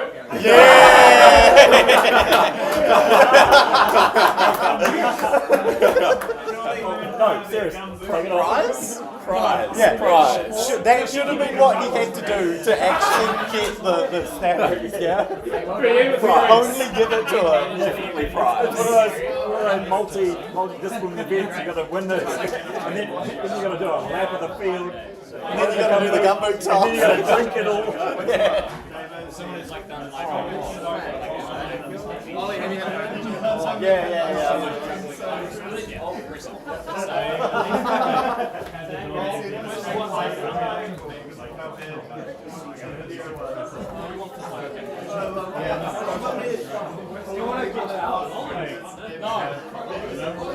This may be what I needed in promise.